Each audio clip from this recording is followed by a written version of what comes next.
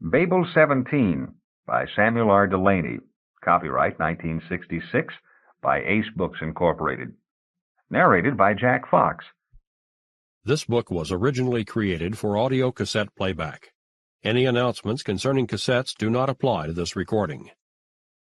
This version contains a marker allowing direct access to the beginning of the book. From the book jacket. The Invaders versus the Earth People's Alliance. In warfare, as in all organized endeavor, communication is the keystone of success.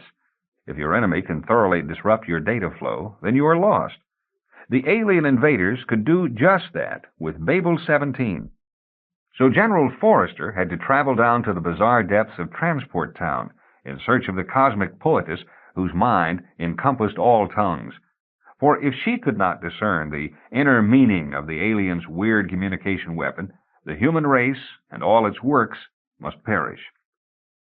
This is a novel of intricate invention, subtle, masterful execution, and high adventure.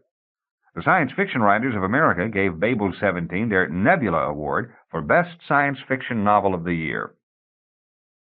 All epigraphs are from the poems of Marilyn Hacker, reprinted by permission of the Washington Square Review, Ravitch Press, and International Authors Representatives.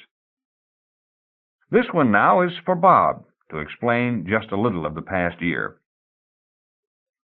Nowhere is civilization so perfectly mirrored as in speech.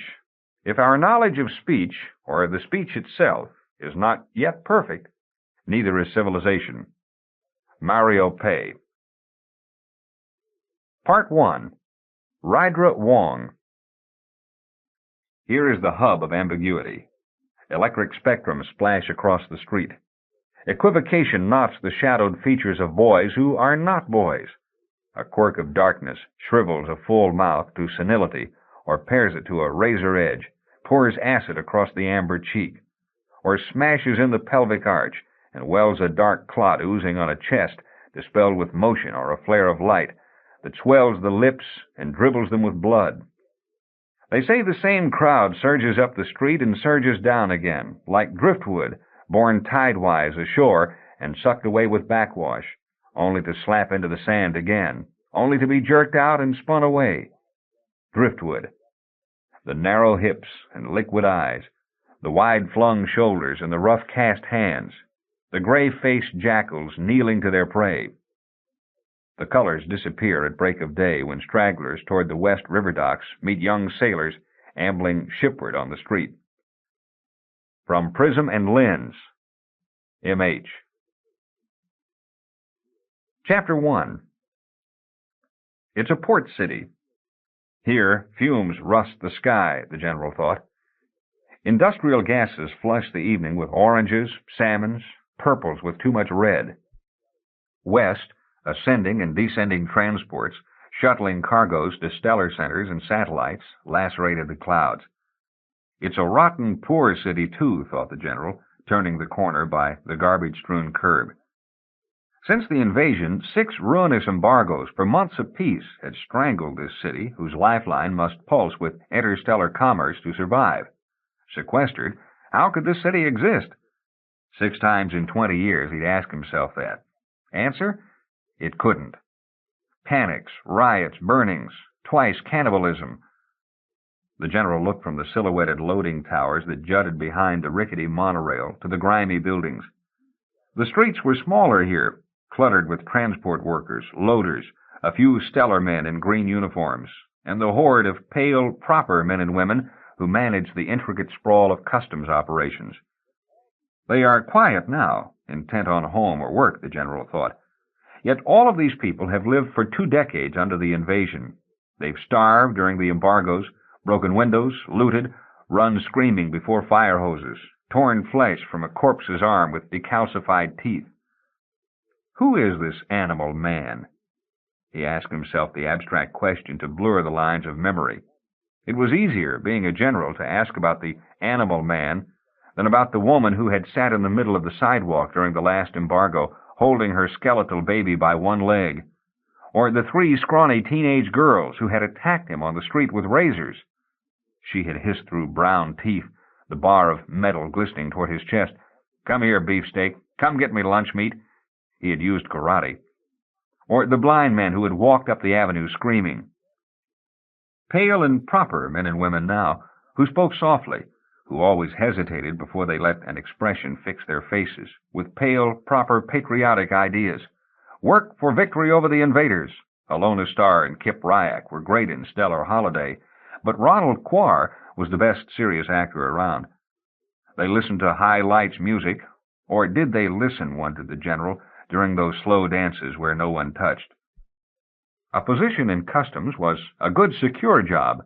Working directly in transport was probably more exciting and fun to watch in the movies, but really such strange people. Those with more intelligence and sophistication discussed Rydra Wong's poetry. They spoke of the invasion often, with some 100 phrases consecrated by 20 years' repetition on newscasts and in the papers. They referred to the embargoes seldom, only by the one word. Take any of them. Take any million. Who are they? What do they want? What would they say if given a chance to say anything? Rydra Wong has become this age's voice. The general recalled the glib line from a hyperbolic review. Paradoxical. A military leader with a military goal. He was going to meet Rydra Wong now. The streetlights came on, and his image glazed suddenly on the plate-glass window of the bar. That's right, I'm not wearing my uniform now. He saw a tall, muscular man with the authority of half a century in his craggy face. He was uncomfortable in the gray civilian suit. Till age 30, the physical impression he had left with people was big and bumbling. Afterwards, the change had coincided with the invasion. It was massive and authoritarian. Had Rydra Wong come to see him at Administrative Alliance headquarters, he would have felt secure.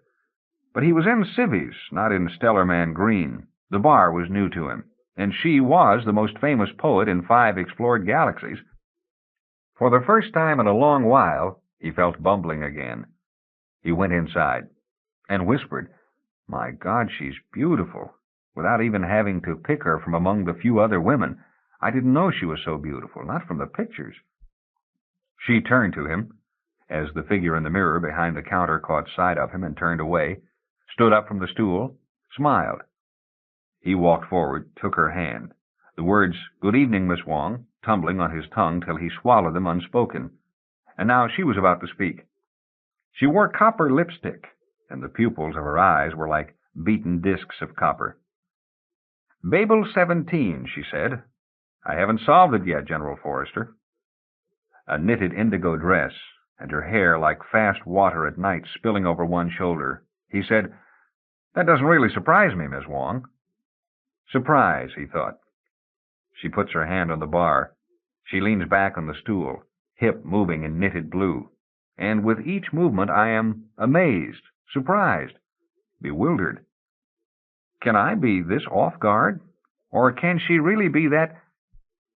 But I've gotten further than you people at military have been able to. The gentle line of her mouth bowed with gentler laughter. From what I've been led to expect of you, Miss Wong, that doesn't surprise me either. Who is she, he thought. He had asked the question of the abstract population. He had asked it of his own reflected image. He asked it of her now, thinking, no one else matters, but I must know about her. That's important. I have to know. First of all, General, she was saying, Babel-17 isn't a code. His mind skidded back to the subject and arrived, teetering. Not a code? But I thought cryptography had at least established... He stopped, because he wasn't sure what cryptography had established, and because he needed another moment to haul himself down from the ledges of her high cheekbones, to retreat from the caves of her eyes. Tightening the muscles of his face, he marshaled his thoughts to Babel-17. The invasion. Babel-17 might be one key to ending this 20-year scourge. You mean we've just been trying to decipher a lot of nonsense? It's not a code, she repeated. It's a language. The general frowned. Well, whatever you call it, code or language, we still have to figure out what it says. As long as we don't understand it, we're a hell of a way from where we should be. The exhaustion and pressure of the last months homed in his belly, a secret beast to strike the back of his tongue, harshening his words. Her smile had left, and both hands were on the counter. He wanted to retract the harshness. She said, "You're not directly connected with the cryptography department." The voice was even, calming. He shook his head. "Then let me tell you this. Basically, General Forrester, there are two types of codes. In the first, letters, or symbols that stand for letters, are shuffled and juggled according to a pattern. In the second, letters, words, or groups of words are replaced by other letters, symbols, or words. A code can be one type or the other, or a combination. But both have this in common. Once you find a key, you just plug it in, and out come logical sentences. A language, however, has its own internal logic, its own grammar, its own way of putting thoughts together with words that span various spectra of meaning. There is no key you can plug in to unlock the exact meaning. At best, you can get a close approximation." "Do you mean that Babel-17 decodes into some other language?" "Not at all. That's the first thing I checked. We can take a probability scan on various elements and see if they are congruent with other language patterns, even if these elements are in the wrong order. No, Babel-17 is a language itself, which we do not understand." "I think," General Forrester tried to smile, "what you're trying to tell me is that because it isn't a code, but rather an alien language, we might as well give up." If this were defeat, receiving it from her was almost relief. But she shook her head. "I'm afraid that's not what I'm saying at all. Unknown languages have been deciphered without translations. Linear B and Hittite, for example. But if I'm to get further with Babel-17, I'll have to know a great deal more." The general raised his eyebrows. "What more do you need to know? We've given you all our samples. When we get more, we'll certainly—" "General, I have to know everything you know about Babel-17, where you got it, when, under what circumstances, anything that might give me a clue to the subject matter. We've released all the information that we—" "You gave me 10 codes of double-spaced typewritten garble with the code name Babel-17 and asked me what it meant. With just that, I can't tell you. With more, I might. It's that simple." He thought, if it were that simple, if it were only that simple, we would never have called you in about it, Rydra Wong. She said, "If it were that simple, if it were only that simple, you would never have called me in about it, General Forrester." He started, for one absurd moment convinced she had read his mind. But of course she would know that, wouldn't she? "General Forrester, has your cryptography department discovered it's a language?" "If they have, they haven't told me." "I'm fairly sure they don't know. I've made a few structural inroads on the grammar. Have they done that?" "No." "General, although they know a hell of a lot about codes, they know nothing of the nature of language. That sort of idiotic specialization is one of the reasons I haven't worked with them for the past 6 years. Who is she? He thought again. A security dossier had been handed him that morning, but he had passed it to his aide and merely noted later that it had been marked approved. He heard himself say, "Perhaps if you could tell me a little about yourself, Miss Wong, I could speak more freely with you." Illogical, yet he'd spoken it with measured calm and surety. Was her expression quizzical? "What do you want to know?" "What I already know is only this, your name, and that some time ago you worked for military cryptography. I know that even though you left when very young, you had enough of a reputation so that 6 years later, the people who remembered you said unanimously, after they had struggled with Babel-17 for a month, 'Send it to Rydra Wong.'" He paused. "And you tell me you have gotten someplace with it. So they were right." "Let's have drinks," she said. The bartender drifted forward, drifted back, leaving 2 small glasses of smoky green. She sipped, watching him. Her eyes, he thought, slant up like astounded wings. "I'm not from Earth," she said. "My father was a communications engineer at Stellar Center 1011b, just beyond Uranus. My mother was a translator for the Court of Outer Worlds. Until I was 7, I was the spoiled brat of the Stellar Center. There weren't many children. We moved rockside to Uranus 27 in 52. By the time I was 12, I knew 7 Earth languages and could make myself understood in 5 extraterrestrial tongues. I pick up languages like most people pick up the lyrics to popular songs. I lost both parents during the second embargo. You were on Uranus during the embargo? You know what happened? I know the outer planets were hit a lot harder than the inner. You don't know. But yes, they were. She drew a breath as memory surprised her. 1 drink isn't enough to make me talk about it, though. When I came out of the hospital, there was a chance I may have had brain damage. Brain damage? Malnutrition you know about. Add neurosciatic plague. I know about plague, too. Anyway, I came to Earth to stay with an aunt and uncle here and receive neurotherapy. Only I didn't need it. And I don't know whether it was psychological or physiological, but I came out of the whole business with total verbal recall. I'd been bordering on it all my life, so it wasn't too odd. But I also had perfect pitch. Doesn't that usually go along with lightning calculation and eidetic memory? I can see how all of them would be of use as a cryptographer. I'm a fair mathematician, but no lightning calculator. I test high on visual conception and spatial relations, dream in technicolor and all that, but the total recall is strictly verbal. I had already begun writing. During the summer, I got a job translating with the government and began to bone up on codes. In a little while, I discovered that I had a certain knack. I'm not a good cryptographer. I don't have the patience to work that hard on anything written down that I didn't write myself. Neurotic as hell. That's another reason I gave it up for poetry. But the knack was sort of frightening.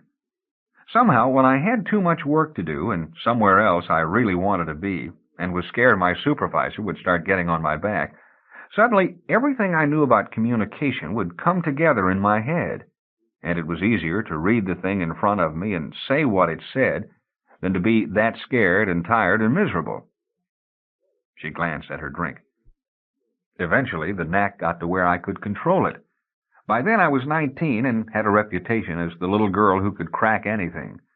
I guess it was knowing something about language that did it, being more facile at recognizing patterns, like distinguishing grammatical order from random rearrangement by feel, which is what I did with Babel-17. Why did you leave? I've given you 2 reasons. A third is simply that when I mastered the knack, I wanted to use it for my own purposes. At 19, I quit the military and, well, got married and started writing seriously. 3 years later, my first book came out. She shrugged, smiled. For anything after that, read the poems. It's all there. And on the worlds of 5 galaxies now, people delve your imagery and meaning for the answers to the riddles of greatness, love, and isolation. The 3 words jumped his sentence like vagabonds on a boxcar. She was before him and was great. Here, divorced from the military, he felt desperately isolated, and he was desperately in... No. That was impossible and ridiculous, and too simple to explain what coursed and pulsed behind his eyes, inside his hands. Another drink? Automatic defense. But she will take it for automatic politeness. Will she? The bartender came, left. The worlds of 5 galaxies, she repeated. That's so strange. I'm only 26. Her eyes fixed somewhere behind the mirror. She was only half through her first drink. By the time Keats was your age, he was dead. She shrugged. This is an odd epoch. It takes heroes very suddenly, very young, then drops them as quickly. He nodded, recalling 6 singers, actors, even writers in their late teens or early 20s, who had been named genius for a year, 2, 3, only to disappear. Her reputation was only a phenomenon of 3 years' duration. I'm part of my times, she said. I'd like to transcend my times, but the times themselves have a good deal to do with who I am. Her hand retreated across the mahogany from her glass. You in military. It must be much the same. She raised her head. Have I given you what you want? He nodded. It was easier to lie with a gesture than a word. Good. Now, General Forrester, what's Babel-17? He looked around for the bartender, but a glow brought his eyes back to her face. The glow was simply her smile, but from the corner of his eye he had actually mistaken it for a light. Here, she said, pushing her second drink untouched to him. I won't finish this. He took it, sipped. The invasion, Miss Wong. It's got to be involved with the invasion. She leaned on one arm, listening with narrowing eyes. It started with a series of accidents. Well, at first they seemed like accidents. Now we're sure it's sabotage. They've occurred all over the Alliance regularly since December '68. Some on warships, some in Space Navy yards, usually involving the failure of some important equipment. Twice, explosions have caused the death of important officials. Several times these accidents have happened in industrial plants producing essential war products. What connects all these accidents, other than that they touched on the war? With our economy working this way, it would be difficult for any major industrial accident not to affect the war. The thing that connects them all, Miss Wong, is Babel-17. He watched her finish her drink and set the glass precisely on the wet circle. Just before, during, and immediately after each accident, the area is flooded with radio exchanges back and forth from indefinite sources. Most of them only have a carrying power of a couple of 100 yards. But there are occasional bursts through hyperstatic channels that blanket a few light years. We have transcribed this stuff during the last 3 accidents and given it the working title Babel-17. Now, does that tell you anything you can use? Yes. There's a good chance you're receiving radio instructions for the sabotage back and forth between whatever is directing the accidents. But we can't find a thing. Exasperation struck. There's nothing but that blasted gobbledygook piping away at double speed. Finally, someone noticed certain repetitions in the pattern that suggested a code. Cryptography seemed to think it was a good lead, but couldn't crack it for a month, so they called you. As he talked, he watched her think. Now she said, General Forrester, I'd like the original monitors of these radio exchanges, plus a thorough report, second by second if it's available, of those accidents timed to the tapes. I don't know if you don't have such a report, make one during the next accident that occurs. If this radio garbage is a conversation, I have to be able to follow what's being talked about. You may not have noticed, but in the copy cryptography gave me, there was no distinction as to which voice was which. In short, what I'm working with now is a transcription of a highly technical exchange run together without punctuation or even word breaks. I can probably get you everything you want except the original recordings. You have to. I must make my own transcription, carefully, and on my own equipment. We'll make a new one to your specifications. She shook her head. I have to do it myself, or I can't promise a thing. There's the whole problem of phonemic and allophonic distinctions.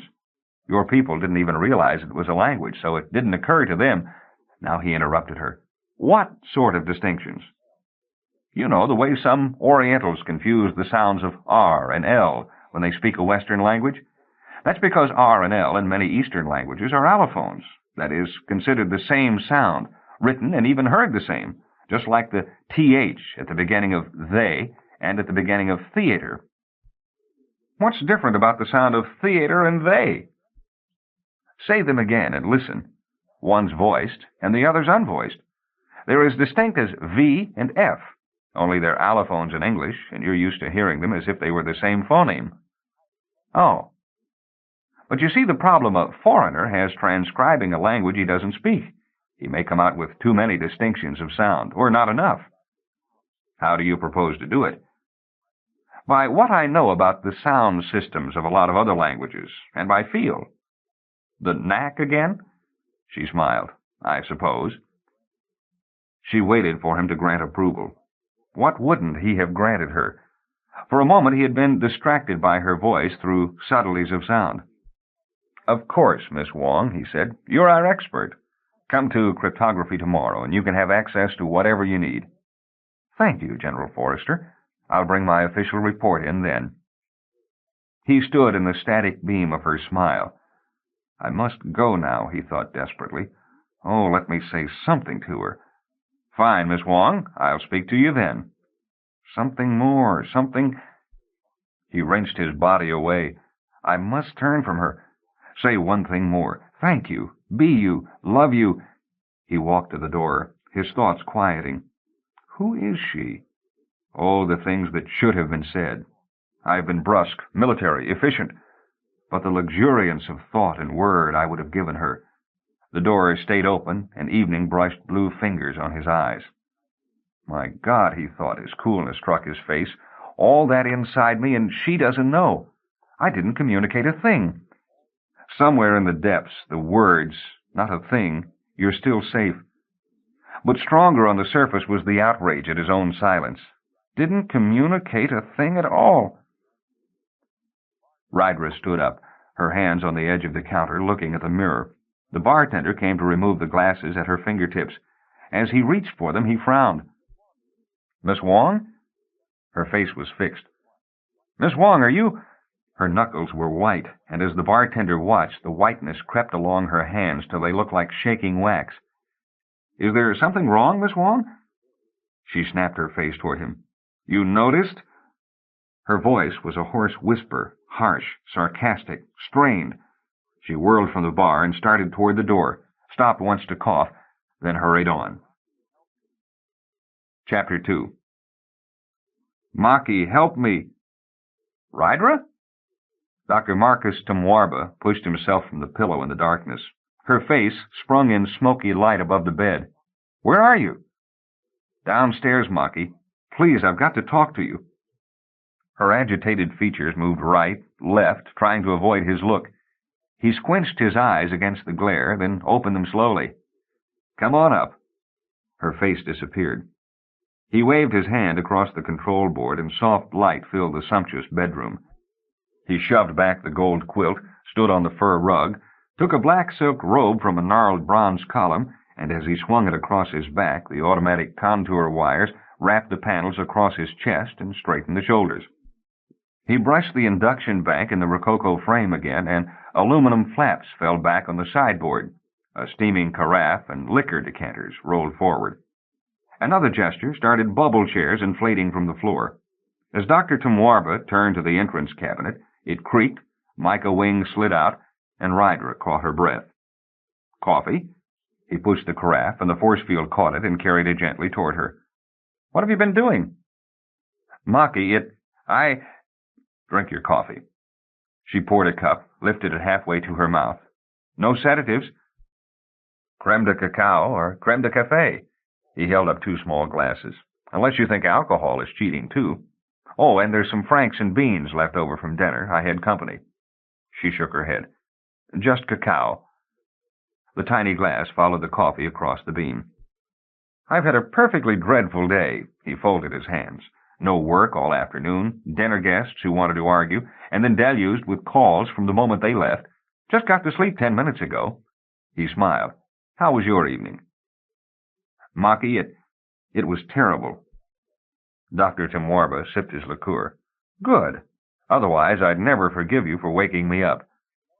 In spite of herself, she smiled. I can always count on you for sympathy, Maki. You can count on me for good sense and cogent psychiatric advice. Sympathy? I'm sorry, not after 11:30. Sit down. What happened? A final sweep of his hand brought a chair up behind her. The edge tapped the back of her knees, and she sat. Now, stop stuttering and talk to me. You got over that when you were 15. His voice had become very gentle and very sure. She took another sip of coffee. The code. You remember the code I was working on? Dr. T'mwarba lowered himself to a wide leather hammock and brushed back his white hair, still awry from sleep. I remember you were asked to work on something for the government. You were rather scornful of the business.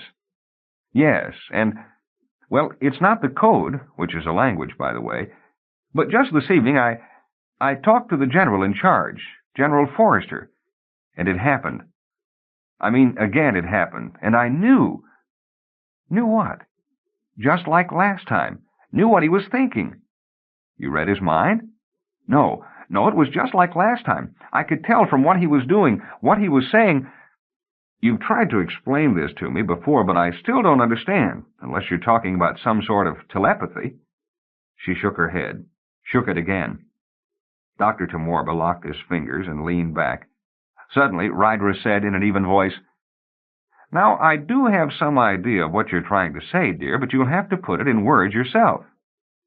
That's what you were about to say, Maki, wasn't it? T'mwarba raised the white hedges of his eyebrows. Yes, it was. You say you didn't read my mind? You've demonstrated this to me a dozen times. I know what you're trying to say, and you don't know what I'm trying to say. It's not fair. She nearly rose from her seat. They said in unison, "That's why you're such a fine poet." Rydra went on, "I know, Maki. I have to work things out carefully in my head and put them in my poems so people will understand, but that's not what I've been doing for the past 10 years. You know what I do? I listen to other people, stumbling about with their half-thoughts and half-sentences and their clumsy feelings that they can't express, and it hurts me. So I go home and burnish it and polish it and weld it to a rhythmic frame, make the dull colors gleam, mute the garish artificiality to pastels so it doesn't hurt anymore. That's my poem. I know what they want to say, and I say it for them." "The voice of your age," said T'mwarba. She said something unprintable. When she finished, there were tears starting on her lower lids. "What I want to say, what I want to express, Again she shook her head. "I can't say it." "If you want to keep growing as a poet, you'll have to." She nodded. "Maki, up till a year ago, I didn't even realize I was just saying other people's ideas. I thought they were my own." "Every young writer who's worth anything goes through that. That's when you learn your craft." "And now I have things to say that are all my own. They're not what other people have said before, put in an original way. And they're not just violent contradictions of what other people have said, which amounts to the same thing. They're new, and I'm scared to death." "Every young writer who becomes a mature writer has to go through that." "It's easy to repeat. It's hard to speak, Maki." "Good, if you're learning that now. Why don't you start by telling me exactly how this business of your understanding works?" She was silent for 5, stretching to 10 seconds. "All right, I'll try again. Just before I left the bar, I was standing there, looking in the mirror, and the bartender came up and asked me what was wrong. Could he sense you were upset? He couldn't sense anything. He looked at my hands. They were clenched on the edge of the bar, and they were turning white. He didn't have to be a genius to figure out something odd was going on in my head. Bartenders are pretty sensitive to that sort of signal. It's part of their job." He finished his coffee. "Your fingers were turning white? All right. What was this general saying to you, or not saying to you, that he wanted to say?"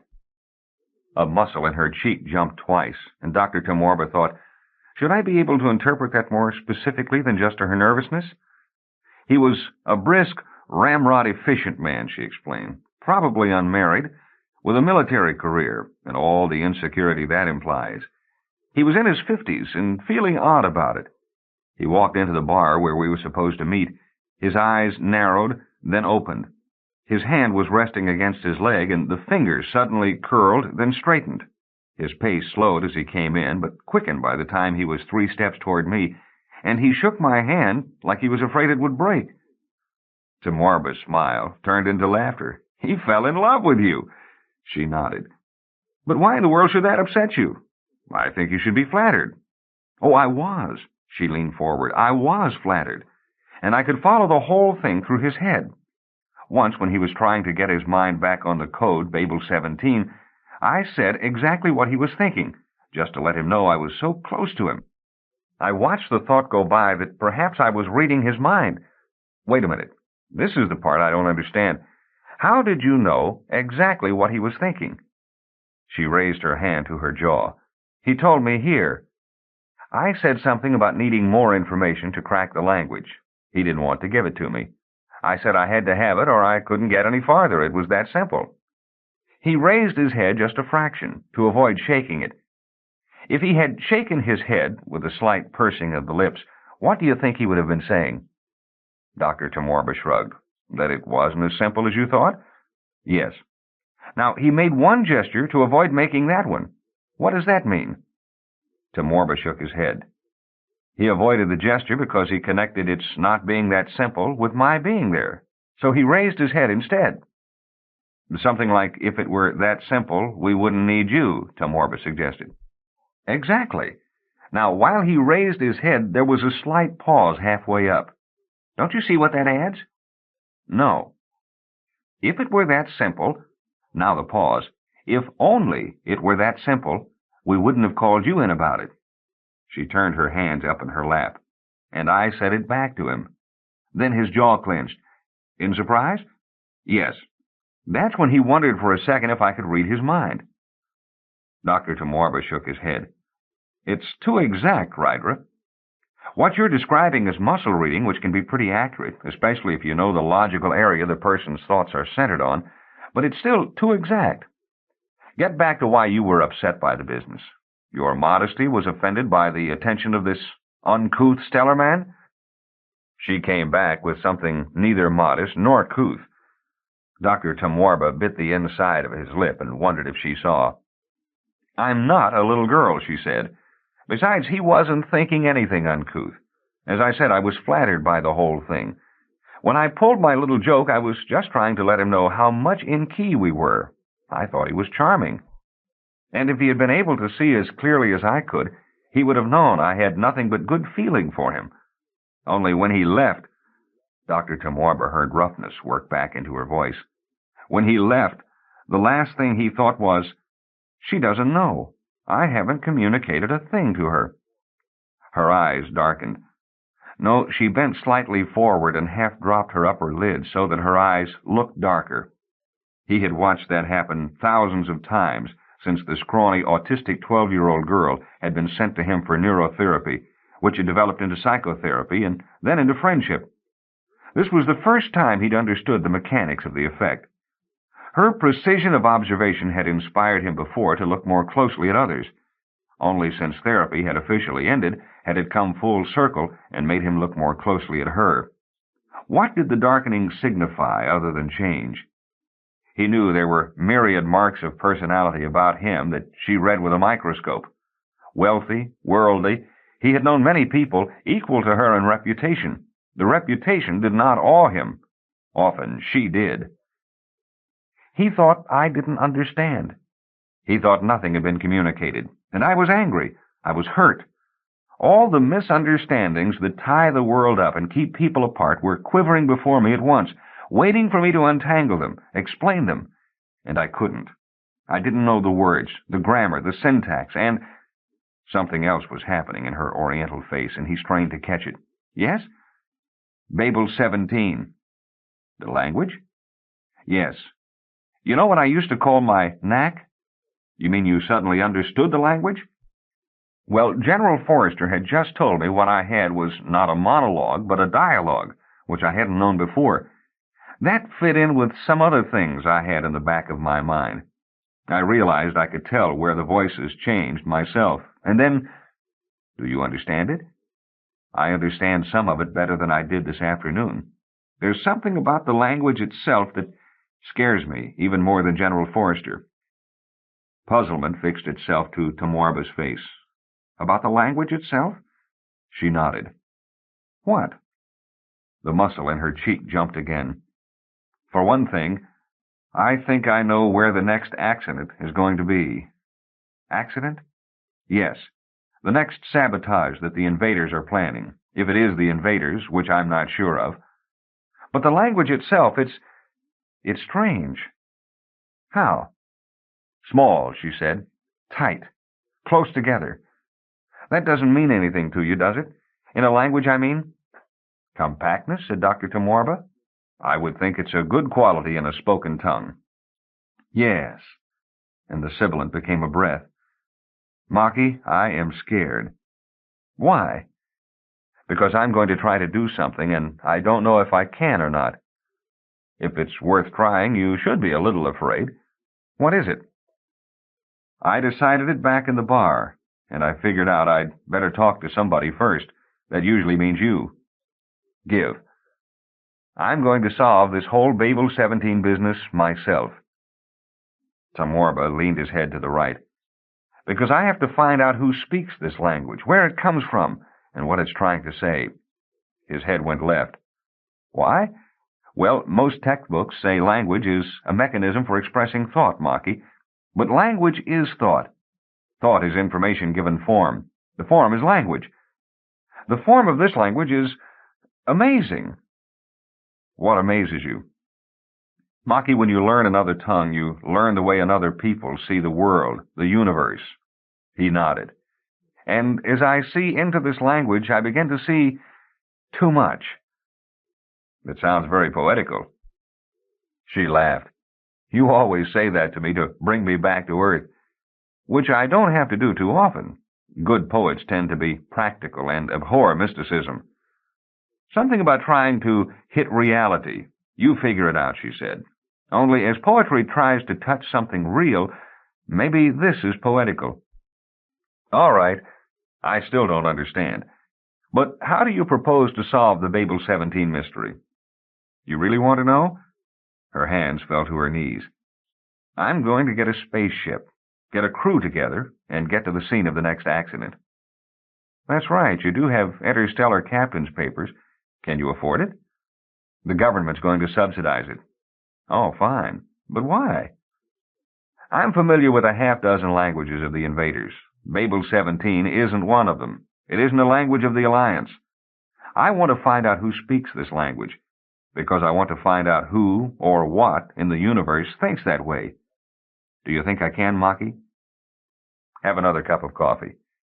He reached back over his shoulder and sailed the carafe across to her again. That's a good question. There's a lot to consider. You're not the most stable person in the world. Managing a spaceship crew takes a special sort of psychology, which you have. Your papers, if I remember, were the result of that odd marriage of yours a couple of years ago. But you only used an automatic crew. For a trip this length, won't you be managing transport people? She nodded. Most of my dealings have been with customs persons. You're more or less customs. Both parents were transport. I was transport up till the time of the embargo. That's true. Suppose I say, yes, I think you can. I'd say thanks and leave tomorrow. Suppose I said I'd like a week to check over your psyche indices with a microscope, while you took a vacation at my place, taught no classes, gave no public readings, avoided cocktail parties. I'd say, thanks, and leave tomorrow. He grinned. Then why are you bothering me? Because, she shrugged, because tomorrow I'm going to be busy as the devil, and I won't have time to say goodbye. Oh. The wryness of his grin relaxed into a smile, and he thought about the mynah bird again. Rydra, thin, 13, and gawky, had broken through the triple doors of the conservatory with the new thing called laughter she had just discovered how to make in her mouth. And he was parental proud that the near corpse, who had been given into his charge 6 months ago, was now a girl again, with boy-cropped hair and sulks and tantrums and questions and caresses for the 2 guinea pigs she had named Lump and Lumpkin. The air conditioning pressed back the shrubbery to the glass wall, and sun struck through the transparent roof. She had said, "What's that, Maki?" And he, smiling at her, sun-spotted in white shorts and superfluous halters, said, "It's a mynah bird. It'll talk to you. Say hello." The black eye was dead as a raisin, with a pinhead of live light jammed in the corner.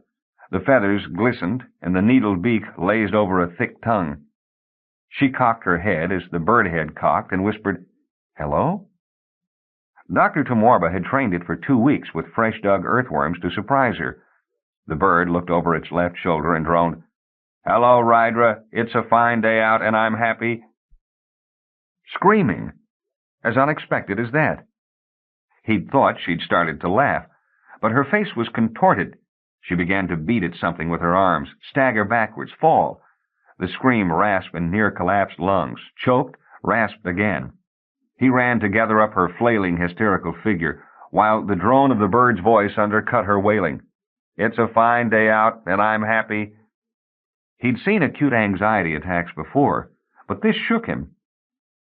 When she could talk about it later, she simply said, tensely, with white lips, "It frightened me." Which would have been it, had the damn bird not gotten loose 3 days later and flown up into the antenna net he and Rydra had put up together for her amateur radio stasis crafter, with which she could listen to the hyperstatic communications of the transport ships in this arm of the galaxy. A wing and a leg got caught, and it began to beat against one of the hot lines, so that you could see the sparks even in the sunlight. "We've got to get him out of there," Rydra had cried. Her fingertips were over her mouth, but as she looked at the bird, he could see the color draining from under her tan. "I'll take care of it, honey," he said. "You just forget about him. If he hits that wire a couple of more times, he'll be dead." But he had already started inside for the ladder. When he came out, he stopped. She had shinned 4/5 up the guy wire on the leaning catalpa tree that shaded the corner of the house. 15 seconds later, he was watching her reach out, draw back, reach out again toward the wild feathers. He knew damn well she wasn't afraid of the hot line either. She'd strung it up herself. Sparks again. So she made up her mind and grabbed. A minute later, she was coming across the yard, holding the rumpled bird at arm's length. Her face looked as if it had been blown across with powdered lime. "Take it, Maki," she said, with no voice behind her trembling lips, "before it says something and I start hollering again." So now, 13 years later, something else was speaking to her, and she said she was scared. He knew how scared she could be. He also knew with what bravery she could face down her fears. He said, "Goodbye. I'm glad you woke me up. I'd be mad as a damp rooster if you hadn't come." "The thanks is yours, Maki," she said. "I'm still frightened." Chapter 3. Daniel D. Appleby, who seldom thought of himself by his name, he was a customs officer, stared at the order through wire-framed glasses and rubbed his hand across his crew-cut red hair. "Well, it says you can if you want to." "And?" "And it is signed by General Forrester." "Then I expect you to cooperate." "But I have to approve." "Then you'll come along and approve on the spot. I don't have time to send the reports in and wait for processing." "But there's no way." "Yes, there is. Come with me." "But, Miss Wong, I don't walk around Transport Town at night." "I enjoy it. Scared?" "Not exactly, but I have to get a ship and a crew by the morning, and it's General Forrester's signature. All right?" "I suppose so." "Then come on. I have to get my crew approved."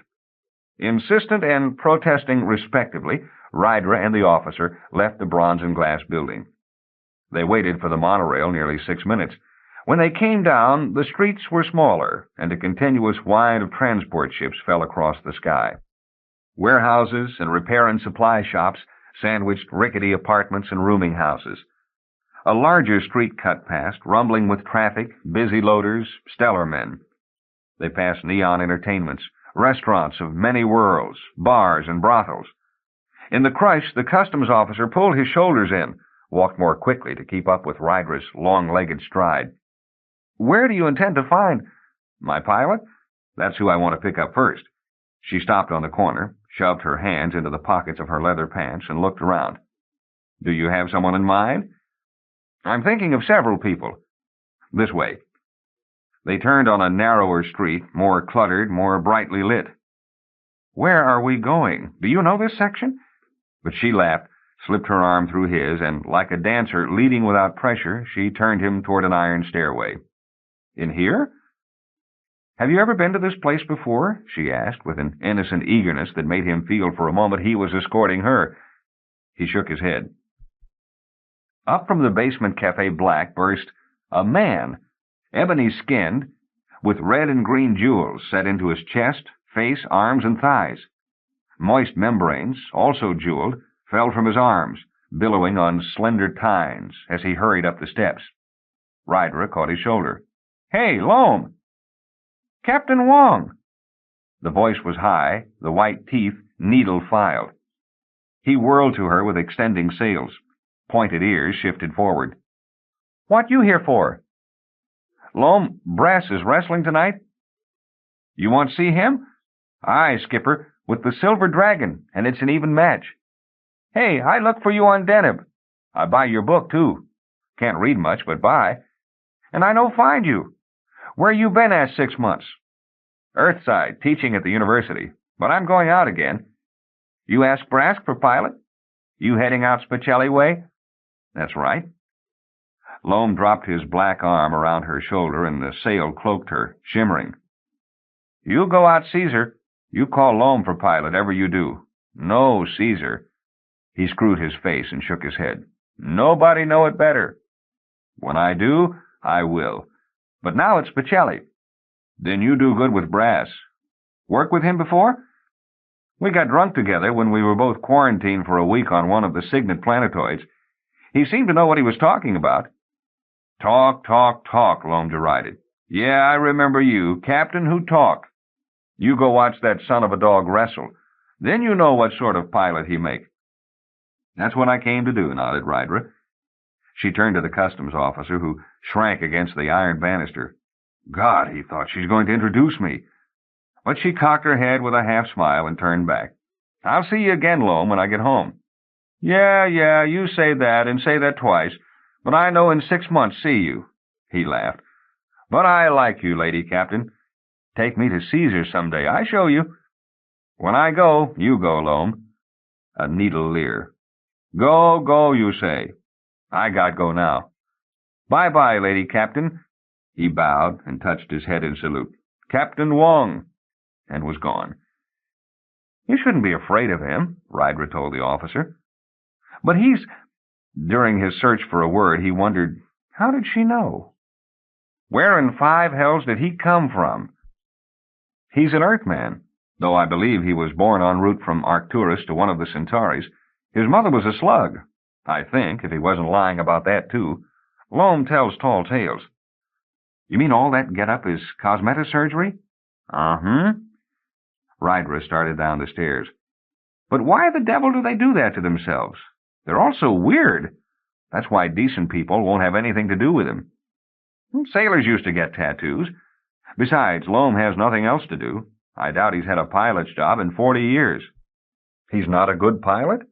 What was all that about the Caesar Nebula? I'm sure he knows it, but he's at least 120 years old. After 80, your reflexes start to go, and that's the end of a pilot's career. He just shuttle bums from port city to port city, knows everything that happens to everybody, stays good for gossip and advice. They entered the cafe on a ramp that swerved above the heads of the customers drinking at bar and table 30 feet below. Above and to the side of them, a 50-foot sphere hovered like smoke under spotlights. Rydra looked from the globe to the customs officer. They haven't started the games yet. Is this where they hold those fights? That's right.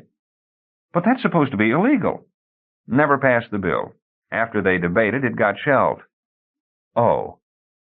As they descended among the jovial transport workers, the officer blinked. Most were ordinary men and women, but the results of cosmetic surgery were numerous enough to keep his eyes leaping. I've never been in a place like this before, he whispered. Amphibians or reptilian creatures argued and laughed with griffins and metallic-skinned sphinxes. Leave your clothing here, smiled the check girl. Her naked skin was candy green, her immense coil piled like pink cotton. Her breasts, navel, and lips flashed. I don't believe so, the customs officer said quickly. At least take your shoes and shirt off, Rydra said, slipping off her blouse. People will think you're strange. She bent, rose, and handed her sandals over the counter. She had begun to unbuckle her waist cinch when she caught his desperate look, smiled, and fastened the buckle again. Carefully, he removed jacket, vest, shirt, and undershirt. He was about to untie his shoes when someone grabbed his arm. Hey, Customs! He stood up before a huge, naked man with a frown on his pocked face like a burst in rotten rind. His only ornaments were mechanical beetle lights that swarmed in patterns over his chest, shoulders, legs, and arms. Pardon me? What you doing here, Customs? Sir, I am not bothering you. And I'm not bothering you. Have a drink, Customs. I'm being friendly. Thank you very much, but I'd rather... I'm being friendly. You're not. If you're not going to be friendly, Customs, I'm not going to be friendly either. Well, I'm with some... He looked helplessly at Rydra. Come on, then you both have a drink. On me. Real friendly, damn it. His other hand fell toward Rydra's shoulder, but she caught his wrist.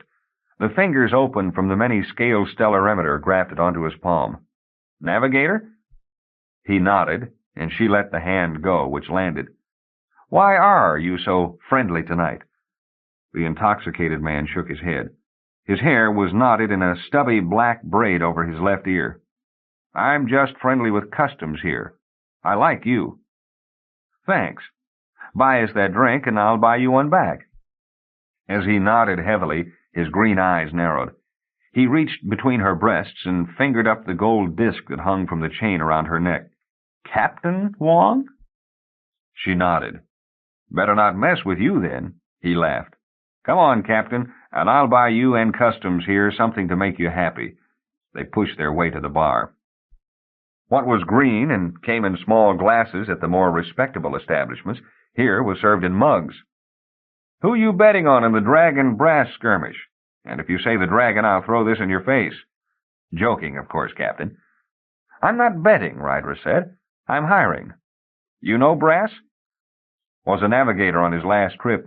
Got in a week ago. You're friendly for the same reason he's wrestling? You might say that. The customs officer scratched his collarbone and looked puzzled. Last trip Brass made went bust, Rydra explained to him. The crew's out of work. Brass is on exhibit tonight. She turned again to the navigator. Will there be many captains bidding for him? He put his tongue just under his upper lip, squinted one eye, and dropped his head. He shrugged. I'm the only one you've run into? A nod, a large swallow of liquor. What's your name? Callie, Navigator 2. Where are your 1 and 3? 3's over there somewhere getting drunk. 1 was a sweet girl named Kathy O'Higgins. She's dead. He finished the drink and reached over for another one. My treat, Rydra said. Why is she dead? Ran into invaders. Only people who ain't dead. Brass, me and 3, and our eye. Lost the whole platoon. Our slug. Damn good slug, too. Captain, that was a bad trip. The eye, he cracked up without the ear and nose. They'd been discorporate for 10 years together. Ron, Kathy, and me, we'd only been tripled for a couple of months. But even so, he shook his head. It's bad. Call your 3 over, Rydra said. Why? I'm looking for a full crew. Callie wrinkled his forehead. We don't got no 1 anymore. You're going to mope around here forever?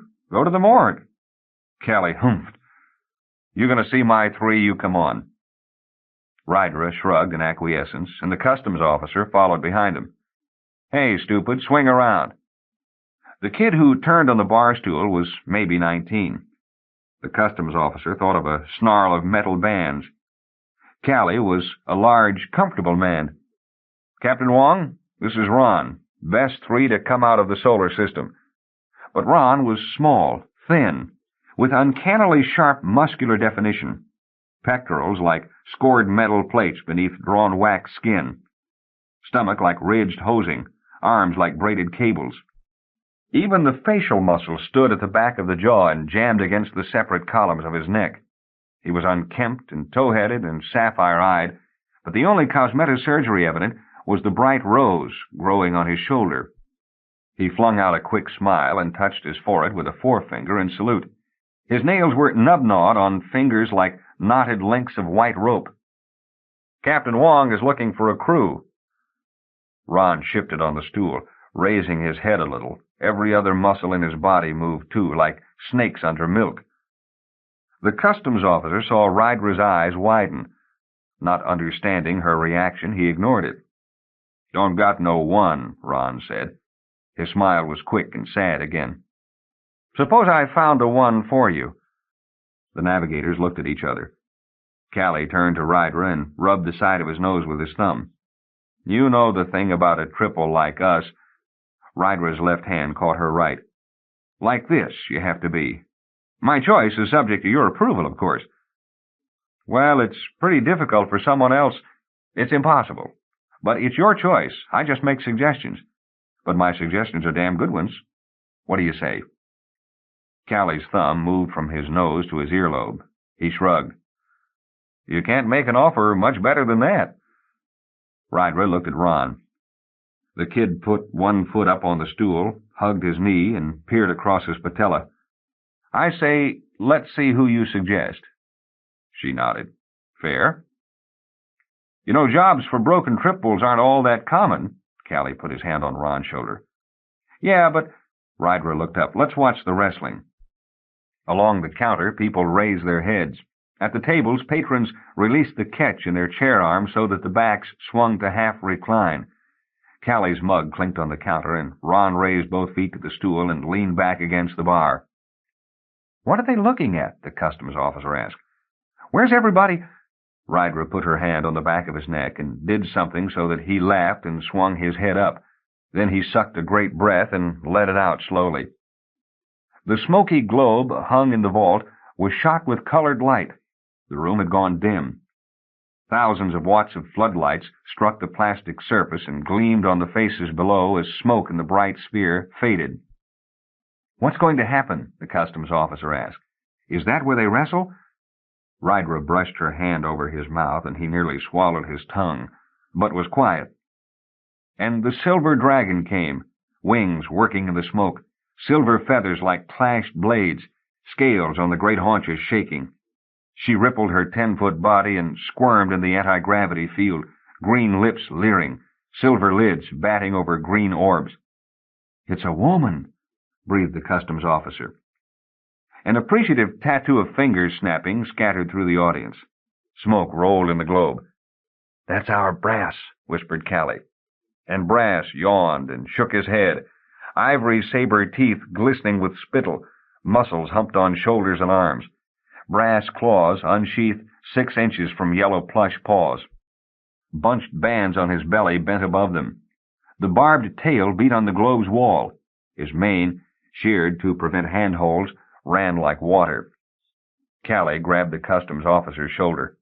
"Snap your fingers, man. That's our Brass." The customs officer, who had never been able to, nearly broke his hand. The globe flared red. The two pilots turned to one another across the sphere's diameter. Voices quieted. The customs officer glanced from the ceiling to the people around him. Every other face was up. The navigator, 3, was hunched in a fetal knot on the bar stool. Copper shifting, Rydra, too, dropped her eyes to glance at the lean, bunched arms and striated thighs of the rose-shouldered boy. Above, the opponents flexed and stretched, drifting. A sudden movement from the dragon, and Brass drew back, then launched from the wall. The customs officer grabbed something. The two forms struck, grappled, spun against a wall, and ricocheted. People began to stamp. Arm over arm, leg wrapped around leg, till Brass whirled loose from her and was hurled to the upper wall of the arena. Shaking his head, he righted. Below, alert, the dragon twisted and writhed, anticipation jerking her wings. Brass leapt from the ceiling, reversed suddenly, and caught the dragon with his hind feet. She staggered back, flailing. Saber teeth came together and missed. "What are they trying to do?" the customs officer whispered. "How can you tell who's winning?" He looked down again. What he'd grabbed was Callie's shoulder.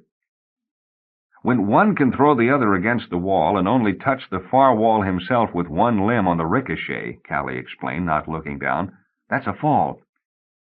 The silver dragon snapped her body like bent metal released, and Brass shot away and spread-eagled against the globe. But as she floated back to take the shock on one hind leg, she lost her balance, and the second leg touched too. The anticipatory breath loosed in the audience. Encouraging snapping. Brass recovered, leaped, pushed her to the wall, but his rebound was too sharp, and he too staggered on 3 limbs. A twist in the center again. The dragon snarled, stretched, shook her scales. Brass glowered, peering with eyes like gold coins hooded, spun back, quaking, then forward. Silver whirled beneath his shoulder blow, hit the globe. She looked for the world as if she were trying to climb the side. Brass rebounded lightly, caught himself on one paw, then pushed away. The globe flashed green, and Callie pounded the bar. "Look at him show, that tinseled bitch!" Grappling limbs braided one another, and claw caught claw till the stifled arm shook, broke apart. 2 more falls that went to neither side. Then the silver dragon came headfirst into Brass's chest, knocked him back, and recovered on tail alone. Below, the crowd stamped. "That's a foul!" Callie exclaimed, shaking the customs officer away. "Damn it, that's a foul!" But the globe flashed green again. Officially, the second fall was hers. Warily now, they swam in the sphere. Twice the dragon fainted, and Brass jerked aside his claws or sucked in his belly to avoid her. "Why don't she lay off him?" Callie demanded of the sky. "She's nagging him to death. Grapple and fight!" As if in answer, Brass sprang, again swiping her shoulder.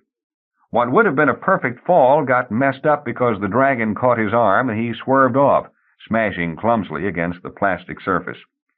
She can't do that. This time it was the customs officer. He grabbed Callie again. Can she do that? I don't think they should allow... And he bit his tongue because Brass swung back, hauled her from the wall, flipped her between his legs, and as she scrambled off the plastic, he bounced on his forearm and hovered centrally, flexing for the crowd. That's it, cried Callie. 2 out of 3. The globe flashed green again. Snapping broke into applause. Did he win? Demanded the customs officer. Did he win?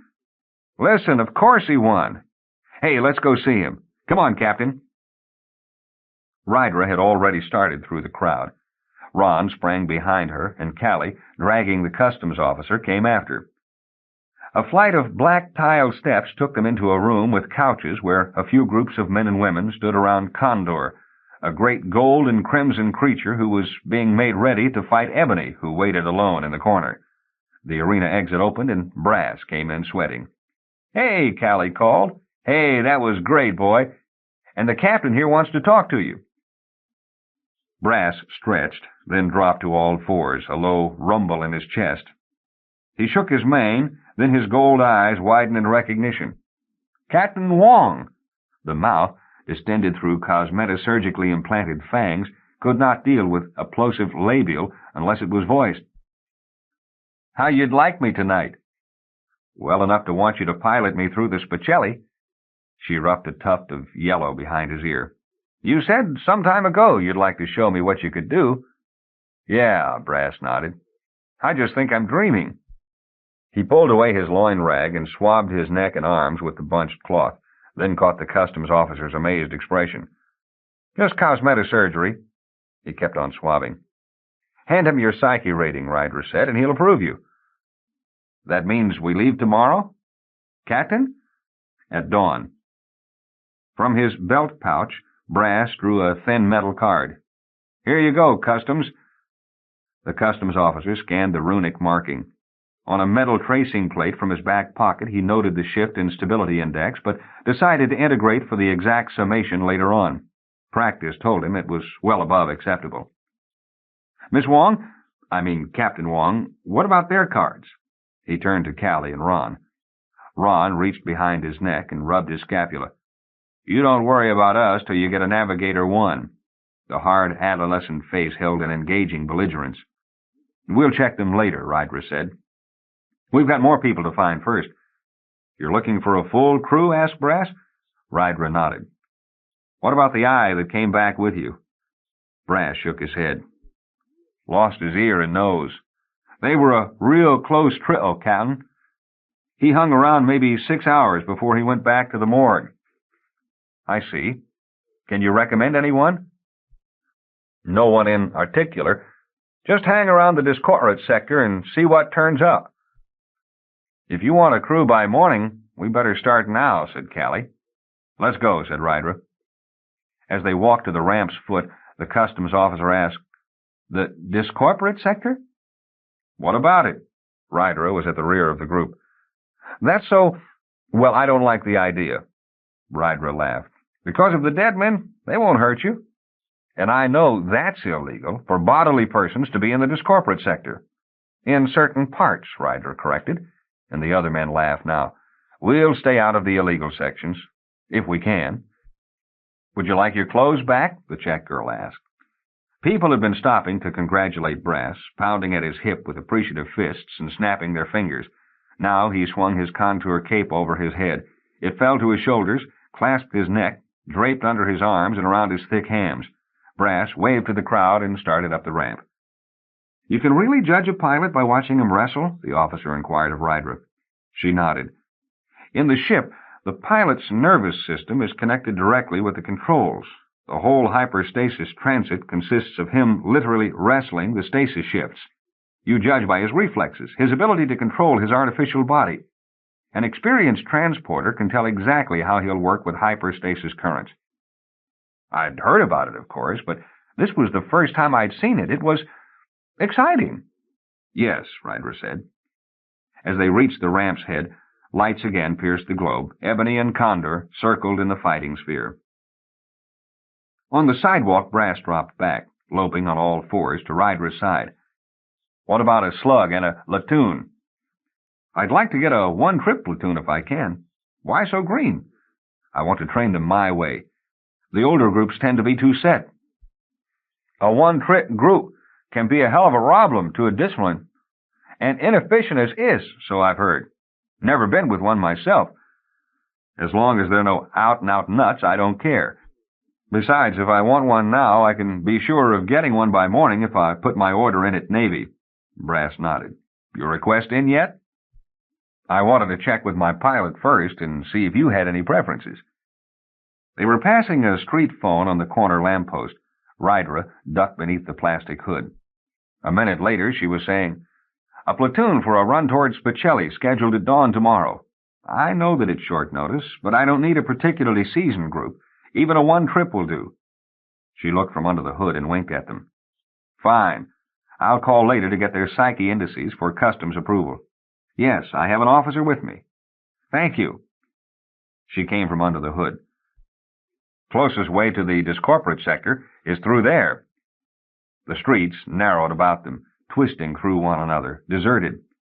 Then a stretch of concrete where metal turrets rose, crossed, and recrossed. Wires webbed them.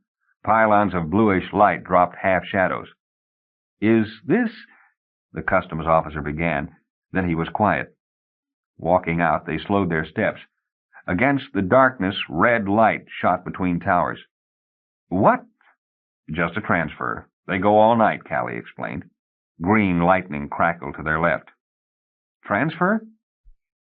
"It's a quick exchange of energies resulting from the relocation of discorporate states," the Navigator 2 volunteered glibly.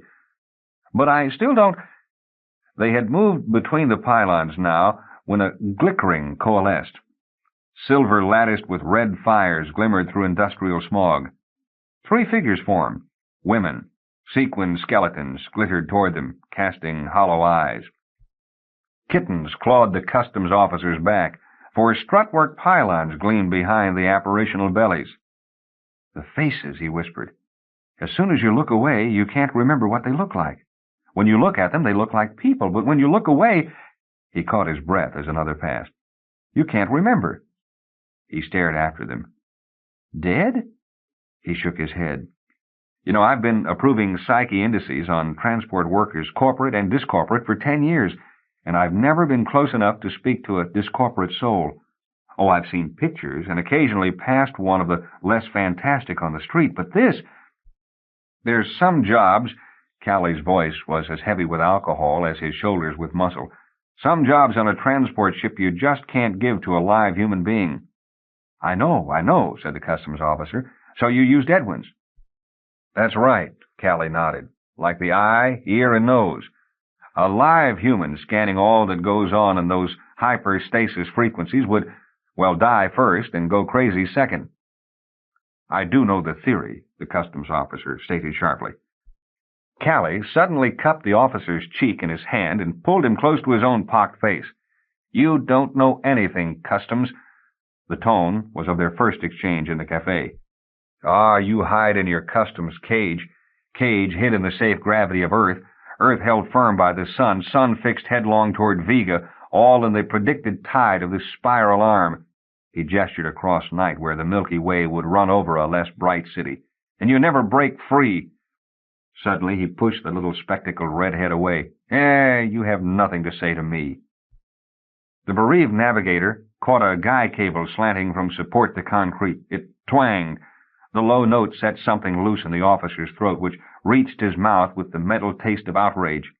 He would have spat it, but Rydra's copper eyes were now as close to his face as the hostile, pitted visage had been.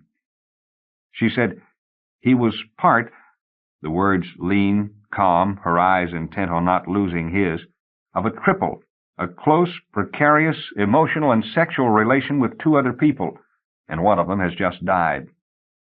The edge of her tone hewed away the bulk of the officer's anger, but a sliver escaped him. "Perverts!" Ron put his head to the side, his musculature showing clear the double of hurt and bewilderment. "There's some jobs," he echoed Callie's syntax, "some jobs on a transport ship you just can't give to 2 people alone. The jobs are too complicated." "I know." Then he thought, "I've hurt the boy, too." Callie leaned on a girder. Something else was working in the officer's mouth. "You have something to say," Rydra said. Surprised that she knew prized his lips, he looked from Callie to Ron. Back. "I'm sorry for you." Callie's brows raised, then returned, his expression settling. "I'm sorry for you, too." Brass reared. "There's a transfer conclave about a quarter of a mile down in the medium energy states. That would attract the sort of eye, ear, and nose you want for Spicelli." He grinned at the officer through his fangs. "That's one of your illegal sections. The hallucination count goes way up, and some corporate egos can't handle it. But most sane EO don't have any problem." "If it's illegal, I'd just as soon wait right here," the customs officer said. "You can just come back and pick me up. I'll approve their indices then." Rydra nodded. Callie threw one arm around the waist of the 10-foot pilot, the other around Ron's shoulder. "Come on, Captain, if you want to get your crew by morning." "If we don't find what we want in an hour, we'll be back anyway," she said. The customs officer watched them move away between the slim towers. Chapter 4. Recalled from broken banks the color of earth breaking into clear pool water her eyes, the figure blinking her eyes and speaking. He said, "An officer, ma'am. A customs officer." Surprise at her witty return, at first hurt, then amusement following, he answered, "About 10 years. How long have you been discorporate?" And she moved closer to him, her hair holding the recalled odor of, and the sharp transparent features reminding him of. More words from her now, making him laugh. "Yes, this is all very new to me. Doesn't the whole vagueness with which everything seems to happen get you, too?" Again her answer, both coaxing and witty. "Well, yes," he smiled. "For you, I guess it wouldn't be." Her ease infected him, and either she reached playfully to take his hand, or he amazed himself by taking hers, and the apparition as reeled beneath his fingers with skin as smooth as... "You're so forward. I mean, I'm not used to young women just coming up and behaving like this." Her charming logic again explained it away, making him feel her near, nearer, nearing, and her banter made music. A phrase from, "Well, yes, you're discorporate, so it doesn't matter, but..." And her interruption was a word, or a kiss, or a frown, or a smile, sending not humor through him now, but luminous amazement, fear, excitement, and the feel of her shape against his completely new. He fought to retain it, pattern of pressure and pressure, fading as the pressure itself faded. She was going away. She was laughing as if... He stood, losing her laughter, replaced by world bewilderment and the tides of his consciousness fading. Chapter 5. When they returned, Brass called, "Good news! We got who we wanted." "Crew's coming along," commented Callie. Rydra handed him the 3 index cards. "They'll report to the ship discorporate 2 hours before..." "What's wrong?" Daniel D. Appleby reached to take the cards. She... and couldn't say anything else. "Who?" Rydra asked. The concern on her face was driving away even his remaining memories, and he resented it. Memories of... Callie laughed. "A succubus. While we were gone, he got hustled by a succubus." "Yeah," from Brass. "Look at him." Ron laughed, too. "It was a woman, I think. I can remember what I said." "How much did she take you for?" Brass asked. "Take me?" Ron said, "I don't think he knows." Callie grinned at the Navigator 3 and then at the officer. "Take a look in your billfold." "Huh?" "Take a look." Incredulously, he reached in his pocket. The metallic envelope flipped apart in his hands. 10, 20. "But I had 50 in here when I left the cafe." Callie slapped his thighs, laughing. He loped over and encircled the customs officer's shoulder. "You'll end up a transport man after that happens a couple of more times." "But The emptiness of his thefted recollections was real as any love pain. The rifled wallet seemed trivial. Tears banked his eyes. "But she was..." In confusion, snarled the sentence's end. What was she, friend? Callie asked. She was. That was the sad entirety.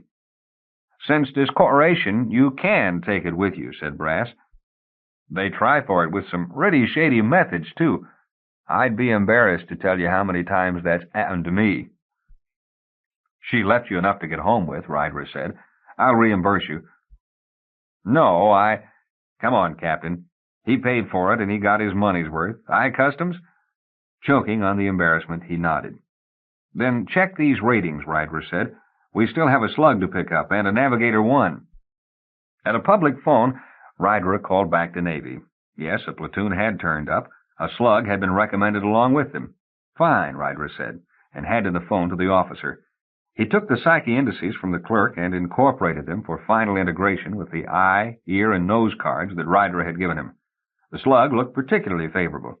Seems to be a talented coordinator, he ventured. Can't have too good a slug, especially with a new platoon. Brass shook his mane. He's got to keep those kids in line. This one should do it. Highest compatibility index I've seen in a long while. What's the hostility on him? Asked Callie. Compatibility, hell. Can he give your butt a good kick when you need it? The officer shrugged. He weighs 270 pounds and he's only 5'9". Have you met a fat person yet who wasn't mean as a rat underneath it all? There you go, Callie laughed. Where do we go to fix the wound, Brass asked Rydra. She raised her brows questioningly. To get a first navigator, he explained. To the morgue. Ron frowned. Callie looked puzzled. The flashing bugs collared his neck, then spilled his chest again, scattering. You know our first navigator's got to be a girl who will... She will be, Rydra said. They left the discorporate sector and took the monorail through the tortuous remains of Transport Town, then along the edge of the space field. Blackness beyond the windows was flung with blue signal lights.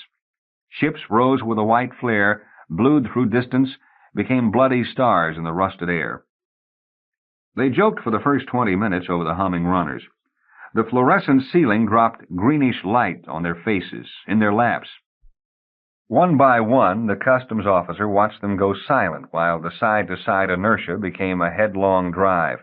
He had not spoken at all, still trying to regain her face, her words, her shape, but it stayed away, frustrating as the imperative comment that leaves your mind as speech begins, and the mouth is left empty, a lost reference to love. When they stepped onto the open platform at Thule Station, warm wind flushed from the east. The clouds had shattered under an ivory moon. Gravel and granite silvered the broken edges. Behind was the city's red mist. Before, on broken night, rose the black morgue. They went down the steps and walked quietly through the stone park. The garden of water and rock was eerie in the dark. Nothing grew here. At the doors, slabbed metal, without external light, blotted the darkness. How do you get in? The officer asked as they climbed the shallow steps. Rydra lifted the captain's pendant from her neck and placed it against the small disk. Something hummed, and light divided the entrance as the doors slid back. Rydra stepped through, the rest followed. Callie stared at the metallic vaults overhead. You know, there's enough transport meat deep frozen in this place to service 100 stars and all their planets. And customs people, too, said the officer. Does anybody ever bother to call back at customs who decided to take a rest? Ron asked with candid ingenuousness. Don't know what for, said Callie. Occasionally it's been known to happen, responded the officer dryly. More rarely than with transport, Rydra said. As of yet, the customs work involved in getting ships from star to star is a science.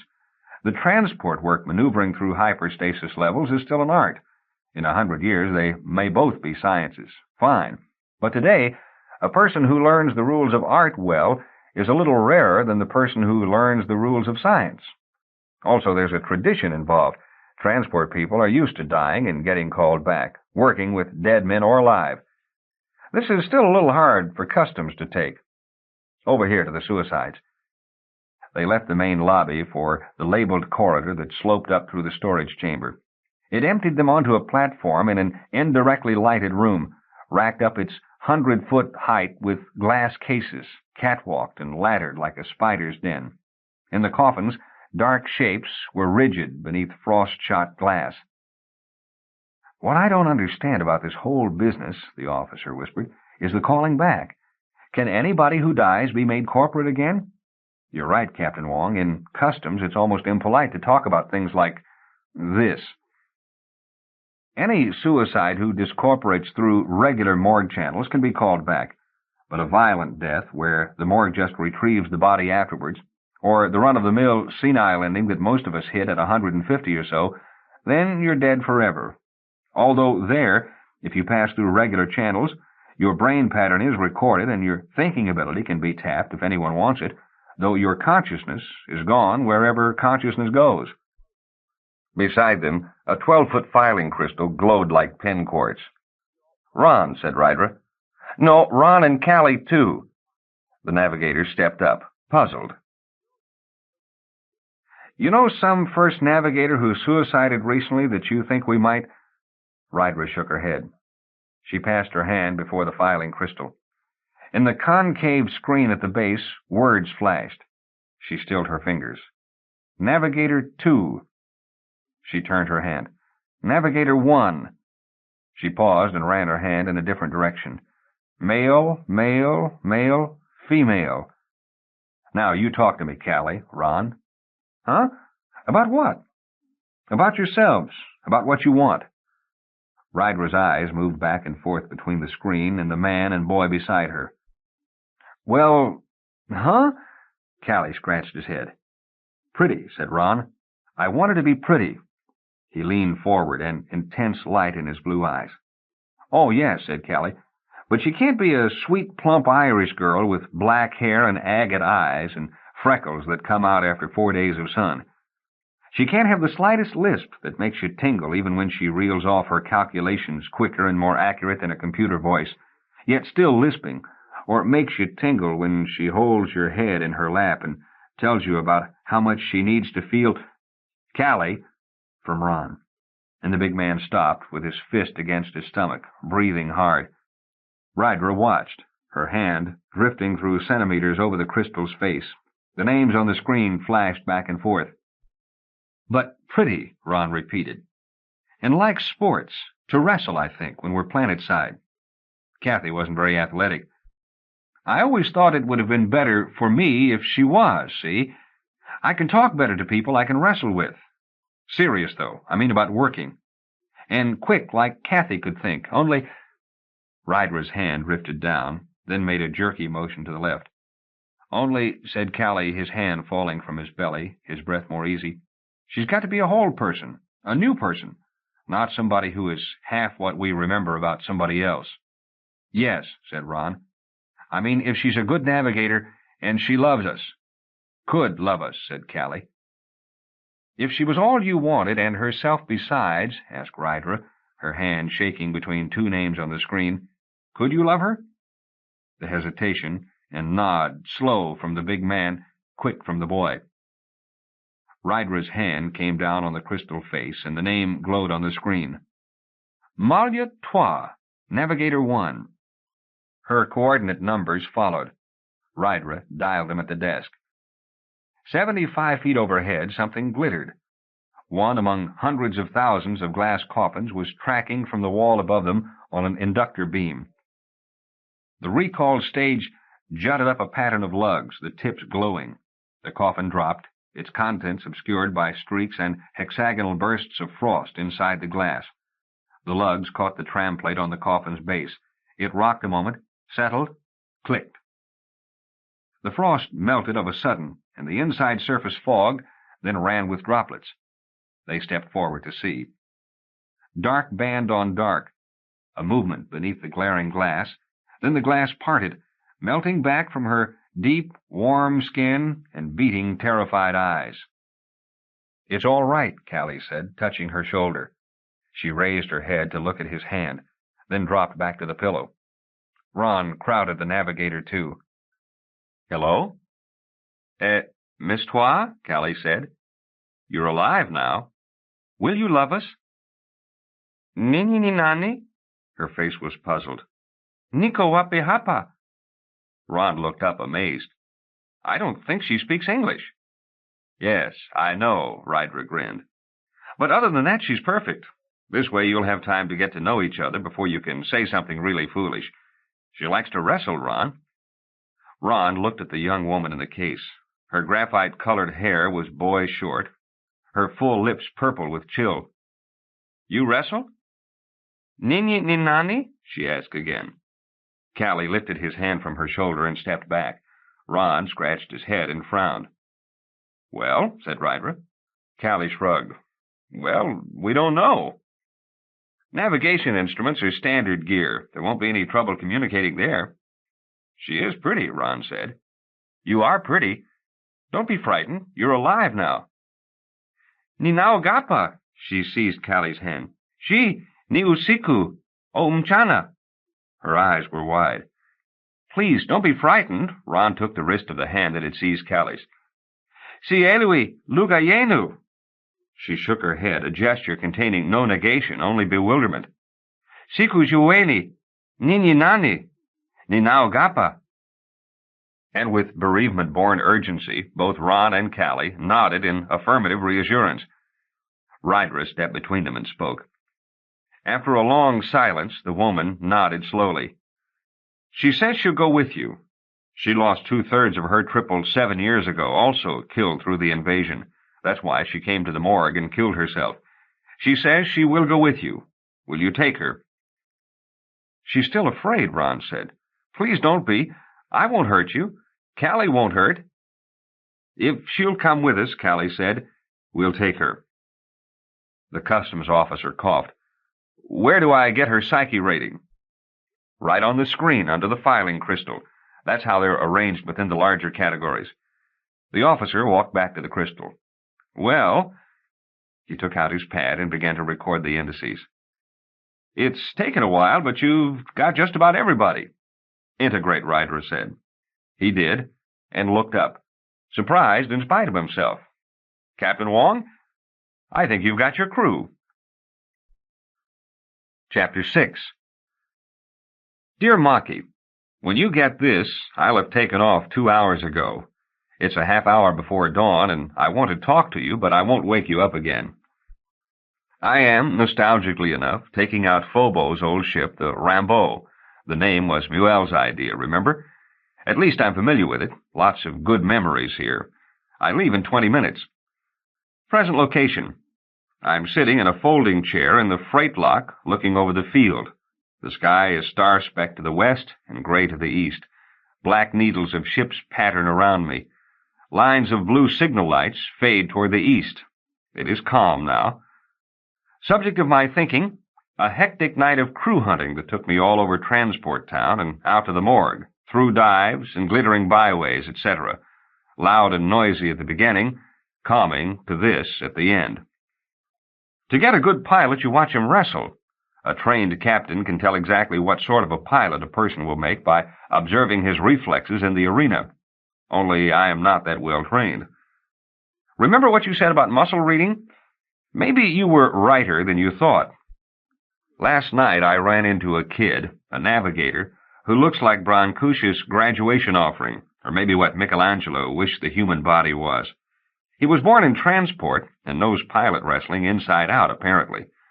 So I watched him watch my pilot wrestle, and just looking at his quivers and jerks, I got a complete analysis of what was going on over my head.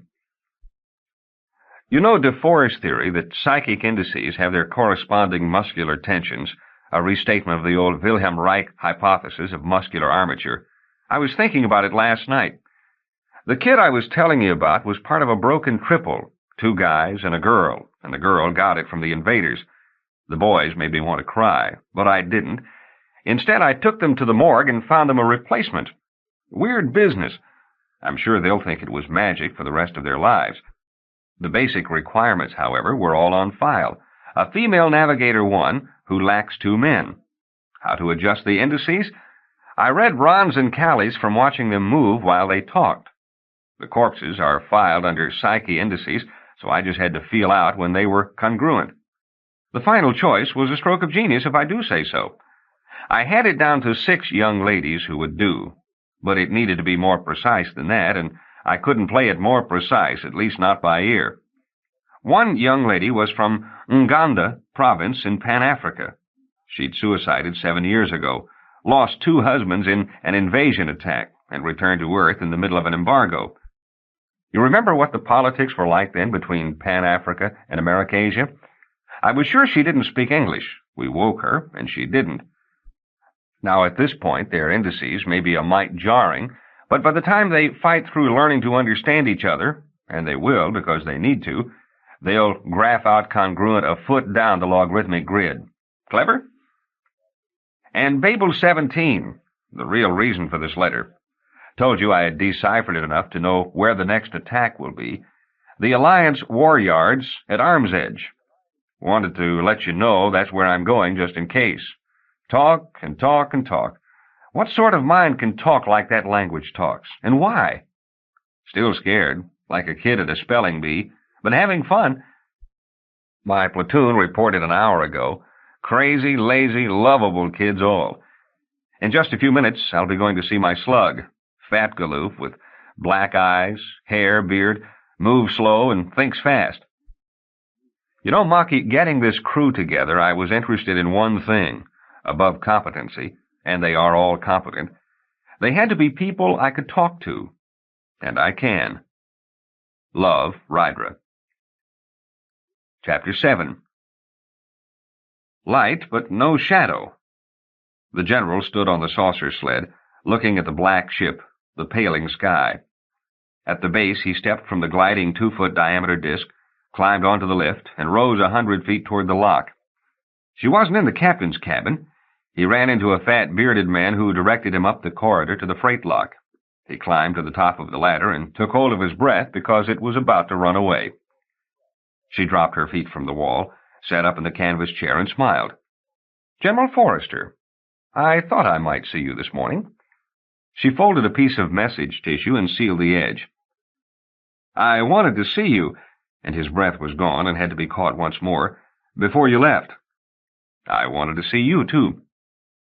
"You told me if I gave you license to conduct this expedition, you would inform me where you—" "My report, which you should find satisfactory, was mailed last night and is on your desk at Administrative Alliance headquarters, or will be in an hour." "Oh, I see." She smiled. "You'll have to go shortly. We take off in a few minutes." "Yes. Actually, I'm taking off the Administrative Alliance headquarters myself this morning, so I was here at the field. And I'd already gotten a synopsis of your report by stellar phone a few minutes ago. And I just wanted to say—" And he said nothing. "General Forrester, once I wrote a poem I'm reminded of. It was called Advice to Those Who Would Love Poets." The general opened his teeth without separating his lips. "It started something like, 'Young man, she will gnaw out your tongue. Lady, he will steal your hands.' You can read the rest. It's in my second book. If you're not willing to lose a poet 7 times a day, it's frustrating as hell." He said simply, "You knew I knew, and I know. And I'm glad." The lost breath returned, and an unfamiliar thing was happening to his face. He smiled. "When I was a private, Miss Wong, and we'd be confined to barracks, we'd talk about girls, and girls, and girls. And somebody would say about one, 'She was so pretty she didn't have to give me any, just promise me some.'" He let the stiffness leave his shoulders a moment, and though they actually fell 1/2 inch, the effect was that they seemed broader by 2.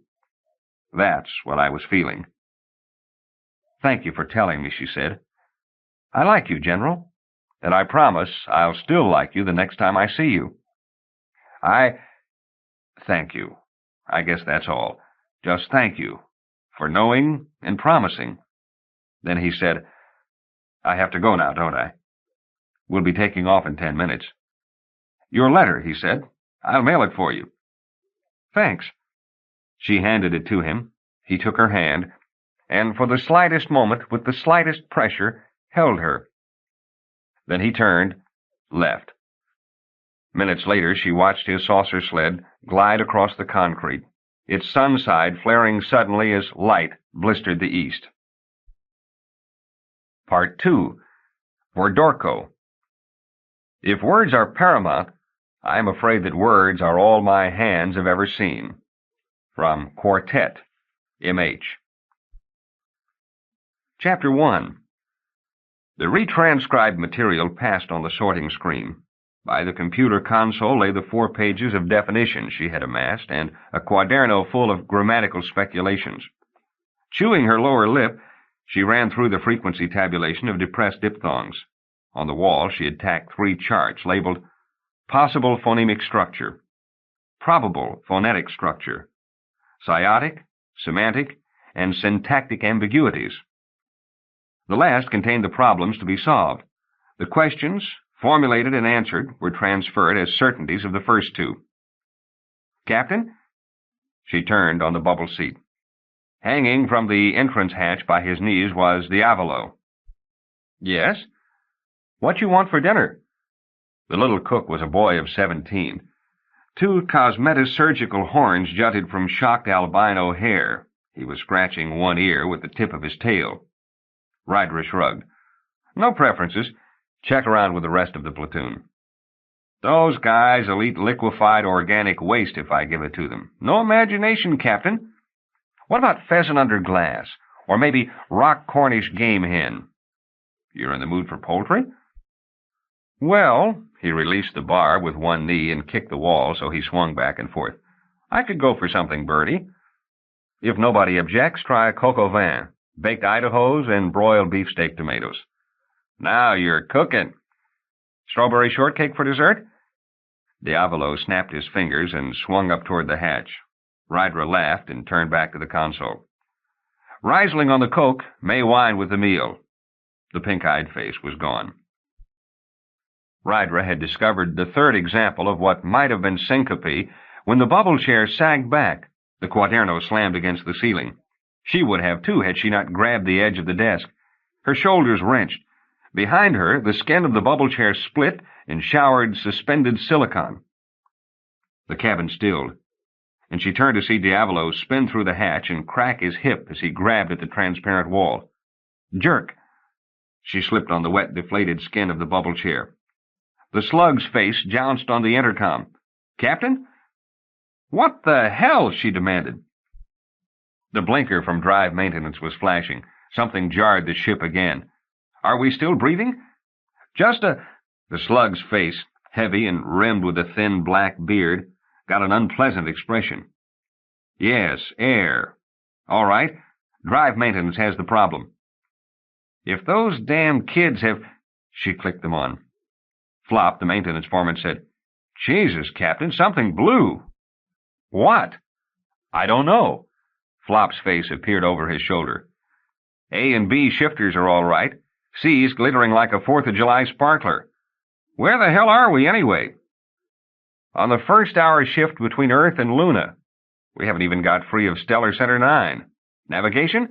Another click. Malia's dark face popped up. Big Gates, demanded Rydra. The first navigator reeled off their probability curve and located them between 2 vague logarithmic spirals. We're orbiting Earth so far, Ron's voice cut over. Something knocked us way off course. We don't have any drive power, and we're just drifting. How high up and how fast? Callie's trying to find out now. I'm going to take a look around outside. She called down to the sensory detail. Nose, what does it smell like out there? It stinks. Nothing in this range. We've hit soup. Can you hear anything here? Not a peep, Captain. All the stasis currents in this area are at a standstill. We're too near a large gravitational mass. There's a faint etheric undertow about 50 specters K-ward, but I don't think it will take us anywhere except around in a circle. We're riding on momentum from the last stiff wind from Earth's mangosphere. What's it look like, Eyes? Inside of a coal scuttle. Whatever happened to us, we picked a dead spot to have it happen in. In my range, that undertow is a little stronger and might move us into a good tide. Brass cut in. But I'd like to know where it's going before I went jumping off into it. That means I gotta know where we are first. Navigation? Silence for a moment. Then the 3 faces appeared. Callie said, We don't know, Captain. The gravity field had stabilized a few degrees off. The silicon suspension collected in one corner. Little Diavolo shook his head and blinked. Through the contortion of pain on his face, he whispered, What happened, Captain? Damned if I know, Rydra said, but I'm going to find out. Dinner was eaten silently. The platoon, all kids under 21, made as little noise as possible. At the officers' table, the navigators sat across from the apparitional figures of the discorporate sensory observers. The hefty slug at the table's head poured wine for the silent crew. Rydra dined with Brass. I don't know. He shook his maned head, turning his glass in gleaming claws. It was smooth sailing with nothing in the way. Whatever happened, happened inside the ship. Diavolo, hip in a pressure bandage, dourfully brought in the shortcake, served Rydra and Brass, then retired to his seat at the platoon table. So, Rydra said, we're orbiting Earth with all our instruments knocked out and can't even tell where we are. The hyperstasis instruments are good, he reminded her. We just don't know where we are on this side of the jump. And we can't jump if we don't know where we're jumping from. She looked over the dining room. Do you think they're expecting to get out of this, Brass? They're hoping you can get them out, Captain. She touched the rim of her glass to her lower lip. If somebody doesn't, we'll sit here eating Diavolo's good food for 6 months, then suffocate. We can't even get a signal out until after we leap for higher stasis with the regular communicator shorted. I asked the navigators to see if they could improvise something, but no go. They just had time to see that we were launched in a great circle. We should have windows, Rydra said. At least we could look out at the stars and time our orbit. It can't be more than a couple of hours. Brass nodded. Shows you what modern conveniences mean. A orthole and an old-fashioned sextant could get us right, but we're electronicized to the gills, and here we sit, with a neatly insoluble problem. Circling. Rydra put down her wine. What is it? Der Kreis, said Rydra. She frowned. What's that? Asked Brass. Ratus, orbis, il cerchio. She put her palms flat on the tabletop and pressed. Circles, she said. Circles in different languages. Brass's confusion was terrifying through his fangs. The glinting fleece above his eyes bristled. Sphere, she said. Il globo, gumlas. She stood up. Cool, kuglet, kring. Does it matter what language it's in? A circle is a circle. But she was laughing, running from the dining room. In her cabin, she grabbed up her translation. Her eyes fled down the pages. She banged the button for the navigators. Ron, wiping whipped cream from his mouth, said, Yes, Captain, what do you want? A watch, said Rydra, and a bag of marbles. Huh? Asked Callie. You can finish your shortcake later. Meet me in G Center right now. Marbles? Articulated Malia wonderingly. Marbles?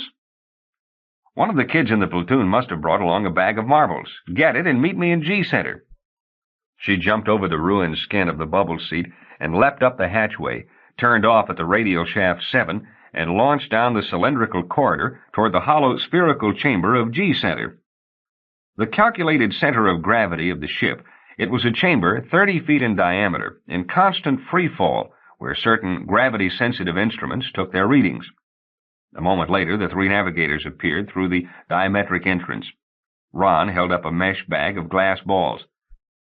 Lizzie asks you to try and get these back to her by tomorrow afternoon because she's been challenged by the kids in drive and she wants to keep her championship.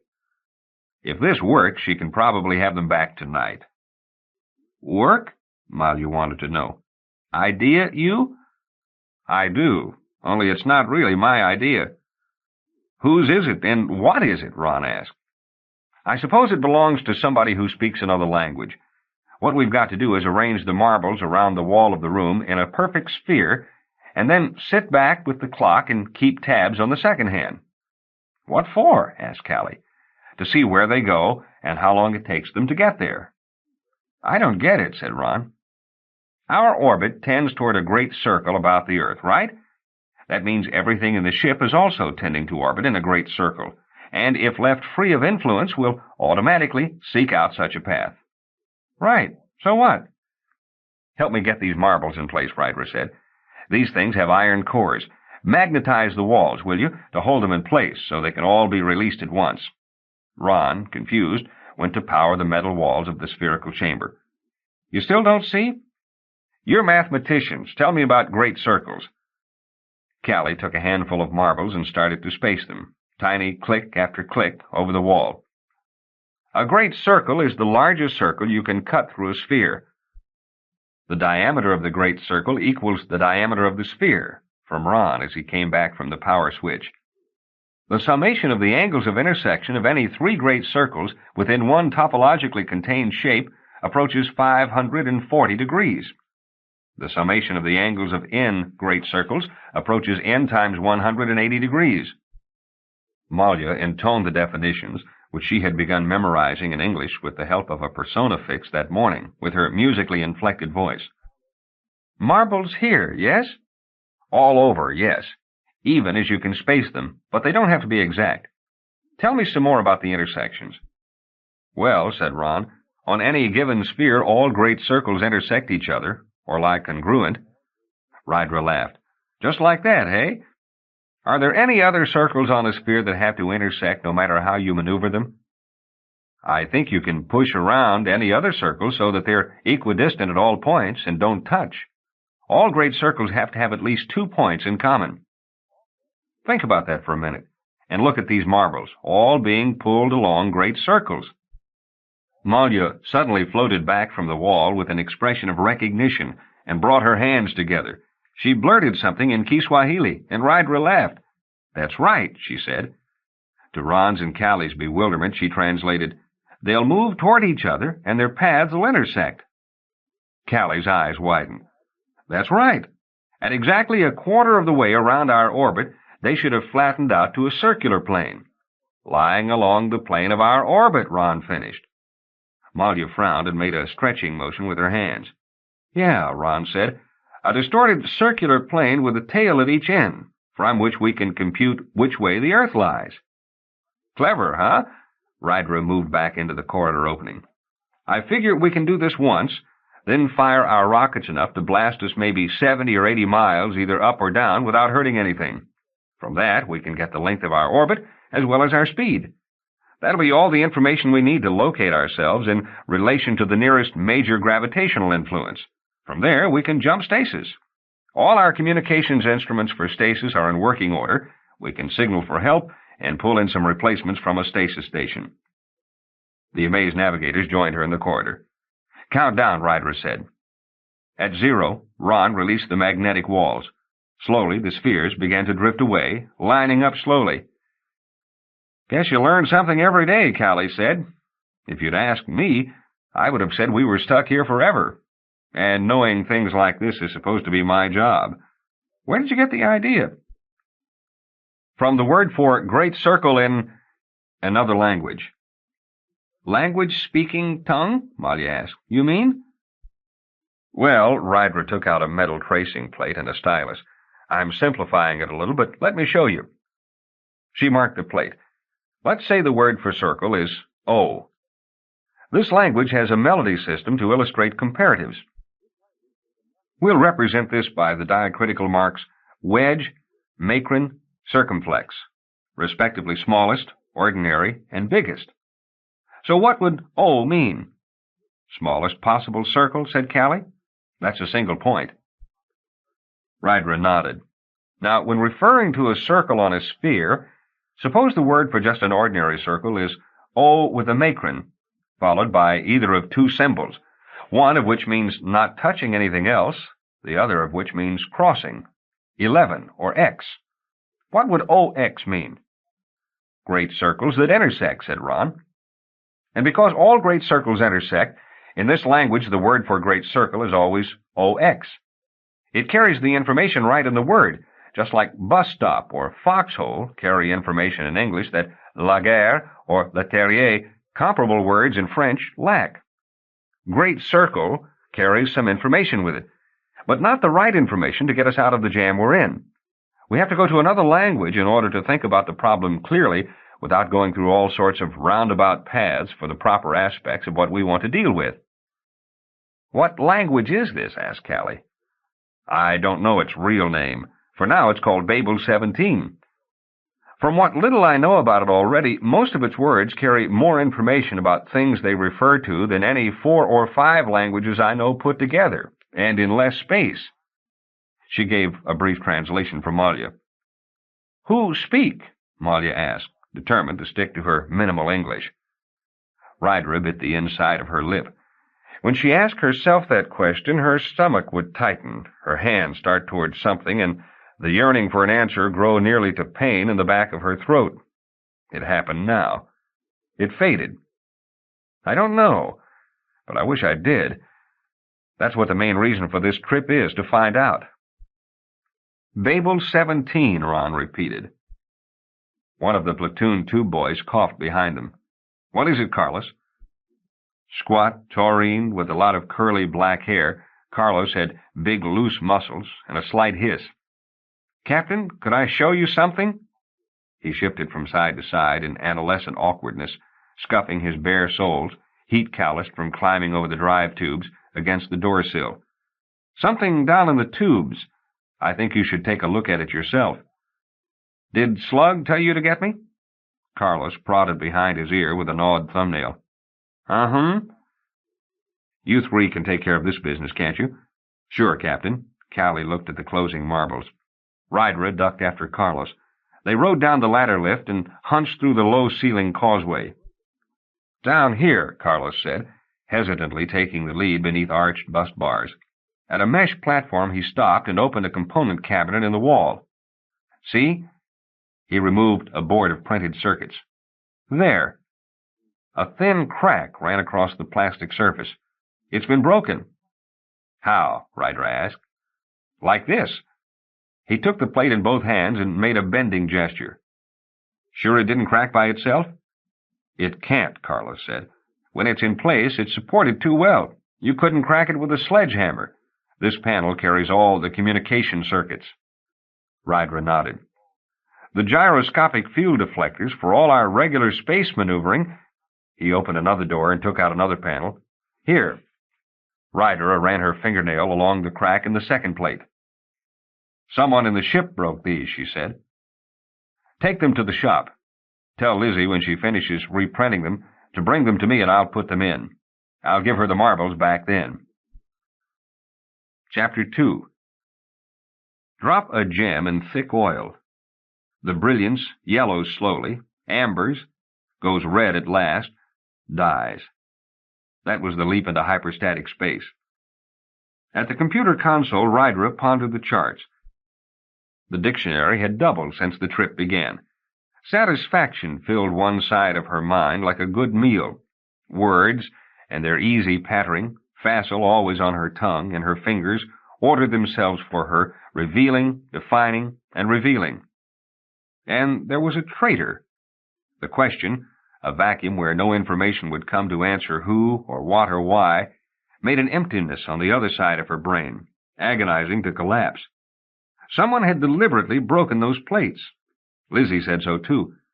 What words for this?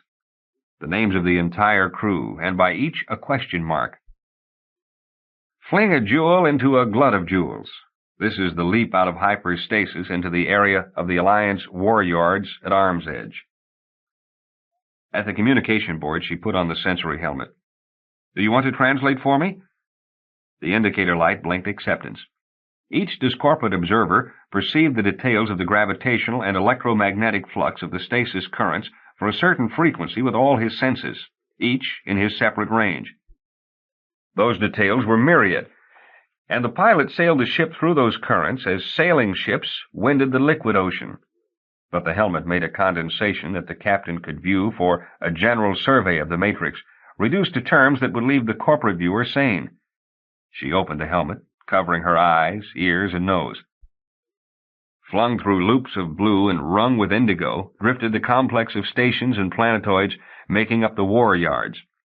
A musical hum, punctuated with bursts of static, sounded over the earphones.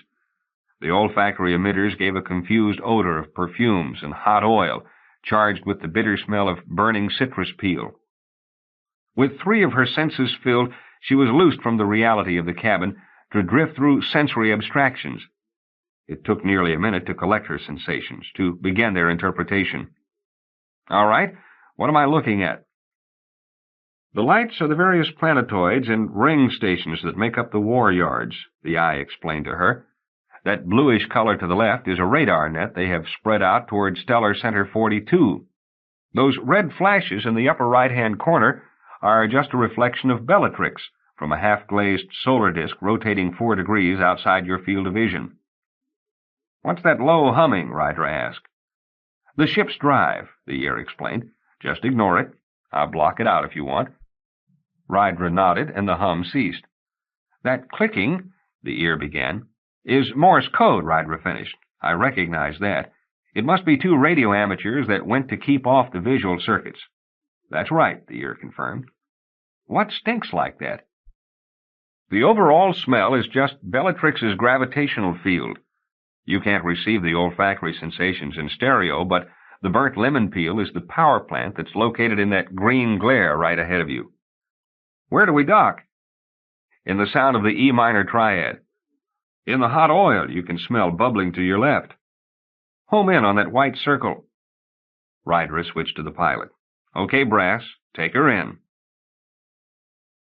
The saucer disk slid down the ramp as she balanced easily in the 4/5 gravity. A breeze through the artificial twilight pushed her hair back from her shoulders. Around her stretched the major arsenal of the Alliance. Momentarily she pondered the accident of birth that had seated her firmly inside the Alliance's realm. Born a galaxy away, she might as easily have been an invader. Her poems were popular on both sides. That was upsetting. She put the thought away. Here, gliding the Alliance war yards, it was not clever to be upset over that. Captain Wong, you come under the auspices of General Forrester. She nodded as her saucer stopped. He forwarded us information that you are at present the expert on Babel-17. She nodded once more. Now the other saucer paused before hers. I'm very happy then to meet you, and for any assistance I can offer, please ask. She extended her hand. Thank you, Baron Dorco. The black of his eyebrows raised and the slash of mouth curved in the dark face. You read heraldry? He raised long fingers to the shield on his chest. I do. An accomplishment, Captain. We live in a world of isolated communities, each hardly touching its neighbor, each speaking, as it were, a different language. I speak many. The Baron nodded. Sometimes I believe, Captain Wong, that without the invasion, something for the Alliance to focus its energies upon, our society would disintegrate. Captain Wong, he stopped, and the fine lines of his face shifted, contracted to concentration, then a sudden opening. Rydra Wong? She nodded, smiling at his smile, yet wary before what the recognition would mean. I didn't realize. He extended his hand as though he were meeting her all over again. But of course. The surface of his manner shaled away, and had she never seen this transformation before, she would have warmed to his warmth. Your books, I want you to know. The sentence trailed in a slight shaking of the head. Dark eyes too wide, lips, in their humor, too close to a leer, hands seeking one another. It all spoke to her of a disquieting appetite for her presence, a hunger for something she was or might be, a ravenous... Dinner at my home is served at 7. He interrupted her thought with unsettling appropriateness. You will dine with the Baroness and myself this evening. Thank you, but I wanted to discuss with my crew. I extend the invitation to your entire entourage. We have a spacious house, conference rooms at your disposal, as well as entertainment, certainly less confined than your ship. The tongue, purplish and flickering behind white teeth, the brown lines of his lips, she thought, form words as languidly as the slow mandibles of the cannibal mantis. Please come a little early so we can prepare you. She caught her breath, then felt foolish. A faint narrowing of his eyes told her he had registered, though not understood, her start. For your tour through the yards. General Forrester has suggested you be made privy to all our efforts against the invaders. That is quite an honor, madam. There are many well-seasoned officers at the yards who have not seen some of the things you will be shown. A good deal of it will probably be tedious, I dare say. In my opinion, it's stuffing you with a lot of trivial tidbits. But some of our attempts have been rather ingenious. We keep our imagination simmering. This man brings out the paranoid in me, she thought. I don't like him. I'd prefer not to impose on you, Baron. There are some matters on my ship that I must... Do come. Your work here will be much facilitated if you accept my hospitality, I assure you. A woman of your talent and accomplishment would be an honor to my house. And recently I have been starved, dark lips slid together over gleaming teeth, for intelligent conversation. She felt her jaw clamp involuntarily on a third ceremonious refusal. But the Baron was saying, I will expect you and your crew leisurely before 7. The saucer disk slid away over the concourse. Rydra looked back at the ramp where her crew waited, silhouetted against the false evening. Her disk began to negotiate the slope to the Rambeau. Well, she said to the little albino cook who had just come out of his pressure bandage the day before, you're off tonight. Slug, the crew's going out to dinner. See if you can brush the kids up on their table manners. Make sure everyone knows which knife to eat his peas with and all that. The salad fork is the little one on the outside, the slug announces suavely, turning to the platoon. And what about the little one outside that? Allegra asked. That's for oysters. But suppose they don't serve oysters? Flop rubbed his underlip with the knuckle of his thumb. I guess you could pick your teeth with it. Brass dropped a paw on Ryder's shoulder. How you feel, Captain?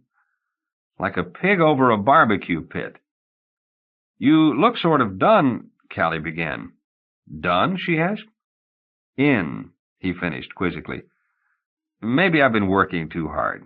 We're guests at the Baron Verdorco's this evening. I suppose we can all relax a bit there. Verdorco? Asked Malia. He's in charge of coordinating the various research projects against the invaders.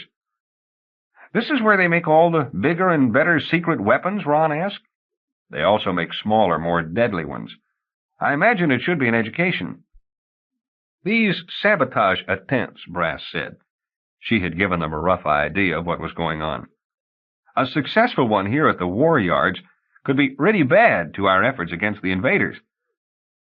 It's about as central a hit as they could try, next to planting a bomb in Administrative Alliance headquarters itself. Will you be able to stop it? Slug asked. Rydra shrugged, turning to the shimmering absences of the discorporate crew. I've got a couple of ideas. Look, I'm going to ask you guys to be sort of unhospitable this evening and do some spying. Eyes, I want you to stay on the ship and make sure you're the only one here. Ears, once we leave for the Barrens, go invisible, and from then on, don't get more than 6 feet away from me until we're all back to the ship. Nose, you run messages back and forth. There's something going on that I don't like. I don't know whether it's my imagination or what. The Eye spoke something ominous. Ordinarily, the corporate could only converse with the discorporate and remember the conversation over special equipment. Rydra solved the problem by immediately translating whatever they spoke to her into Basque before the weak synapses broke. Though the original words were lost, the translation remained. Those broken circuit plates weren't your imagination, was the gist of the Basque she retained. She looked over the crew with gnawing discomfort. If one of the kids or officers was merely psychotically destructive, it would show up in his psyche index. There was, among them, a consciously destructive one. It hurt, like an unlocatable splinter in the sole of her foot that jabbed occasionally with the pressure of walking. She remembered how she had searched them from the night. Pride. Warm pride in the way their functions meshed as they moved her ship through the stars. The warmth was the relieved anticipation for all that could go wrong with the machine called the ship, if the machine called the crew were not interlocked and precise. Cool pride in another part of her mind, at the ease with which they moved by one another. The kids, and experienced both in living and working, the adults, so near pressure situations that might have scarred their polished efficiency and made psychic burrs to snag one another. But she had chosen them, and the ship, her world, was a beautiful place to walk, work, live for a journey's length. But there was a traitor.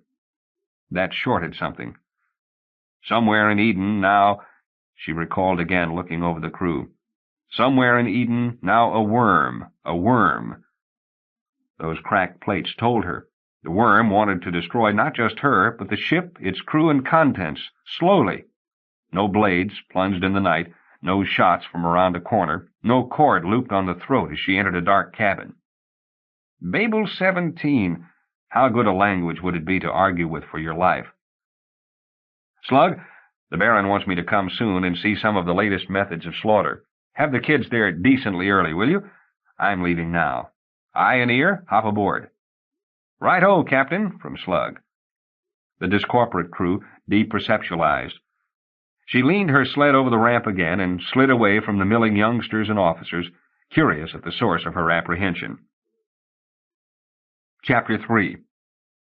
Gross, uncivilized weapons. The Baron gestured toward the row of plastic cylinders increasing in size along the rack. It's a shame to waste time on such clumsy contraptions. The little one there can demolish an area of about 50 square miles. The big ones leave a crater 27 miles deep and 150 across. Barbaric. I frown on their use. That one on the left is more subtle. It explodes once with enough force to demolish a good-sized building, but the bomb casing itself is hidden and unhurt under the rubble. 6 hours later it explodes again and does the damage of a fair-sized atomic bomb. This leaves the victims enough time to concentrate the reclamation forces, all sorts of reconstruction workers, Red Cross nurses, or whatever the invaders call them, lots of experts determining the size of the damage. Then, poof, a delayed hydrogen explosion and a good 30 or 40 miles crater. It doesn't do as much physical damage as even the smallest of these others, but it gets rid of a lot of equipment and busybody do-gooders. Still, a schoolboy's weapon. I keep them in my own personal collection, just to show them we have standard fare. She followed him through the archway into the next hall. There were filing cabinets along the wall and single display case in the center of the room. Now here is one I'm justly proud of. The Baron walked to the case, and the transparent walls fell apart. What, Rydra asked, exactly is it? What does it look like? A piece of rock. A chunk of metal, corrected the Baron. Is it explosive or particularly hard? It won't go bang, he assured her. Its tensile strength is a bit over titanium steel, but we have much harder plastics. Rydra started to extend her hand, then thought to ask, May I pick it up and examine it? I doubt it, the Baron said. Try. What will happen? See for yourself. She reached out to take the dull chunk. Her hand closed on air 2 inches above the surface. She moved her fingers down to touch it, but they came together inches to the side. Rydra frowned. She moved her hand to the left, but it was on the other side of the strange shard. Just a moment. The Baron smiled, picked up the fragment. Now, if you saw this just lying on the ground, you wouldn't look twice, would you? Poisonous, Rydra suggested. Is it a component of something else? No. The Baron turned the shape about thoughtfully. Just highly selective. And obliging. He raised his hand. Suppose you needed a gun. In the Baron's hand now was a sleek vibra-gun of a model later than she had ever seen. Or a crescent wrench. Now he held a foot-long wrench. He adjusted the opening. Or a machete. The blade glistened as he waved his arm back. Or a small crossbow. It had a pistol grip and a bow length of not quite 10 inches. The spring, however, was doubled back on itself and held with 1/4-inch bolts. The Baron pulled the trigger. There was no arrow, and the thump of the release, followed by the continuous ping of the vibrating tensile bar, set her teeth against one another. It's some sort of illusion, Rydra said. That's why I couldn't touch it. A metal punch, said the Baron. It appeared in his hand, a hammer with a particularly thick head. He swung it against the floor of the case that had held the weapon with a strident clang.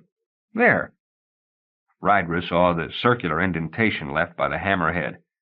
Raised in the middle was the faint shape of the Dorco shield. She moved the tips of her fingers over the bossed metal, still warm from impact. No illusion, said the Baron. That crossbow will put a 6-inch shaft completely through 3 inches of oak at 40 yards. And the vibra-gun, I'm sure you know what it can do. He held it was a chunk of metal again, above its stand in the case. Put it back for me. She stretched her hand beneath his, and he dropped the chunk. Her fingers closed to grab it, but it was on the standard again. No hocus-pocus, merely selective and obliging. He touched the edge of the case, and the plastic sides closed over the display. A clever plaything. Let's look at something else. But how does it work? Dorco smiled. We've managed to polarize alloys of the heavier elements so that they exist only on certain perceptual matrices. Otherwise, they deflect. That means that besides visually, and we can blank that out as well, it's undetectable. No weight, no volume. All it has is inertia, which means simply by carrying it aboard any hyperstasis craft, you'll put its drive controls out of commission. 2 or 3 grams of this anywhere near the inertia stasis system will create all sorts of unaccounted-for strain. That's its major function right there. Smuggle that on board the invaders' ships, and we can stop worrying about them. The rest, that's child's play. An unexpected property of polarized matter is tensile memory. They moved through an archway into the next room. Annealed in any shape for a time and codified, the structure of that shape is retained down to the molecules. At any angle to the direction that the matter has been polarized in, each molecule has completely free movement. Just jar it, and it falls into that structure like a rubber figure returning to shape. The Baron glanced back at the case. Simple, really. There, he motioned toward the filing cabinets along the wall, is the real weapon. Approximately 3,000 individual plans incorporating that little polarized chunk. The weapon is the knowledge of what to do with what you have. In hand-to-hand combat, a 6-inch length of vanadium wire can be deadly. Inserted directly into the inner corner of the eye, piercing diagonally across the frontal lobes, then brought quickly down, it punctures the cerebellum, causing general paralysis. Thrust completely in, and it will mangle the joint of spinal cord and the medulla. Death. You can use the same piece of wire to short out a Type 27QX communications unit, which is the sort currently employed in the invaders' stasis systems. Rydra felt the muscles along her spine tighten. The repulsion which she had quelled till now came flooding back. The next display is from the Borgia. The Borgia, he laughed. My nickname for our toxicology department. Again, some terribly gross products. He picked a sealed glass vial from a wall rack. Pure diphtheria toxin. Enough here to make the reservoir of a good-sized city fatal. But standard vaccination procedure, Rydra began. Diphtheria toxin, my dear. Toxin. Back when contagious diseases were a problem, you know, they would examine the corpses of diphtheria victims and discover nothing but a few 100,000 bacilli, all in the victim's throat. Nowhere else. With any other sort of bacillus, that's enough of an infection to cause a minor cough. It took years to discover what was going on. That tiny number of bacilli produced an even tinier bit of a substance that is still the most deadly natural organic compound we know of. The amount required to kill a man, I'd even say 30 or 40 men, is for all practical purposes undetectable. Up till now, even with all our advances, the only way you could obtain it was from an obliging diphtheria bacillus. The Borgia has changed that. He pointed to another bottle. Cyanide, the old war horse. But then the telltale smell of almonds. Are you hungry? We can go up for cocktails any time you wish. She shook her head, quickly and firmly. Now, these are delicious. Catalytics. He moved his hand from one file to the next. Color blindness, total blindness, tone deafness, complete deafness, ataxia, amnesia, and on and on. He dropped his hand and smiled like a hungry rodent. And they're all controlled by this. You see, the problem with anything of such a specific effect is that you have to introduce comparatively huge amounts of it. All these require at least 1/10 of a gram or more. So, catalytics. None of what I've shown you would have any effect at all, even if you swallow the whole phial. He lifted the last container he had pointed to and pressed a stud at the end, and there was a faint hiss of escaping gas. Until now. A perfectly harmless, atomized steroid. Only it activates the poisons here to produce those effects? Exactly, smiled the Baron. And the catalyst can be in doses nearly as microscopic as the diphtheria toxin. The contents of that blue jar will give you a mild stomachache and minor head pains for half an hour. Nothing more. The green one beside it, total cerebral atrophy over a period of a week. The victim becomes a living vegetable the rest of his life. The purple one, death. He raised his hands, palms up, and laughed. I'm famished. The hands dropped. Shall we go back to dinner? Ask him what's in that room over there, she said to herself, and would have dismissed the passing curiosity, but she was thinking in Basque. It was a message from her discorporate bodyguard, invisible beside her. When I was a child, Baron, she moved toward the door, soon after I came to Earth, I was taken to the circus. It was the first time I'd ever seen so many things so close together that was so fascinating. I wouldn't go home until almost an hour after they had intended to leave. What do you have in this room? Surprise in the little movement in the muscles of his forehead. She smiled. Show me. He bowed his head in mocking, semi-formal acquiescence.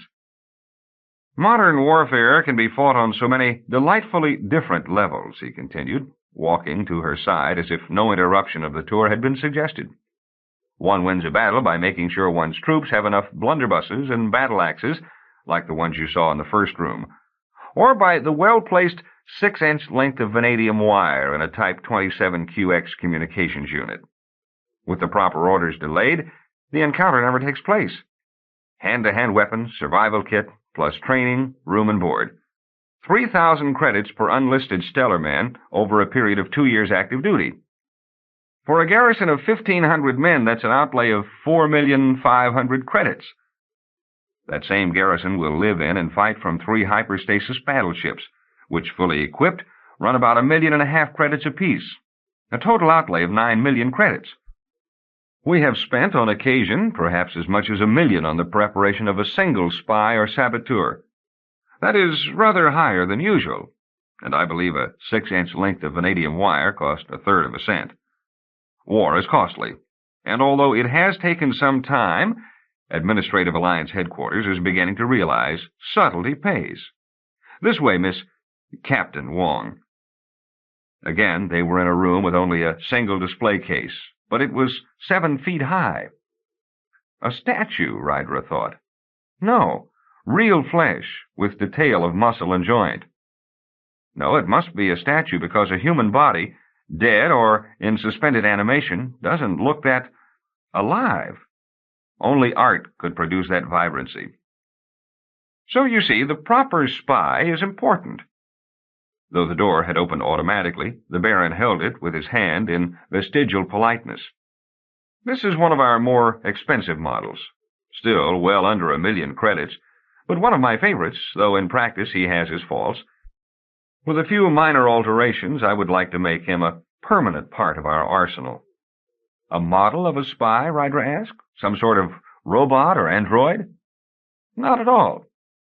They approached the display case. We made 6 TW-55s.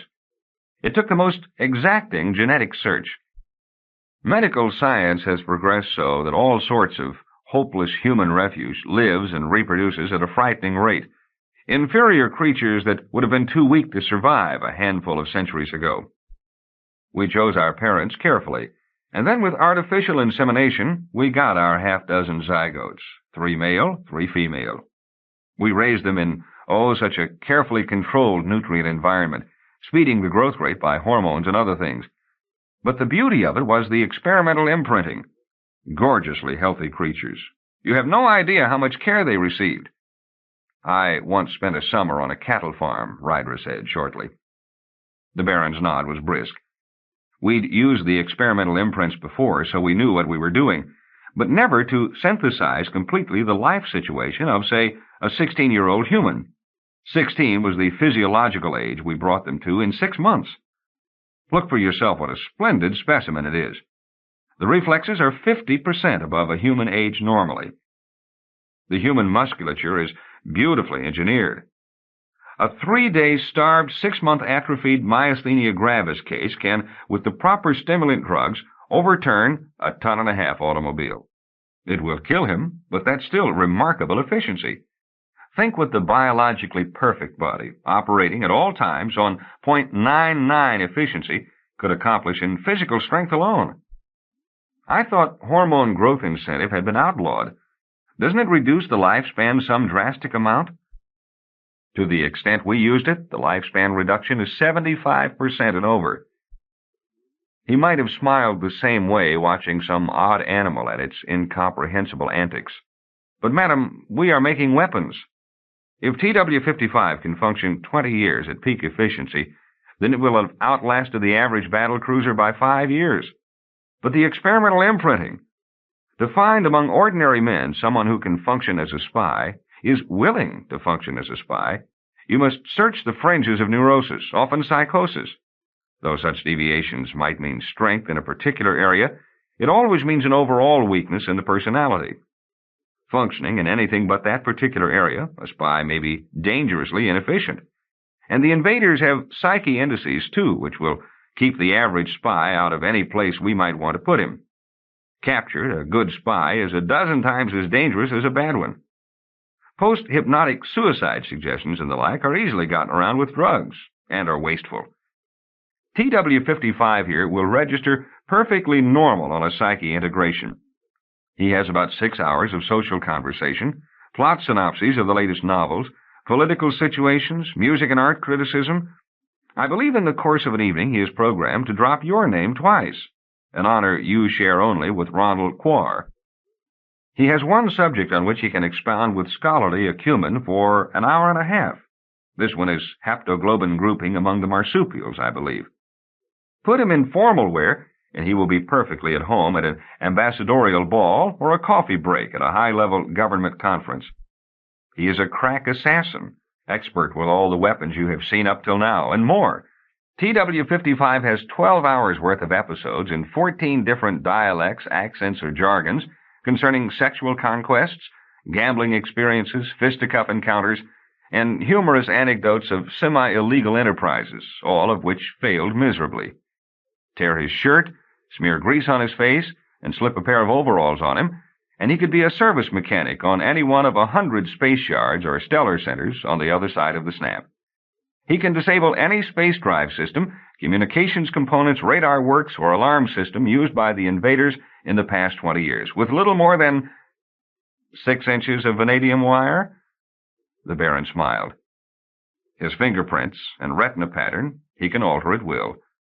A little neural surgery has made all of the muscles of his face voluntary, which means he can alter his face structure drastically. Chemical dyes and hormone banks beneath the scalp enable him to color his hair in seconds, or if necessary, shed it completely and grow a new batch in half an hour. He's a past master in the psychology and physiology of coercion. Torture, if you will. He is totally obedient to the people whom he has been conditioned to regard as his superiors, totally destructive toward what he has been ordered to destroy. There is nothing in that beautiful head even akin to a superego. He is, and she wondered at herself speaking, beautiful. The dark-lashed eyes with lids about to quiver open, the broad hands hung at the naked thighs, fingers half-curled, about to straighten or become a fist. The display light was misty on the tanned, yet near translucent skin. You say this isn't a model, but really alive? Oh, more or less. But it's rather firmly fixed in something like a yoga trance or a lizard's hibernation. I could activate it for you, but it's 10 to 7. We don't want to keep the others waiting at the table now, do we? She looked away from the figure in glass to the dull, taut skin of the Baron's face. His jaw, beneath his faintly concave cheek, was involuntarily working on its hinge. Like the circus, Rydra said. But I'm older now. Come. It was an act of will to offer her arm. His hand was paper dry, and so light she had to strain to keep from flinching. Chapter 4. Captain Wong, I am delighted. The Baroness extended her plump hand, of a pink and gray hue suggesting something parboiled. Her puffy, freckled shoulders heaved beneath the straps of an evening dress, tasteful enough over her distended figure, yet still grotesque. We have so little excitement here at the yards that when someone as distinguished as yourself pays a visit— She let the sentence end in what would have been an ecstatic smile, but the weight of her doughy cheeks distorted it into something porcine and inflated. Rydra held the soft, malleable fingers as short a time as politeness allowed and returned the smile. She remembered as a little girl being obliged not to cry through punishment. Having to smile was worse. The Baroness seemed a muffled, vast, vacuous silence. The small muscle shifts, those counter-communications that she was used to in direct conversation, were blunted in the Baroness under the fat. Even though the voice came from the heavy lips in strident little screeches, it was as though they talked through blankets. "But your crew? We intended them all to be present. 21. Now I know that's what a full crew consists of." She shook her finger in patronizing disapproval. "I read up on these things, you know, and there are only 18 of you here." "I thought that as corporate members might remain on the ship," Rydra explained. "You need special equipment to talk with them, and I thought they might upset your other guests. They're really more content with themselves for company, and they don't eat." "They're having barbecued lamb for dinner, and you'll go to hell for lying," she commented to herself in Basque. "Discorporate?" The Baroness patted the lacquered intricacies of her high, coiffed hair. "You mean dead?" "Oh, of course. Now, I hadn't thought of that at all. You see how cut off we are from one another in this world? I'll have their places removed." Rydra wondered whether the Baron had discorporate detecting equipment operating, as the Baroness leaned toward her and whispered confidentially, "Your crew has enchanted everybody. Shall we go on?" With the Baron on her left, his palm, a parchment sling for her forearm, and the Baroness leaning on her right, breathy and damp, they walked from the white stone foyer into the hall. "Hey, Captain!" Callie bellowed, striding towards them from a quarter of the way across the room. "This is a pretty fine place, huh?" With his elbows he gestured around at the crowded hall, then held up his glass to show the size of his drink. He pursed his lips and nodded approvingly. "Let me get you some of these, Captain." Now he raised a handful of tiny sandwiches, olives stuffed with liver, and bacon-wrapped prunes. "There's a guy with a whole tray full running around over there." He pointed again with his elbow. "Ma'am? Sir?" He looked from the Baroness to the Baron. "Can I get you some, too?" He put one of the sandwiches in his mouth and followed it with a gulp from his glass. "I'll wait till he brings them over here," the Baroness said. Amused, Rydra glanced at her hostess, but there was a smile, much more the proper size, winding through her fleshy features. "I hope you like them." Callie swallowed. "I do." Then he screwed up his face, set his teeth, opening his lips, and shook his head. "Except those real salty ones with the fish. I didn't like those at all, ma'am, but the rest are okay." "I'll tell you," the Baroness leaned forward, the smile crumbling into a chesty chuckle, "I never really liked the salty ones either." She looked from Rydra to the Baron with a shrug of mock surrender. "But one is so tyrannized by one's caterer nowadays. What can one do?" "If I didn't like them," Callie said, jerking his head aside in determination, "I'd tell him don't bring none." The Baroness looked back with raised eyebrows. "You know, you're perfectly right. That's exactly what I'm going to do." She peered across Rydra to her husband. "That's just what I'm going to do, Felix, next time." A waiter with a tray of glasses said, "Would you care for a drink?" "She don't want one of them little tiny ones," Callie said, gesturing toward Rydra. "Get her a big one like I got." Rydra laughed. "I'm afraid I have to be a lady tonight, Callie." "Nonsense," cried the Baroness. "I want a big one, too. Now, let's see, I put the bar somewhere over there, didn't I?" "That's where it was when I saw it last," Callie said. "We're here to have fun this evening, and nobody's going to have fun with one of those." She seized Rydra's arm and called back to her husband. "Felix, be sociable," and led Rydra away. "That's Dr. Keebling. The woman with the bleached hair is Dr. Crane. And that's my brother-in-law, Albert. I'll introduce you on the way back. They're all my husband's colleagues. They work with him on those dreadful things he was showing you in the cellar. I wish he wouldn't keep his private collection in the house. It's gruesome. I'm always afraid one of them will crawl up here in the middle of the night and chop our heads off. I think he's trying to make up for his son. You know, we lost our little boy, Niles. I think it's been 8 years. Felix has thrown himself totally into his work since. But that's a terribly glib explanation, isn't it? Captain Wong, do you find this dreadfully provincial?" "Not at all." "You should. But then you don't know any of us well, do you? Oh, the bright young people who come here with their bright, lively imaginations. They do nothing all day long but think of ways to kill. It's a terribly placid society, really. But why shouldn't it be? All its aggressions are vented from 9 to 5. Still, I think it does something to our minds. Imagination should be used for something other than pondering murder, don't you think? I do. Concern grew for the weighty woman. Just then they were stopped by clotted guests. "What's going on here?" demanded the Baroness. "Sam, what are they doing in there?" Sam smiled, stepped back, and the Baroness wedged herself into the space, still clutching Rydra's arm. "Hold 'em back some." Rydra recognized Lizzie's voice. Someone else moved, and she could see. The kids from Drive had cleared a space 10 feet across and were guarding it like junior police. Lizzie crouched with 3 boys, who, from their dress, were local gentry of Arm's Edge. "What you have to understand," she was saying, "is that it's all in the wrist." She flipped a marble with her thumbnail. It struck first one, then another, and one of the struck ones struck a third. "Hey, do that again!" Lizzie picked up another marble. "Only one knuckle on the floor now, so you can pivot. But it's mostly from the wrist." The marble darted out, struck, and struck. 5 or 6 people applauded. Rydra was one. The Baroness touched her breast. "Lovely shot. Perfectly lovely." She remembered herself and glanced back. "Oh, you must want to watch this, Sam. You're the ballistics expert anyway." With polite embarrassment, she relinquished her place and turned to Rydra as they continued across the floor. There, that is why I'm so glad you and your crew came to see us this evening. You bring something so cool and pleasing, so fresh, so crisp." "You speak about us as though we were a salad," Rydra laughed. In the Baroness, the appetite was not so menacing.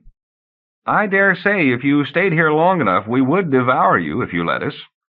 What you bring we are very hungry for." "What is it?" They arrived at the bar, then turned with their drinks.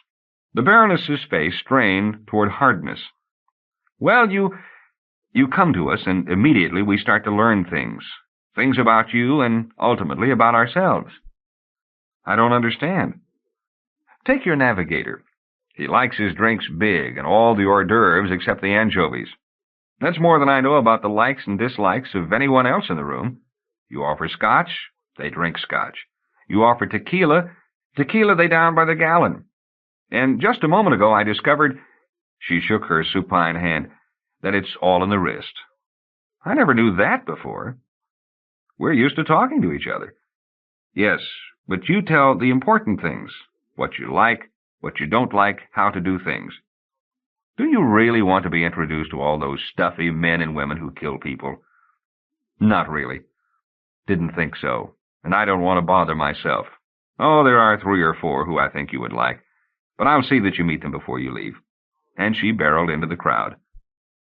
Tides, Rydra thought. Oceans, hyperstasis currents, or the movement of people in a large room. She drifted along the least resistant ways that pulsed open, then closed as someone moved to meet someone, to get a drink, to leave the conversation. Then there was a corner, a spiral stair. She climbed, pausing as she came around the second turn to watch the crowd beneath. There was a double door ajar at the top, a breeze. She stepped outside. Violet had been replaced by artful, cloud-streaked purple. Soon the planetoid's chromodome would simulate night. Moist vegetation lipped the railing. At one end, the vines had completely covered the white stone. "Captain?" Ron, shadowed and brushed with leaves, sat in the corner of the balcony, hugging his knees. Skin is not silver, she thought, yet whenever I see him that way, curled up in himself, I picture a knot of white metal. He lifted his chin from his kneecaps and put his back against the verdant hedge, so there were leaves in his corn silk hair. "What are you doing?" "Too many people." She nodded, watching him press his shoulders downward, watching his triceps leap on the bone, then still. With each breath in the gnarled young body, the tiny movement sang to her. She listened to the singing for nearly half a minute while he watched her, sitting still, yet always the tiny entrancements. The rose on his shoulder whispered against the leaves. When she had listened to the muscular music a while, she asked, "Trouble between you, Malia, and Callie?" "No. I mean, just what?" She smiled and leaned on the balcony edge. He lowered his chin to his knees again. "I guess they're fine, but I'm the youngest, and—" Suddenly the shoulders raised. "How the hell would you understand? Sure, you know about things like this, but you don't really know. You write what you see, not what you do." It came out in little explosions of half-whispered sound. She heard the words and watched the jaw muscle jerk and beat and pop a small beast inside his cheek. "Perverts," he said. "That's what you customs all really think.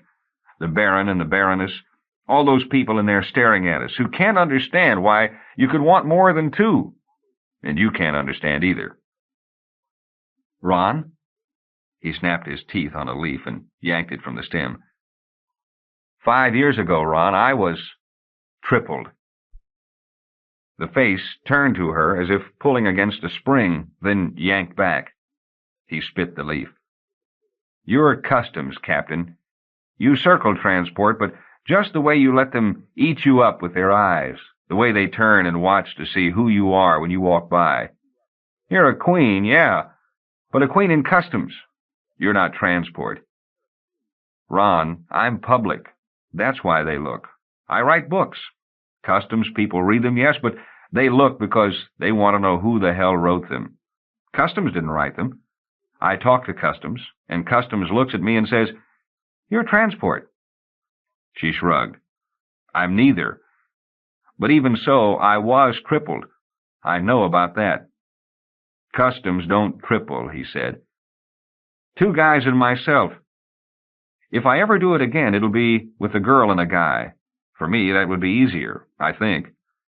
But I was crippled for 3 years. That's over twice as long as you've been." "Yours didn't stick then. Ours did. At least it was sticking together with Kathy." "One was killed," Rydra said. "One is in suspended animation at Hippocrates General, waiting for them to discover a cure for Calder's disease. I don't think it will be in my lifetime, but if it is—" In the silence, he turned to her. "What is it?" she asked. "Who were they?" "Customs or transport?" She shrugged. "Like me, neither really. Phobo Lams, he was captain of an interstellar transport. He was the one who made me go through and get my captain's papers. Also, he worked planetside doing hydroponics research, working on storage methods for hyperstatic hulls. Who was he? He was slim and blond and wonderfully affectionate, and drank too much sometimes, and would come back from a trip and get drunk and in a fight and in jail, and we'd bail him out. Really, it only happened twice, but we teased him with it for a year. And he didn't like to sleep in the middle of the bed because he always wanted to let one arm hang over." Ron laughed, and his hands, grasping high on his forearms, slid to his wrists. "He was killed in a cave-in, exploring the Ganymede catacombs during the second summer that the three of us worked together on the Jovian Geological Survey." "Like Kathy," Ron said after a moment. "Muel Ehrenleid was—" "Empire Star," Ron said, his eyes widening. "And the Comet Joe books. You were crippled with Muel Ehrenleid?" She nodded. "Those books were a lot of fun, weren't they?" "Hell, I must have read all of them," Ron said. His knees came apart. "What sort of a guy was he? Was he anything like Comet?" "As a matter of fact, Comet Joe started out to be Phobo. Phobo would get involved in something or other, I'd get upset, and Muel would start another novel." "You mean they're like true stories?" She shook her head. "Most of the books are just all the fantastic things that could have happened, or that we worried might have happened. Muel himself? In the books, he always disguises himself as a computer. He was dark and withdrawn, and incredibly patient, and incredibly kind. He showed me all about sentences and paragraphs. Did you know the emotional unit in writing is the paragraph? And how to separate what you can say from what you can imply, and when to do one or the other." She stopped. "Then he'd give me a manuscript and say, 'Now you tell me what's wrong with the words.' The only thing I could ever find was that there were too many of them.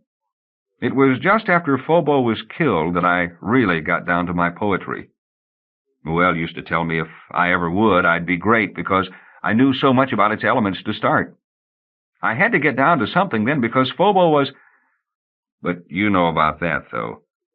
Muel caught Calder's disease about 4 months later. Neither one of them saw my first book, though they'd seen most of the poems. Maybe someday Muel will read them.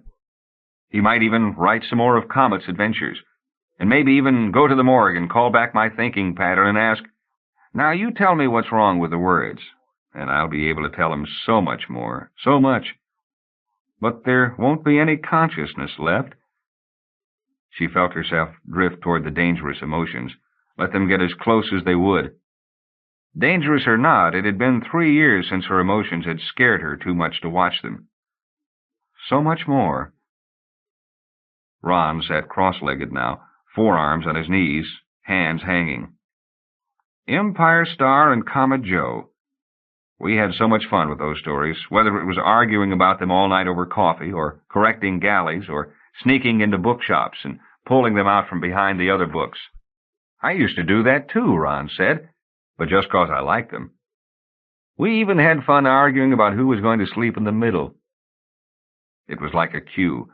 Ron began to pull back together, knees rising, arms locking around him, chin down. "I got both of mine, at least," he said. "I guess I should be pretty happy." "Maybe you should, maybe you shouldn't. Do they love you?" "They say so." "Do you love them?" "Christ, yes.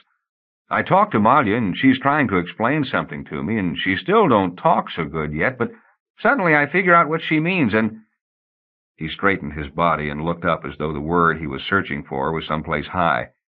"It's wonderful," she supplied. "Yeah, it's—" He looked at her. "It's wonderful." "You and Callie?" "Hell, Callie's just a big old bear, and I can tumble him around and play with him. But it's him and Malia. He still can't understand her so well. And because I'm the youngest, he thinks he should learn quicker than me. And he doesn't, so he keeps away from both of us. Now, like I say, when he gets in a mood, I can always handle him, but she's new and thinks he's mad at her." "Want to know what to do?" Rydra asked after a moment. "Do you know?" She nodded. "It hurts more when there's something wrong between them because there doesn't seem to be anything you can do, but it's easier to fix." "Why?" "Because they love you." He was waiting now. "Callie gets into one of his moods, and Malia doesn't know how to get through to him." Ron nodded. "Malia speaks another language, and Callie can't get through that." He nodded again. "Now, you can communicate with both of them. You can't act as a go-between, that never works, but you can teach each of them how to do what you know already." "Teach?" "What do you do with Callie when he gets moody?" "I pull his ears," Ron said. "He tells me to cut it out until he starts laughing, and then I roll him around on the floor." Rydra made a face. "It's unorthodox, but if it works, fine. Now, show Malia how. She's athletic. Let her practice on you till she gets it right if you have to." "I don't like to get my ears pulled," Ron said. "Sometimes you have to make sacrifices." She tried not to smile, and smiled anyway. Ron rubbed his left earlobe with the ham of his thumb. "I guess so. And you have to teach Callie the words to get through to Malia." "But I don't know the words myself sometimes. I can just guess better than he can." "If he knew the words, would it help?" "Sure." "I've got a Kiswahili grammar in my cabin. Pick it up when we get back to the ship." "Hey, that would be fine." He stopped, withdrawing just a bit into the leaves. "Only Callie don't read much or anything." "You'll help him." "Teach him," Ron said. "That's right." "Do you think he'll do it?" Ron asked. "To get closer to Malia?" asked Rydra. "Do you think so?" "He will." Like metal unbending, Ron suddenly stood. "He will." "Are you going inside now?" she asked. "We'll be eating in a few minutes." Ron turned to the rail and looked at the vivid sky. "They keep a beautiful shield up here." "To keep from being burned up by Bellatrix," Rydra said. "So they don't have to think about what they're doing." Rydra raised her eyebrows. Still the concern over right and wrong, even amidst domestic confusion. That, too, she said, and wondered about the war. His tensing back told her he would come later, wanted to think some more. She went through the double doors and started down the staircase. "I saw you go out, and I thought I'd wait for you to come back in." Déjà vu, she thought. But she couldn't have seen him before in her life. Blue-black hair over a face craggy for its age in the late 20s. He stepped back to make way for her on the stairway with an incredible economy of movement. She looked from hands to face for a gesture revealing something. He watched her back, giving nothing. Then he turned and nodded toward the people below. He indicated the Baron, who stood alone toward the middle of the room. "Yon Cassius has a lean and hungry look." "I wonder how hungry he is," Rydra said, and felt strange again. The Baroness was churning toward her husband through the crowd to ask advice about whether to begin dinner or wait another 5 minutes, or some other equally desperate decision. "What must a marriage between two people like that be?" the stranger asked, with austerely patronizing amusement. "Comparatively simple, I suppose," Rydra said. "They've just got each other to worry about." A polite look of inquiry. When she offered no elucidation, the stranger turned back to the crowd. "They make such odd faces when they glance up here to see if it's you, Miss Wong." "They leer," she said shortly. "Bandicoots. That's what they look like, a pack of them. I wonder if their artificial sky makes them seem so sickly." She felt herself leaking a controlled hostility. He laughed. "Bandicoots with thalassemia." "I guess so." "You're not from the yards." His complexion had a life that would have faded under the artificial sky. "As a matter of fact, I am." Surprised, she would have asked him more, but the loudspeaker suddenly announced, "Ladies and gentlemen, dinner is served." He accompanied her down the stairs, but 2 or 3 steps into the crowd she discovered he had disappeared. She continued toward the dining room alone. Under the arch, the Baron and Baroness waited for her. As the Baroness took her arm, the chamber orchestra on the dais fell to their instruments. "Come, we're down this way." She kept near the puffy matron through the people milling about the serpentine table that curved and twisted back on itself. "We're over there." And the Basque message, "Captain, on your transcriber, something's coming over back on the ship." The small explosion in her mind stopped her. Babel-17. The Baron turned to her. "Yes, Captain Wong?" She watched uncertainty score tense lines on his face. "Is there any place in the yards with particularly important materials or research going on that might be unguarded now?" "That's all done automatically." "Why?" "Baron, there's a sabotage attack about to take place, or taking place right now." "But how did you—" "I can't explain now, but you'd better make sure everything is all right." And the tension turned. The Baroness touched her husband's arm and said with sudden coolness, "Felix, there's your seat." The Baron pulled out his chair, sat down, and unceremoniously pushed aside his place-setting. There was a control panel beneath his doily. As people seated themselves, Rydra saw Brass, 20 feet away, lower himself on the special hammock that had been set up for his glittering, gigantic bulk. "You sit here, my dear. We'll simply go on with the party as if nothing was happening. I think that's best." Rydra seated herself next to the Baron, and the Baroness lowered herself carefully to the chair on her left. The Baron was whispering into a throat microphone. Pictures, which she was at the wrong angle to see clearly, flashed on the 8-inch screen. He looked up long enough to say, "Nothing yet, Captain Wong." "Ignore what he's doing," the Baron said.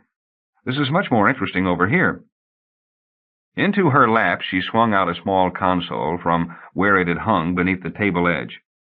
"Ingenious little thing," the Baroness continued, looking around. "I think we're ready. There." Her pudgy forefinger struck at one of the buttons, and lights about the room began to lower. "I control the whole meal just by pressing the right one at the right time. Watch." She struck at another one. Along the center of the table now, under the gentle light, panels opened and great platters of fruit, candied apples, and sugared grapes halved melons filled with honeyed nuts, rose up before the guests. "And wine," said the Baroness, reaching down again. Along the hundreds of feet of table, basins rose. Sparkling froth foamed the brim as the fountain mechanism began. Spurting liquid streamed. "Fill your glass, dear. Drink up," prompted the Baroness, raising her own beneath the jet. The crystal splashed with purple. On her right, the Baron said, "The arsenal seems to be all right. I'm alerting all the special projects. You are sure this sabotage attack is going on right now?" "Either right now," she told him, "or within the next 2 or 3 minutes. It might be an explosion, or some major piece of equipment may fail." "That doesn't leave me much to go on. Though communications had picked up your Babel-17, I've been alerted to how these attempts run." "Try one of these, Captain Wong." The Baroness handed her a quartered mango, which Rydra discovered when she tasted it had been marinated in kirsch. Nearly all the guests were seated now. She watched a platoon kid named Mike searching for his name card halfway across the hall, and down the table length she saw the stranger who had stopped her on the spiral stair hurrying toward them behind the seated guests. "The wine is not grape, but plum," the Baroness said. "A little heavy to start with, but so good with fruit. I'm particularly proud of the strawberries. The legumes are a hydroponicist nightmare, you know, but this year we were able to get such lovely ones." Mike found his seat and reached both hands into the fruit bowl. The stranger rounded the last loop of table. Callie was holding a goblet of wine in each hand, looking from one to the other, probably trying to determine the larger. "I could be a tease," the Baroness said, "and bring out the sherbets first. Or do you think I ought best to go to the caldo verde? The way I prepare it's very light. I can never decide." The stranger reached the Baron, leaned over his shoulder to watch the screen, and whispered something. The Baron turned to him, turned back slowly with both hands on the table, and fell forward. A trickle of blood wormed from beneath his face. Rydra jerked back in her chair. "Murder!" A mosaic came together in her head, and when it was together it said, "Murder!" She leapt up. The Baroness exhaled hoarse breath and rose, overturning her chair. She flapped her hands hysterically toward her husband and shook her head. Rydra whirled to see the stranger snatch a vibragun from beneath his jacket. She yanked the Baroness out of the way. The shot was low and struck the console. Once moved, the Baroness staggered to her husband and grasped him. Her breathy moan took voice and became a wail. The hulking form, like a blimp deflating, sank and pulled Felix Dorco's body from the table till she was kneeling on the floor, holding him in her arms, rocking him gently, screaming. Guests had risen now. Talk became roaring. With the console smashed, along the table the fruit platters were pushed aside by emerging peacocks, cooked, dressed, and reassembled with sugared heads, tail feathers swaying. None of the clearing mechanisms were operating. Two-rings of caldo verde crowded the wine basins till both overturned, flooding the table. Fruit rolled over the edge. Through the voices, the vibragun hissed on her left. Left again, then right. People ran from their chairs, blocked her view. She heard the gun once more and saw Dr. Crane double over, to be caught by a surprised neighbor as her bleached hair came undone and tumbled her face. Spitted lambs rose to upset the peacocks. Feathers swept the floor. Wine fountains spurted the glistening amber skins which hissed and steamed. Food fell back into the opening and struck red heating coils. Rydra smelled burning. She darted forward, caught the arm of the fat, black-bearded man. "Slug, get the kids out of here." "What do you think I'm doing, Captain?" She darted away, came up against a length of table, and vaulted the steaming pit. The intricate oriental dessert, sizzling bananas, dipped first in honey, then rolled to the plate over a ramp of crushed ice, was emerging as she sprang. The sparkling confection shot across the ramp and dropped to the floor. Honey crystallized to glittering thorns. They rolled among the guests, cracked underfoot. People slipped and flailed and fell. "Snazzy way to slide on a banana, huh, Captain?" commented Callie. "What's going on?" "Get Malia and Ron back to the ship." Urns rose now, struck the rotisserie arrangement, overturned, and grounds and boiling coffee splattered. A woman shrieked, clutching her scalded arm. "This ain't no fun anymore," Callie said. "I'll round them up." He started away as Slug hurried back the other way. "Slug, what's a bandicoot?" She caught his arm again. "Vicious little animal. Marsupial, I think. Why?"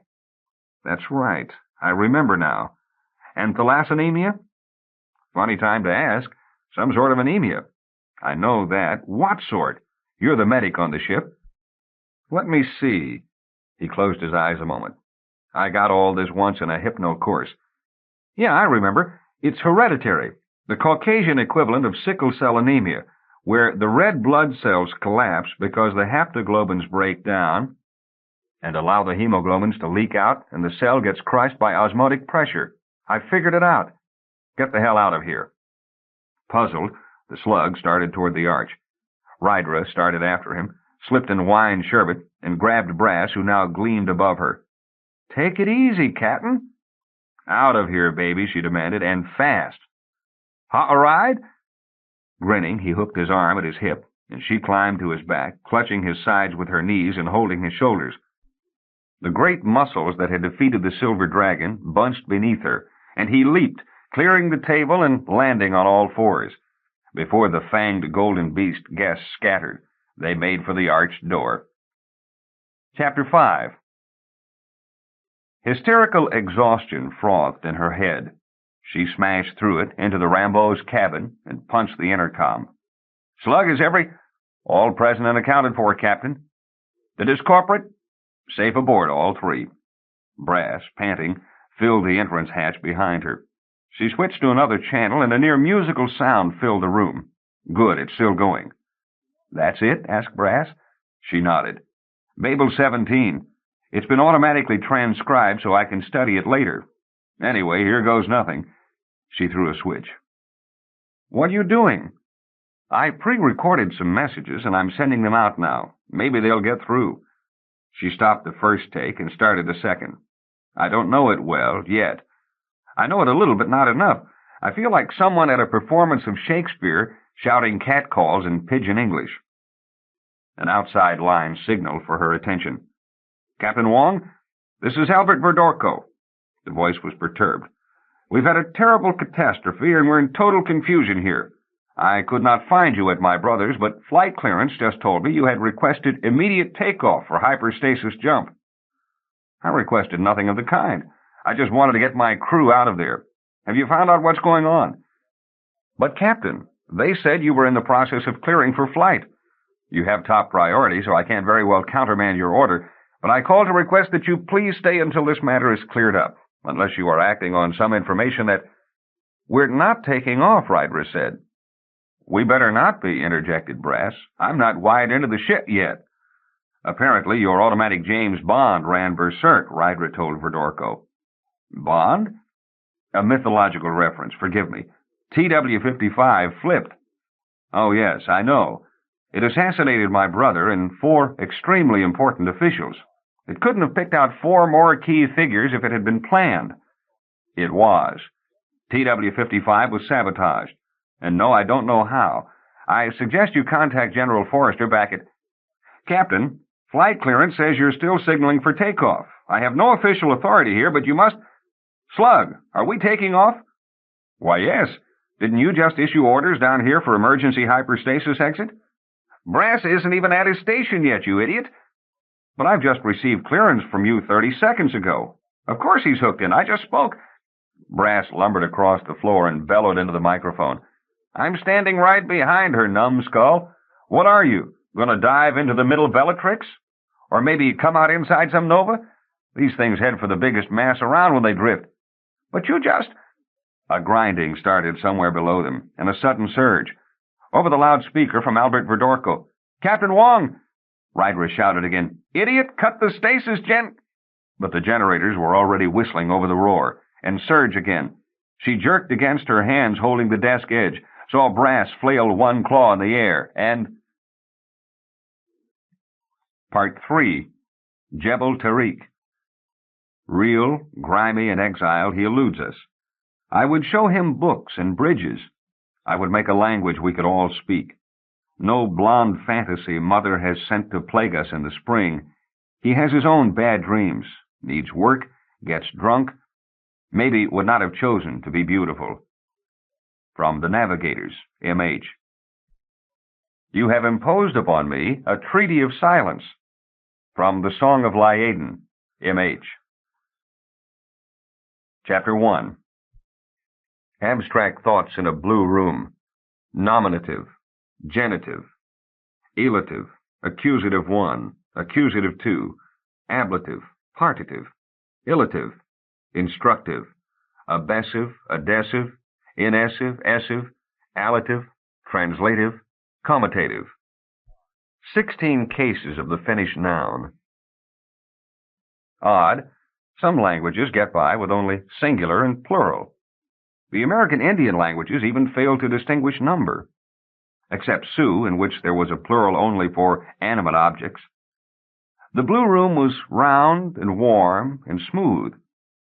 No way to say warm in French. There was only hot and tepid. If there's no word for it, how do you think about it? And if there isn't the proper form, you don't have the how, even if you have the words. Imagine, in Spanish, having to assign a sex to every object: dog, table, tree, can opener. Imagine, in Hungarian, not being able to assign a sex to anything: he, she, it, all the same word. Thou art my friend, but you are my king. Thus the distinctions of Elizabeth I's English. But with some Oriental languages, which all but dispense with gender and number, you are my friend, you are my parent, and you are my priest, and you are my king, and you are my servant, and you are my servant whom I'm going to fire tomorrow if you don't watch it, and you are my king whose policies I totally disagree with and have sawdust in your head instead of brains, your highness, and you may be my friend, but I'm still going to smack you upside the head if you ever say that to me again. And who the hell are you anyway? What's your name? She thought in a round, warm, blue room. Thoughts without a name in a blue room. Ursula, Priscilla, Barbara, Mary, Mona, and Natica, respectively bear, old lady, chatterbox, bitter, monkey, and buttock. Name. Names? What's in a name? What name am I in? In my father's land, his name would come first. Wong, Rydra. In Malya's home, I would not bear my father's name at all, but my mother's. Words are names for things. In Plato's time, things were names for ideas. What better description of the Platonic ideal? But were words names for things, or was that just a bit of semantic confusion? Words were symbols for whole categories of things, where a name was put to a single object. A name on something that requires a symbol jars, making humor. A symbol on something that takes a name jars too. A memory that contained a torn window shade, his liquored breath, her outrage, and crumpled clothing wedged behind a chipped, cheap night table. All right, woman, come here. And she had whispered, with her hands achingly tight on the brass bar, my name is Rydra. An individual, a thing apart from its environment, and apart from all things in that environment. And individual was a type of thing for which symbols were inadequate, and so names were invented. I am invented. I am not a round, warm, blue room. I am someone in that room. I am... Her lids had been half closed on her eyeballs. She opened them and came up suddenly against a restraining web. It knocked her breath out, and she fell back, turning about to look at the room. No, she didn't look at the room. She something at the something. The first something was a tiny vocable that implied an immediate but passive perception that could be oral or olfactory as well as visual. The second something was 3 equally tiny phonemes that blended at different musical pitches. One, an indicator that fixed the size of the chamber at roughly 25 feet long and cubical. The second, identifying the color and probable substance of the walls, some blue metal. While the third was at once a placeholder for particles that should denote the room's function when she discovered it, and a sort of grammatical tag by which she could refer to the whole experience with only the one symbol for as long as she needed. All 4 sounds took less time on her tongue and in her mind than the one clumsy diphthong in room. Babel-17. She had felt it before with other languages, the opening, the widening, the mind forced a sudden growth. But this was like the sudden focusing of a lens, blurry for years. She sat up again. Function? What was the room used for? She rose slowly, and the web caught her around the chest. Some sort of infirmary. She looked down at the, not webbing, but rather a three-particle vowel differential, each particle of which defined one stress of the three-way tie, so that the weakest points in the mesh were identified when the total sound of the differential reached its lowest point. By breaking the threads at these points, she realized the whole web would unravel. Had she flailed at it and not named it in this new language, it would have been more than secure enough to hold her. The transition from memorized to known had taken place while she had been... Where had she been? Anticipation, excitement, fear. She pulled her mind back into English. Thinking in Babel-17 was like suddenly seeing the water at the bottom of a well that a moment ago you thought had only gone down a few feet. She reeled with vertigo. It took her a blink to register the others. Brass hung in the large hammock at the far wall. She saw the tines of one yellow claw over the rim. The two smaller ones on the other side must have been platoon kids. Above one edge, she saw shiny black hair as a head turned in sleep. Carlos. She couldn't see the third. Curiosity made a small, unfriendly fist on something important in her lower abdomen. Then the wall faded. She had been about to try to fix herself, if not in place, an hour, at least in some set of possibilities. With the fading wall, the attempt stopped. She watched. It happened in the upper part of the wall to her left.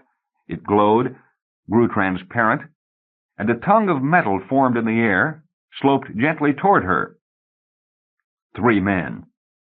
The closest, at the ramp's head, had a face like brown rock, cut roughly and put together fast. He wore an outdated garment, the sort that had preceded contour capes. It automatically formed to the body, but was made of porous plastic and looked rather like armor. A black, deep-piled material cloaked one shoulder and arm. His worn sandals were laced high on his calves. Tufts of fur beneath the thongs prevented chafing. His only cosmetic surgery was false silver hair and upswept metallic eyebrows. From one distended earlobe hung a thick silver ring. He touched his vibrogun holster resting on his stomach as he looked from hammock to hammock. The second man stepped in front. He was a slim, fantastic concoction of cosmetosurgical invention. Sort of a griffin, sort of a monkey, sort of a seahorse. Scales, feathers, claws, and beak had been grafted to a body she was sure had originally resembled a cat's. He crouched at the first man's side, squatting on surgically distended haunches, brushing his knuckles on the metal flooring. He glanced up as the first man absently reached down to scratch his head. Rydra waited for them to speak. A word would release identification, alliance, or invader. Her mind was ready to spring on whatever tongue they spoke, to extract what she knew of its thinking habits, tendencies toward logical ambiguities, absence or presence of verbal rigor, in whatever areas she might take advantage of. The second man moved back, and she saw the third, who still stood at the rear. Taller and more powerfully built than the others, he wore only a breech, was mildly round-shouldered. Grafted onto his wrists and heels were cock's spurs. They were sometimes sported by the lower elements of the transport underworld, and bore the same significance as brass knuckles or blackjacks of centuries past. His head had been recently shaved, and the hair had started back in a dark electra brush. Around one knotty bicep was a band of red flesh, like a blood bruise or inflamed scar. The brand had become so common on characters in mystery novels 5 years back that now it had been nearly dropped as a hopeless cliché. It was a convict's mark from the penal caves of Titan. Something about him was brutal enough to make her glance away. Something was graceful enough to make her look back. The two on the head of the ramp turned to the third. She waited for words, to define, fix, identify. They looked at her, then walked into the wall. The ramp began to retract. She pushed herself up. "Please," she called out, "where are we?" The silver-haired man said, Jebel Tarik. The wall solidified. Rydra looked down at the web, which was something else in another language, popped one cord, popped another. The tension gave till it unraveled, and she jumped to the floor. As she stood, she saw the other platoon kid was Kyle, who worked with Lizzie in repair. Brass had started struggling. "Keep still a second." She began to pop cords. "What did he say to you?" Brass wanted to know. "Was that his name, or was he telling you to lie down and shut up?" She shrugged and broke another. "Tarik. That's mountain in Old Moorish. Jebel's mountain, maybe." Brass sat up as the frayed string fell. "How did you do that?" he asked. "I pushed against the thing for 10 minutes and it wouldn't give." "Tell you some other time." "Jebel could be somebody's name." Brass looked back at the broken web, clawed behind one tufted ear, then shook his puzzled head and reared. "At least they're not invaders," Rydra said. "Who says?" "I doubt that many humans on the other side of the axis have even heard of Old Moorish. The Earthmen who migrated there all came from North and South America before Americasia was formed, and Pan-Africa swallowed up Europe. Besides, the Titan penal caves are inside Caesar." "Oh, yeah," Brass said. But that doesn't mean one of its alumni has to be." She looked at where the wall had opened. Grasping their situation seemed as futile as grasping that blue metal. "What the hell happened anyway?" "We took off without a pilot," Rydra said. "I guess whoever broadcasts in Babel-17 can also broadcast English." "I don't think we took off without a islet. Who did Slug talk to just before we shot? If we didn't have a islet, we wouldn't be here. We'd be a grease spot on the nearest biggest sun." "Probably whoever cracked those circuit boards."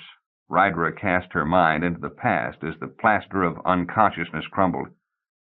"I guess the saboteur doesn't want to kill me. TW-55 could have picked me off as easily as he picked off the Baron."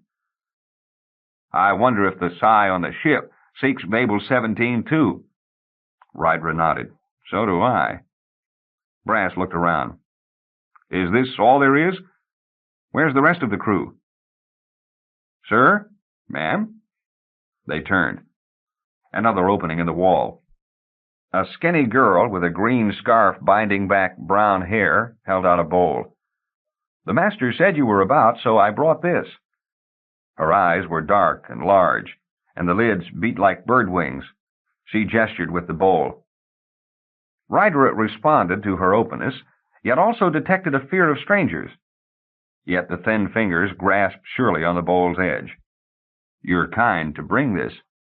The girl bowed slightly and smiled. "You're frightened of us, I know," Rydra said. "You shouldn't be." The fear was leaving. Bony shoulders relaxed. "What's your master's name?" Rydra asked. "Jebel." Rydra looked back and nodded to Brass. "And we're in Jebel's mountain?" She took the bowl from the girl. "How did we get here?"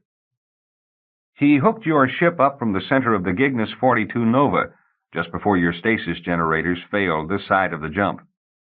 Brass hissed, his substitute for a whistle. "No wonder we went unconscious.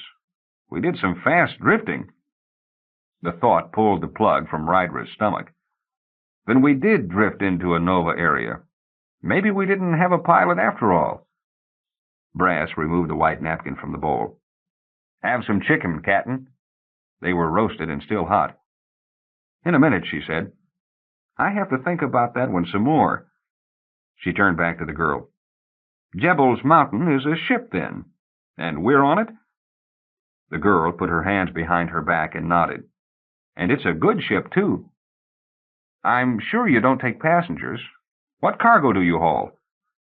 She had asked the wrong question. Fear again. Not a personal distrust of strangers, something formal and pervasive. "We carry no cargo, ma'am." Then she blurted, "I'm not supposed to talk to you none. You have to speak with Jebel." She backed into the wall. "Brass," Rydra said, turning slowly and scratching her head, "there are no space pirates anymore, are there?" "There haven't been any hijacks on transport ships for 70 years. "That's what I thought. So what sort of ship are we on?" "Beats me." Then the burnished planes of his cheeks shifted in the blue light. Silken brows pulled down over the deep discs of his eyes. "Hooked the Rambo out of the Cygnus 42? I guess I know why they call it Jebel's Mountain. This thing must be big as a damn battleship." "If it is a warship, Jebel doesn't look like any stellar man I ever saw. And they don't allow ex-convicts in the Army anyway. What do you think we've stumbled on, Captain?" She took a drumstick from the bowl. "I guess we wait till we speak to Jebel." There was movement in the other hammocks. "I hope the kids are all right. Why didn't I ask that girl if the rest of the crew was aboard?" She strode to Carlos' hammock. "How do you feel this morning?" she asked brightly. For the first time, she saw the snaps that held the webbing to the underside of the sling. "My head," Carlos said, grinning. "I got a hangover, I think." "Not with that leer on your face. What do you know about hangovers anyway?"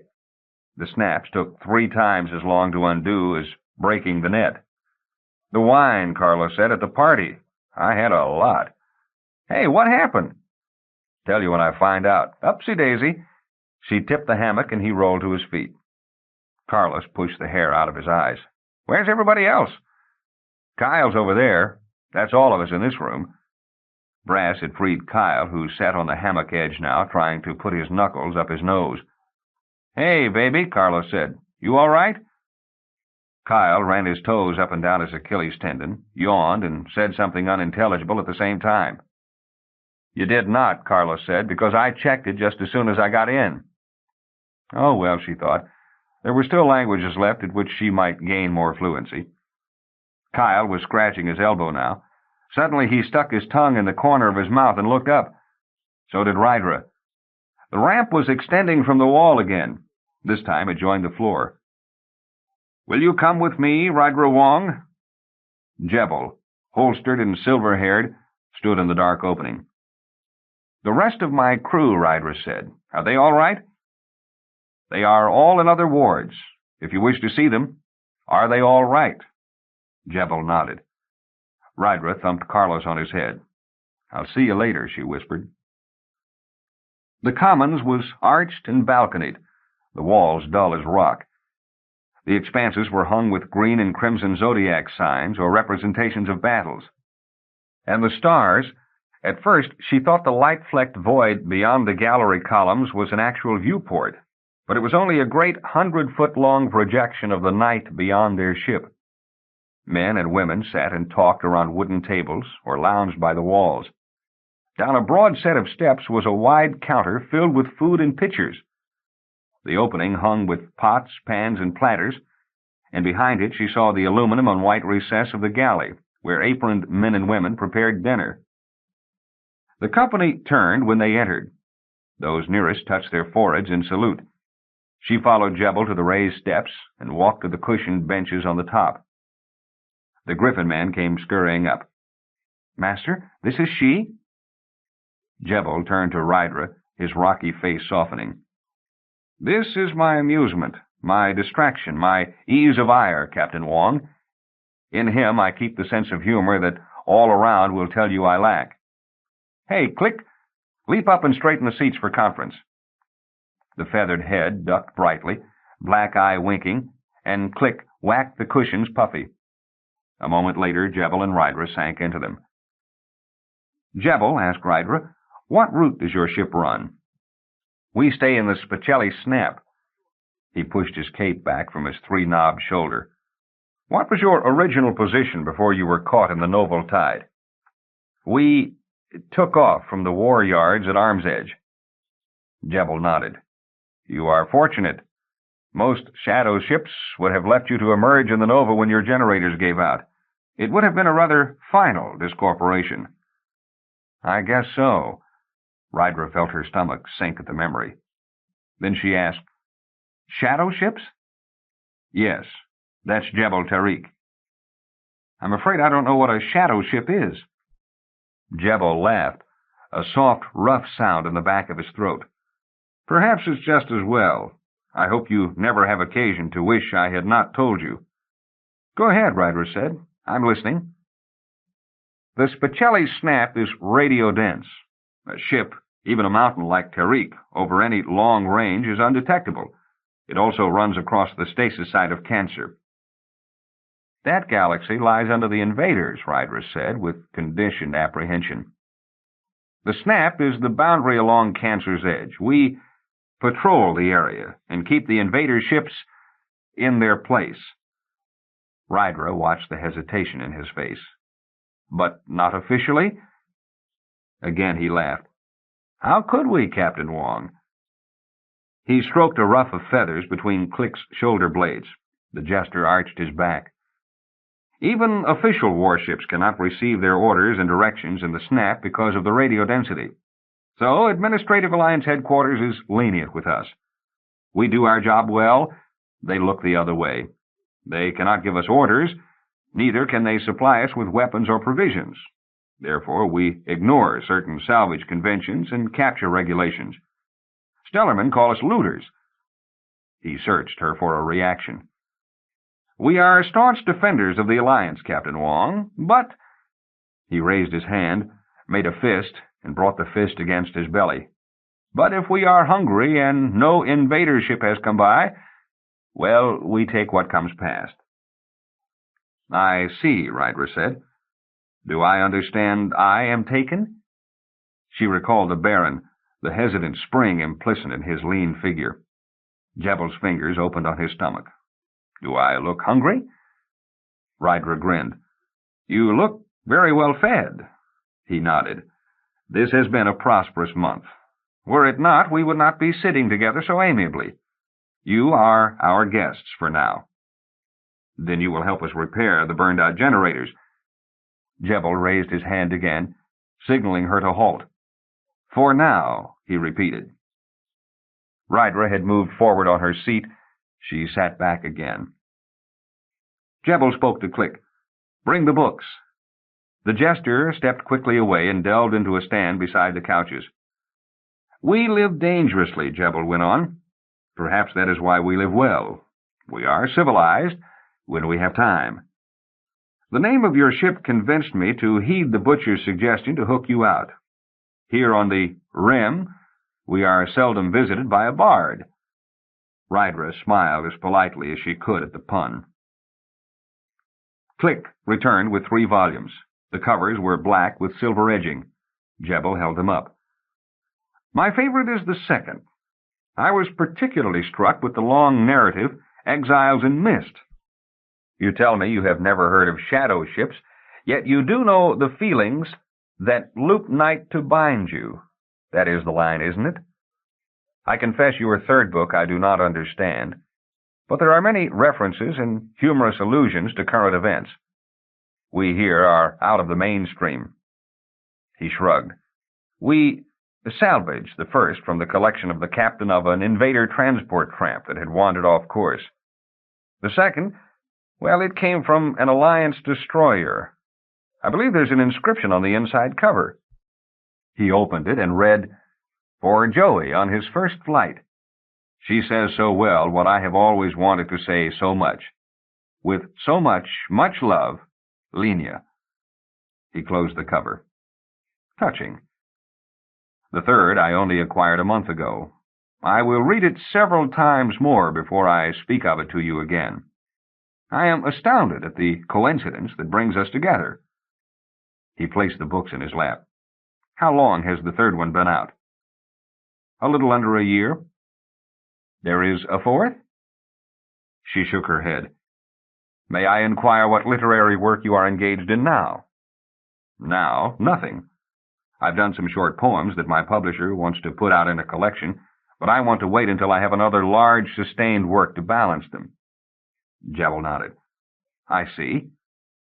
But your reticence deprives us of great pleasure. Should you be moved to write, I will be honored. At meals we have music, some dramatic or comic entertainment directed by clever Click. If you would give us prologue or epilogue with what fancy you choose, you will have an appreciative audience.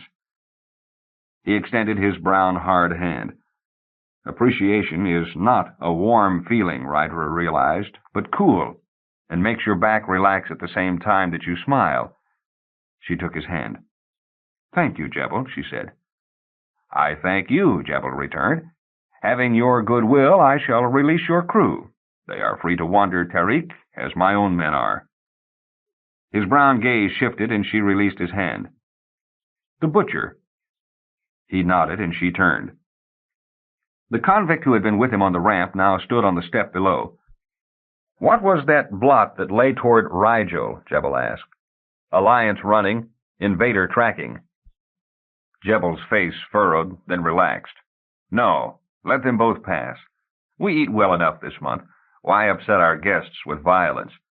This is Rydra—" The butcher brought his right fist cracking into his left palm. People below turned. She jumped at the sound, and with her eyes she tried to strip meaning from the faintly quivering muscles, the fixed, full-lipped face, lancing but inarticulate hostility, an outrage at stillness, a fear of motion halted, safely in silence, furious with movement. Now Jebel spoke again, voice lower, slower, harsh. "You're right. But what whole man is not of two minds on any matter of moment, eh, Captain Wong?" He rose. "Butcher, pull us closer to their trajectory. Are they an hour out? Good. We will watch a while, then trounce—" He paused and smiled at Rydra. "The invaders." The butcher's hands came apart, and Rydra saw relief, or release, ease his arms. He breathed again. "Ready, Tarik, and I will escort our guest to where she may watch." Without response, the butcher strode to the bottom of the steps. Those nearest had overheard, and the information saturated the room. Men and women rose from their benches. One upset his drinking horn. Rydra saw the girl who had served them in the infirmary run with a towel to sop the drink. At the head of the gallery stairs, she looked over the balcony rail at the commons below, empty now. "Come." Jebel motioned her through the columns toward the darkness and the stars. "The Alliance ship is coming through there." He pointed to a bluish cloud. "We have equipment that can penetrate a good deal of this mist, but I doubt the Alliance ship even knows it is being tracked by invaders." He moved to a desk and pressed a raised disc. 2 dots of light flashed in the mist. "Red for invaders," Jebel explained. "Blue for Alliance. Our little spider boats will be yellow. You can follow the progress of the encounter from here. All our sensory evaluations and sensory perceptors and navigators remain on Tarik and direct the major strategy by remote control, so formations remain consistent. But within a limited range, each spider boat battles for itself. It's fine sport for the men." "What sort of ships are these you hunt?" She was amused that the slight archaic tone that perfused Jebel's speech had begun to affect hers. "The Alliance ship is a military supply ship. The invader is tracking her with a small destroyer." "How far apart are they?" "They should engage each other in about 20 minutes. "And you are going to wait 60 minutes before you trounce the invaders?" Jebel smiled. "A supply ship doesn't have much chance against a destroyer." "I know." She could see him waiting, behind the smile, for her to object. She looked for objection in herself, but it was blocked by a clot of tiny singing sounds on an area of her tongue smaller than a coin. Babel-17. They defined a concept of exactingly necessary expedient curiosity that became in any other language a clumsy string of polysyllables. "I've never watched a stellar skirmish," she said. "I would have you come in my flagship, but I know that the little danger there is danger enough. From here, you can follow the whole battle much more clearly." Excitement caught her up. "I'd like to go with you." She hoped he might change his mind. "Stay here," Jebel said. "The butcher rides with me this time. Here's a sensory helmet if you wish to view the stasis currents. Though with combat weapons there's so much electromagnetic confusion, I doubt that even a reduction would mean much." A run of lights flashed across the desktop. "Excuse me. I go to review my men and check my cruiser." He bowed shortly. "Your crew has revived. They will be directed up here, and you may explain their status as my guests however you see fit." As Jebel walked to the steps, she looked back to the glittering view screen, and a few moments later thought, "What an amazing graveyard they have on this hulk. It must take 50 discorporate souls to do all the sensory reading for Tarik and its spider boats." In Basque again. She looked back and saw the translucent shapes of her eye, ear, and nose across the gallery. "Am I glad to see you," she said. "I didn't know whether Tarik had discorporate facilities." "Does it?" came the Basque response. "We'll take you on a trip through the underworld here, Captain. They treat you like the lords of Hades." From the speaker came Jebel's voice. "Hear this. The strategy is asylum. Asylum. Repeat a third time. Asylum. Inmates gather to face Caesar. Psychotics ready at the K-word gate. Neurotics gather before the R-word gate. Criminally insane prepare for discharge at the T-word gate. All right? Drop your straitjackets." At the bottom of the 100-foot screen appeared 3 groups of yellow lights, the 3 groups of spider boats that would attack the invader once it had overtaken the Alliance supply ship. Neurotics advance. Maintain contact to avoid separation anxiety. The middle group began to move slowly forward. On the underspeakers now, punctuated with static, Rydra heard lower voices as the men began to report back to the navigators on Tarik. "Keep us on course now, Kippy, and don't get shook." "Sure thing, Hawk. Will you get your reports back on time?" "Ease up. My caper unit keeps sticking." "Who told you to leave without getting overhauled?" "Come on, ladies, be kind to us for once." "Hey, Pigfoot, you want to be lobbed in high or low?" "Low, hard, and fast. Don't hang me up." "You just get your reports in, honey bunch." Over the main speaker, Jebel said, "The hunter and the hunted have engaged." The red light and the blue light started blinking on the screen. Callie, Ron, and Molya came from the head of the steps. "What's going—" Callie started, but silenced at a gesture from Rydra. "That red light's an invader ship. We're attacking it in a few moments. We're the yellow lights down here." She left the explanation at that. "Good luck, us," Molya said dryly. In 5 minutes, there was only the red light left. By now, Brass had clanked up the steps to join them. Jebel announced, "The hunter has become the hunted. Let the criminally insane skits out." The yellow group on the left started forward, spreading apart. "That invader looks pretty big there, Hawk." "Don't worry. She'll run us out tough." "Hell, I don't like hard work. Got my reports yet?" "Righto. Pigfoot, stop jamming Ladybird's beam." Okay.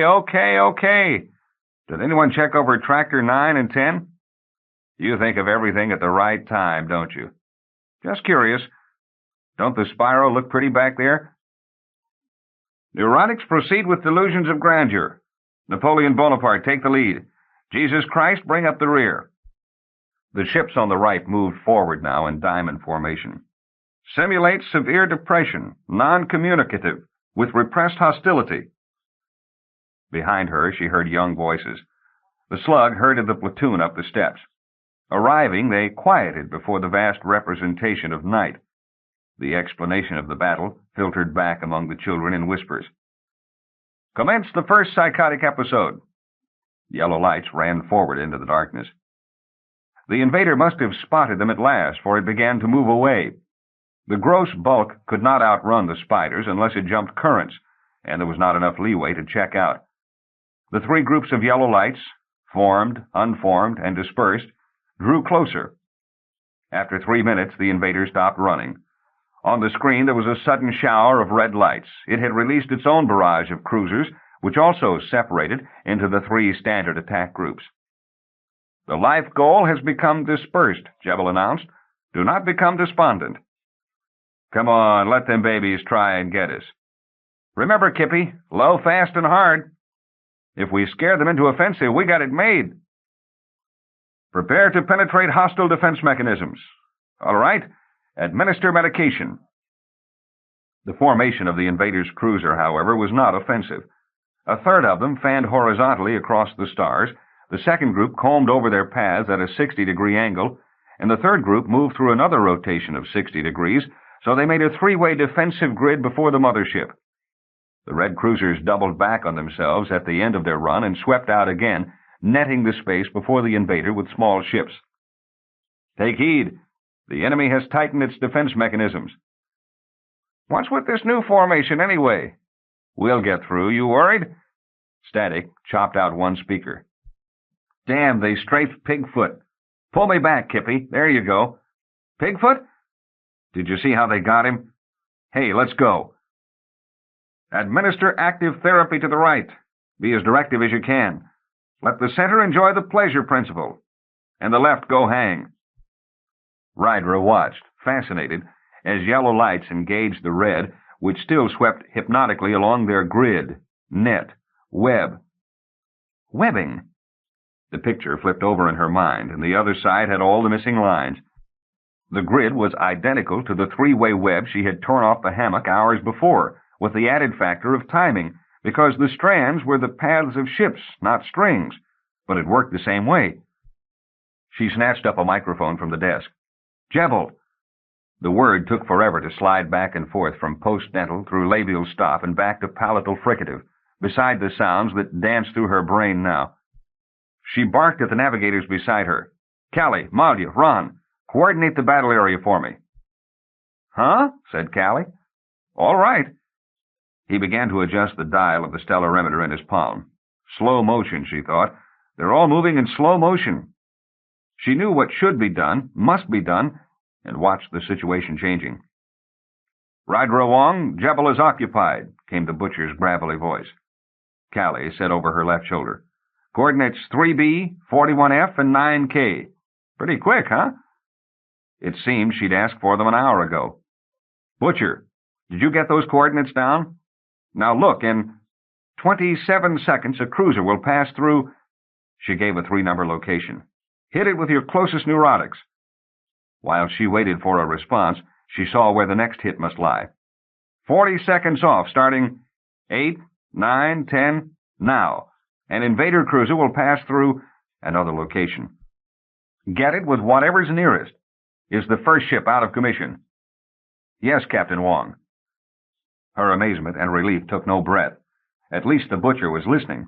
She gave the coordinates of 3 more ships in the web. Now hit them straight on and watch them fall apart. As she put the microphone down, Jebel's voice announced, Advance for group therapy. The yellow spider boats surged into the darkness again. Where there should have been invaders, there were empty holes. Where there should have been reinforcements, there was confusion. First one, then another red cruiser fled its position. The yellow lights were through. The flare of a vibroblast shattered the red glow of the invader ship. Rat jumped up and down, holding onto Carlos and Flop's shoulder. Hey, we won! The midget reconversion engineer cried out. We won! The platoon murmured to one another. Rydra felt oddly far away. They talked so slowly, taking such impossible time to say what could be so quickly delineated by a few simple, Are you all right, Captain? Brass put his yellow paw around her shoulder. She tried to speak, but it came out a grunt. She staggered against his arm. The slug had turned now. You feel well, he asked, and realized that she didn't know how to say it in Babel-17. Her mouth bit into the shape and feel of English. Sick, she said. Jesus, I feel sick. As she said it, the dizziness passed. Maybe you better lie down, suggested the slug. She shook her head. The tenseness in her shoulders and back, the nausea, was leaving. No, I'm all right. I just got a little too excited, I think. Sit down a minute, Brass said, letting her lean against the desk. But she pushed herself upright. Really, I'm okay now. She took a deep breath. See? She pulled from under Brass's arm. I'm going to take a walk. I'll feel better then. Still unsteady, she started away. She felt their wariness to let her go, but suddenly she wanted to be somewhere else. She continued across the gallery floor. Her breath got back to normal when she reached the upper levels. Then, from 6 different directions, hallways joined with rolling ramps to descend toward other levels. She stopped, confused over which way to take, then turned at a sound. A group of Tarik's crew was crossing the corridor. The butcher, among them, paused to lean against the doorframe. He grinned at her, seeing her confusion, and pointed to the right. She didn't feel like speaking, so merely smiled and touched her forehead in salute. As she started toward the right-hand ramp, the meaning behind his grin surprised her. There was the pride of their joint success, which had allowed her to remain silent, yes, and a direct pleasure at offering her his wordless aid, but that was all. The expected amusement over someone who had lost her way was missing. Its presence would not have annoyed her, but its absence charmed.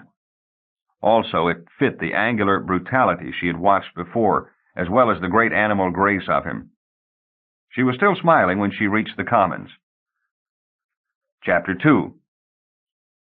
She leaned on the catwalk railing to watch the activity in the cradle of the loading dock curving below. "Slug, take the kids down to give a hand with those Carter winches. Jebel said they could use some help." Slug guided the platoon to the chairlift that dropped into Tarik's pit. "All right, when you get down there, go over to that man in the red shirt and ask him to put you to work." "Yeah, work. Don't look so surprised, stupid. Kyle, strap yourself in, will you? It's 250 feet down and a little hard on your head if you fall." "Hey, you two, cut it out. I know he started first. Just get down there and be constructive." Rydra watched machinery, organic supplies, Alliance and Invader, handed in from the dismantling crews that worked over the ruins of the two ships and their swarm of cruisers. The stacked, sorted crates were piled along the loading area. "We'll be jettisoning the cruiser ship shortly. I'm afraid Rambo will have to go, too. Is there anything you'd like to salvage before we dump it, Captain?" She turned at Jebel's voice. "There are some important papers and recordings I have to get. I'll leave my platoon here and take my officers with me." "Very well." Jebel joined her at the railing. "As soon as we finish here, I'll send a work crew with you in case there's anything large you want to bring back." "That won't be—" she began. "Oh, I see. You need fuel, don't you?" Jebel nodded. "And stasis components. Also spare parts for our own spider boats. We will not touch the Rambo until you have finished with it." "I see. I guess that's only fair." "I'm impressed," Jebel went on to change the subject, "with your method of breaking the invaders' defense net. That particular formation has always given us some trouble. The butcher tells me you tore it apart in less than 5 minutes, and we only lost one spider. That's a record. I didn't know you were a master strategist as well as a poet. You have many talents. It is lucky that Butcher took your call, though. I would not have had sense enough to follow your instructions just on the spur of the moment. Had the results not been so praiseworthy, I would have been put out with him. But then his decisions have never yet brought me less than profit." He looked across the pit. On a suspended platform in the center, the ex-convict lounged, silent overseer to the operations below. "He's a curious man," Rydra said. "What was he in prison for?" "I have never asked," Jebel said, raising his chin. "He has never told me. There are many curious persons on Tarik, and privacy is important in so small a space. Oh, yes, in a month's time you will learn how tiny the mountain is." "I forgot myself," Rydra apologized. "I shouldn't have inquired." An entire foresection of a blasted invader's cruiser was being dragged through the funnel on a 20-foot-wide pronged conveyor. Dismantlers swarmed up the side with bolt punches and laser spots. Gig cranes caught on the smooth hull and began to turn it slowly. A workman at the port disc suddenly cried out and swung hastily aside. His tools clattered down the bulkhead. The port disc swung up, and a figure in a silver skin suit dropped the 25 feet to the conveyor belt, rolled between two prongs, regained footing, leaped down the next 10-foot drop to the floor, and ran. The hood slipped from her head to release shoulder-length brown hair, which swung wildly as she changed her course to avoid a trundling sludge. She moved fast, yet with a certain awkwardness. Then Rydra recognized that what she had taken for paunchiness in the fleeing invader was at least a 7 months' pregnancy. A mechanic flung a wrench at her, but she dodged so that it deflected off her hip. She was running toward an open space between the stacked supplies. Then the air was cut by a vibrant hiss. The invader stopped, sat down hard on the floor as the hiss repeated. She pitched to the side, kicked out one leg, kicked again. On the tower, the butcher put his vibra-gun back in the holster. "That was unnecessary," Jebel said with shocking softness. "Couldn't we have—" And there seemed to be nothing to suggest. On Jebel's face was pain and curiosity. The pain, she realized, was not at the double death on the deck below, but the chagrin of a gentleman caught at something ugly. His curiosity was at her reaction, and it might be worth her life to react to the twisting in her stomach. She watched him preparing to speak. He was going to say, and so she said it for him, "They will put pregnant women on fighting ships. Their reflexes are faster." She watched for him to relax, saw the relaxation begin. The butcher was already stepping from the chairlift onto the catwalk. He came toward them, banging his fist against his corded thigh with impatience. "They should weigh everything before they take it on. They won't listen. Second time in 2 months now," he grunted.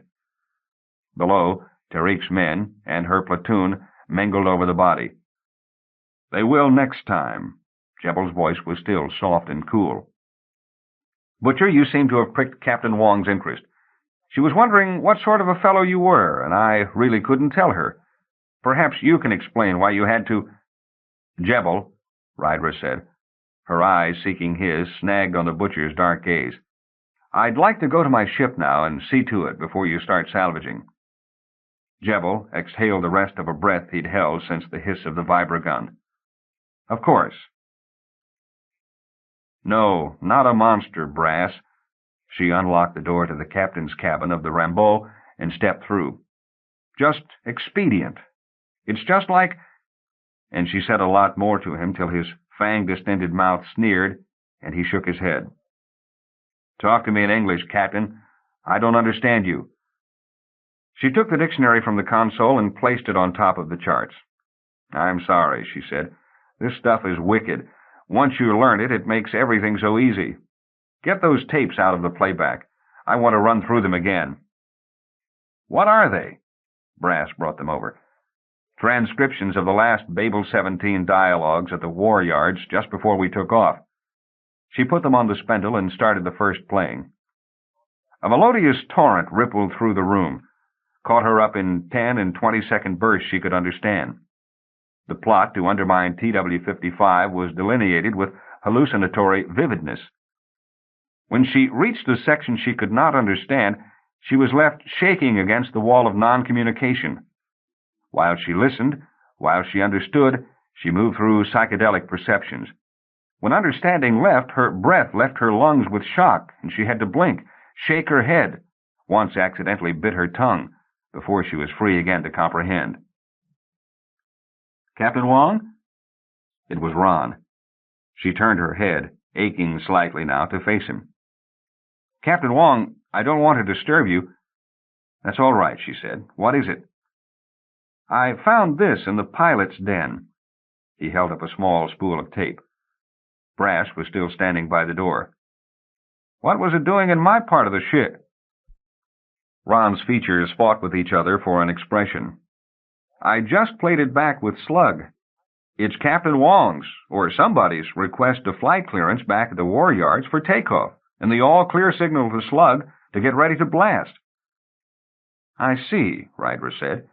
She took the spool. Then she frowned. "This reel is from my cabin.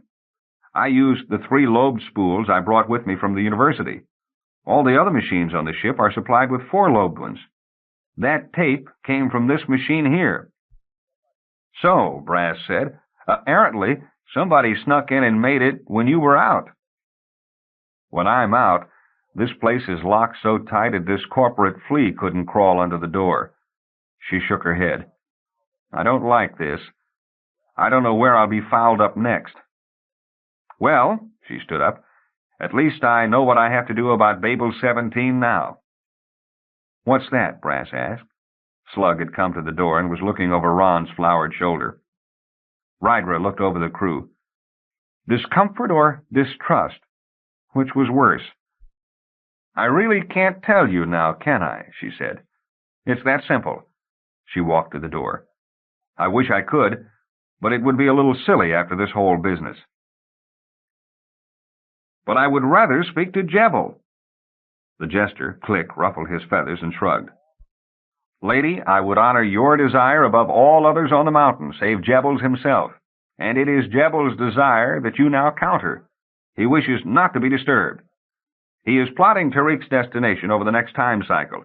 He must judge the currents carefully and weigh even the weights of the stars about us. It is an arduous task, and... Then where's the butcher? I'll ask him, but I would prefer to talk directly with... The jester pointed with a green talon. He is in the biology theater. Go down through the commons and take the first lift to level 12. It is directly to your left. Thank you. She headed toward the gallery steps. At the top of the lift, she found a huge iris door and pressed the entrance disc. Leaves folded back, and she blinked in green light. His round head and mildly humped shoulders were silhouetted before a bubbling tank in which a tiny figure floated.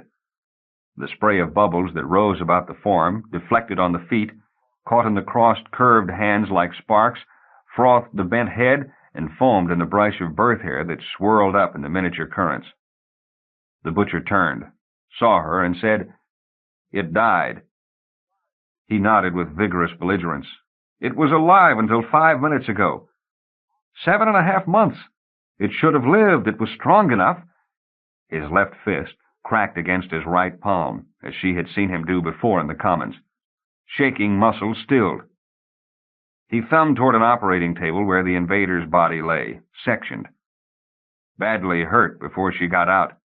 Internal organs messed up. A lot of abdominal necrosis all the way through.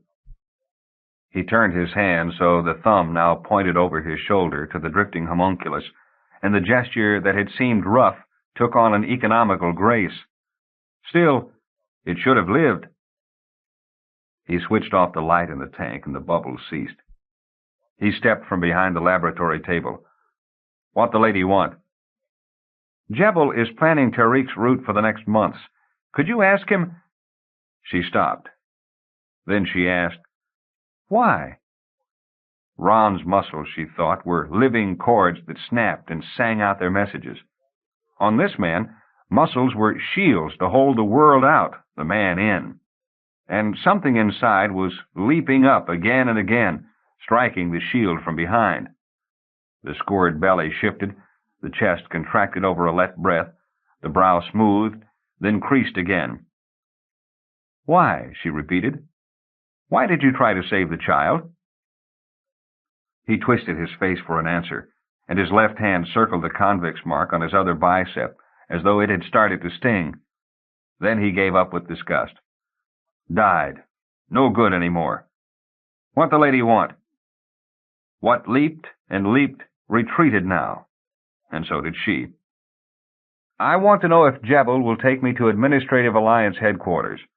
I have to deliver some important information concerning the invasion. My pilot tells me the Spacelli Snap runs within 10 hyperstatic units, which a spider boat could make, so Tarik could remain in radio defense space all the way. If Jebel will escort me to headquarters, I will guarantee him protection and a safe return to the denser part of the Snap." He eyed her. "All the way down the Dragon's Tongue?" "Yes. That's what Brass told me the tip of the Snap was called." "Protection guaranteed." "That's right. I'll show you my credentials from General Forrester of the Alliance if you—" But he waved for her silence. "Jebel?" He spoke into the wall intercom. The speaker was directional, so she couldn't hear the answer. "Make Tarik go down the Dragon's Tongue during the first cycle." There was either questioning or objection. "Go down the tongue, and it'll be good." He nodded to the unintelligible whisper, then said, "It died," and switched off. "All right. Jebel will take Tarik to headquarters." Amazement undercut her initial disbelief. It was an amazement she would have felt before when he responded so unquestioningly to her plan to destroy the invaders' defense, had not Babel-17 precluded such feelings. "Well, thanks," she began. "But you haven't even asked me—" Then she decided to phrase the whole thing another way. But the butcher made a fist. "Knowing what ships to destroy, and ships are destroyed." He banged his fist against his chest. "Now to go down the Dragon's Tongue. Tarik, go down the Dragon's Tongue." He banged his chest again. She wanted to question, but looked at the dead fetus turning in dark liquid behind him and said instead, Thank you, Butcher." As she stepped through the iris door, she mulled over what he had said to her, trying to frame some explanation of his actions. Even the rough way in which his words fell. His words! It struck her at once, and she hurried down the corridor. Chapter 3. "Brass, he can't say I." She leaned across the table, surprised curiosity impelling her excitement. The pilot locked his claws around his drinking horn. The wooden tables across the commons were being set up for the evening meal. "Me, my, mine, myself. I don't think he can say any of those either, or think them. I wonder where the hell he's from." "You know any language where there's no word for I?" "I can think of a couple where it isn't used often, but no one that doesn't even have the concept, if only hanging around in a verb ending." "Which all means what?" "A strange man with a strange way of thinking. I don't know why, but he's aligned himself with me, sort of my ally on this trip, and a go-between with Jebel. I'd like to understand so I won't hurt him." She looked around the commons at the bustle of preparation. The girl who had brought them chicken was glancing at her now, wondering, still afraid, fear melting to curiosity, which brought her 2 tables nearer. Then curiosity evaporating to indifference, and she was off for more spoons from the wall drawer. She wondered what would happen if she translated her perceptions of people's movement and muscle tics into Babel-17. It was not only a language, she understood now, but a flexible matrix of analytical possibilities, where the same word defined the stresses in a webbing of medical bandage or a defensive grid of spaceships. What would it do with the tensions and yearnings in a human face? Perhaps the flicker of eyelids and fingers would become mathematics, without meaning. Or perhaps, while she thought, her mind changed gears into the headlong compactness of Babel-17, and she swept her eyes around the voices, expanding and defining through one another, not the voices themselves, but the minds making the voices, braiding with one another, so that the man entering the hall now she knew to be the grieving brother of Pigfoot, and the girl who'd served him was in love, so in love with the dead youth from the discorporate sector who tickled and teased her dreams, that she was sitting in the great commons while men and women filed in for the evening meal was a very small part of her consciousness. Turning about the general hunger, a belly beast with teeth in one man, a lazy pool in another, now the familiar rush of adolescent confusion as the Rambo's platoon came pummeling in, driven by the deep concern of Slug, and further over amidst ebullience, hunger, and love, a fear. It gonged in the hall, flashed red in the indigo tide, and she searched for Jebel or the Butcher, because their names were in the fear, but found neither in the room. Instead, a thin man named Jeffrey Cord, in whose brain crossed wire sparked and sputtered, "Make death with the knife I have sheathed to my leg," and again, "With my tongue make me a place in an eyrie high on Tarik." And the minds about him, groping and hungering, mumbling over humor and hurt, loving a little and groping for more, all cross-hatched with relaxation one way at the coming meal, and in others anticipation at what clever click would present that evening. The minds of the actors of the pantomime keyed to performance while they perused the spectators whom, at an earlier hour, they had worked and slept with. One elderly navigator with a geometrical head hurrying to give the girl, who was to play in the play at being in love, a silver clasp he had melted and scribed himself to see if she would play at loving him. They set her place, brought first a flagon and then bread, which she saw and smiled at, but was seeing so much else. Around her people were sitting, relaxing, while the serving people hurried to the food counter where the roasts and fried fruit steamed. Yet through all this, her mind circled back to the alarm of Jeffrey Cord. I must act this evening as the actors close. And unable to focus on anything but his urgency, she watched him roil and ravel through his plotting, to hurry forward when the pantomime began, as if he wanted to get a closer look, as many would do, slip beside the table where Jebel would be sitting, then blade between Jebel's ribs with his serpent fang, grooved metal which ran with paralytic poison. then chomped down on his hollow tooth that was filled with hypnotic drugs, so that when he was taken prisoner, they would think he was under somebody else's control. And, at last, he would release a wild story, implanted below the level of the hypnotics by many painful hours under the persona fix, that he was under the butcher's control. Then somehow he would contrive to be alone with the butcher and bite the butcher's hand or wrist or leg, injecting the same hypnotic drugs that poisoned his own mouth and rend the hulking convict helpless, and he would control him. And when the butcher ultimately became Tarik's ruler after the assassination, Jeffrey Cord would become the butcher's lieutenant, as the butcher was now Jebel's. And when Jebel's Tarik was the butcher's Tarik, Jeffrey would control the butcher the same way he suspected the butcher controlled Jebel. And there would be a reign of harshness, and all strangers expelled from the burg to death by vacuum, and they would fall mightily on all ships, invader, alliance, or shadow in the snap. And Rydra tore her mind from his, and swept the brief surface of Jebel and the butcher, and saw no hypnotics, but also that they suspected no treachery, and her own delayed fear, taking her from what she felt in her slipping and lapping with doubled and halved voice. Her fear broke from her vast word view, while she felt schismic rages of him, and still would survive it, and found his fear as porous as a sponge. And no, yes, she was able, even as she walked to pick the words and images that would drive and push him to his betrayal. And no, yes, once struck by his fear and rebounding, she brought herself back to a single line that scribed through both perception and action, speech and communication, both one now, picking down sounds that would persuade with the deliberation this lengthened time lent. She saw so much more than the little demonic gesture on the stage, saying, "Before our evening's entertainment, I wish to ask our guest, Captain Wong, if she would speak some few words or perhaps recite for us."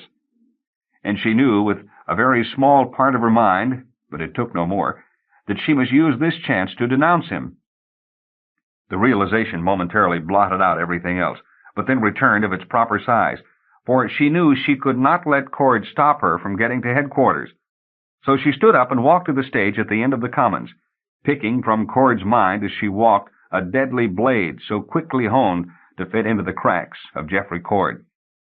And she reached the platform beside the gorgeous beast Click, and mounted, hearing the voices that sang in the hall silence, and tossed her words now from the sling of her vibrant voice, so that they hung outside her, and she watched them, and watched his watching.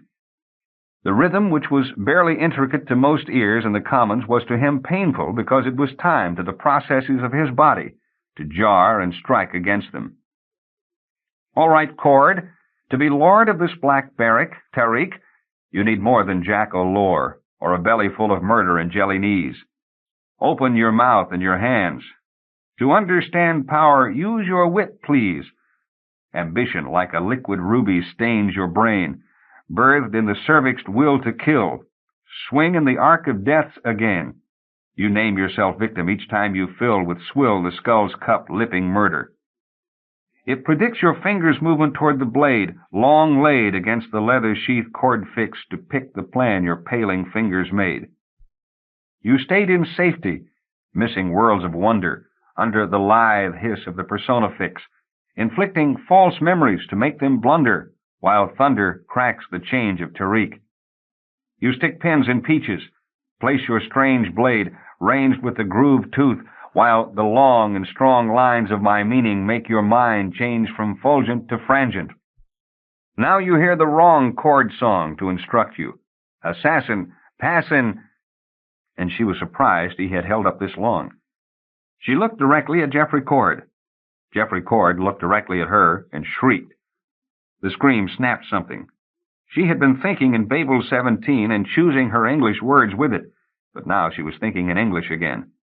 Jeffrey Cord jerked his head sideways, black hair shaking, flung his table over, and ran, raging, toward her. The drugged knife, which she had seen only through his mind, was out and aimed at her stomach. She jumped back, kicked at his wrist as he vaulted the platform edge, missed, but struck his face. He fell backwards, rolling on the floor. Gold, silver, amber, brass was running from his side of the room. Silver-haired Jebel was coming from the other, his cloak billowing, and the butcher had already reached her, was between her and the uncoiling cord. "What is this?" Jebel demanded. Cord was on one knee, knife still poised. His black eyes went from vibragun muzzle to vibragun muzzle, then to Brass's unsheathed claws. He froze. "I don't appreciate attacks on my guests." "That knife is meant for you, Jebel," she panted. "Check the records of Tarik's persona fix. He was going to kill you and get the butcher under hypnotic control and take over Tarik." "Oh," Jebel said. "One of those." He turned to the butcher. "It was time for another one, wasn't it? About once every 6 months. I'm again grateful to you, Captain Wong." The butcher stepped forward and took the knife from Cord, whose body seemed frozen, whose eyes danced. Rydra listened to Cord's breath measure out the silence, while the butcher, holding the knife by the blade, examined it. The blade itself in the butcher's heavy fingers was printed steel. The handle, a 7-inch length of bone, was ridged, runneled, and stained with walnut dye. With his free hand, the butcher caught his fingers in Cord's black hair. Then, not particularly quickly, he pushed the knife to the hilt into Cord's right eye, handle first. The scream became a gurgle.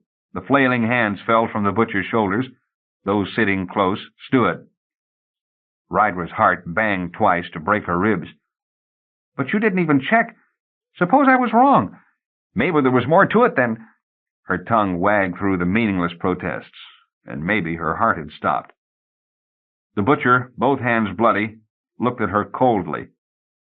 "He moved with a knife on Tarik toward Jebel, or Lady, and he dies."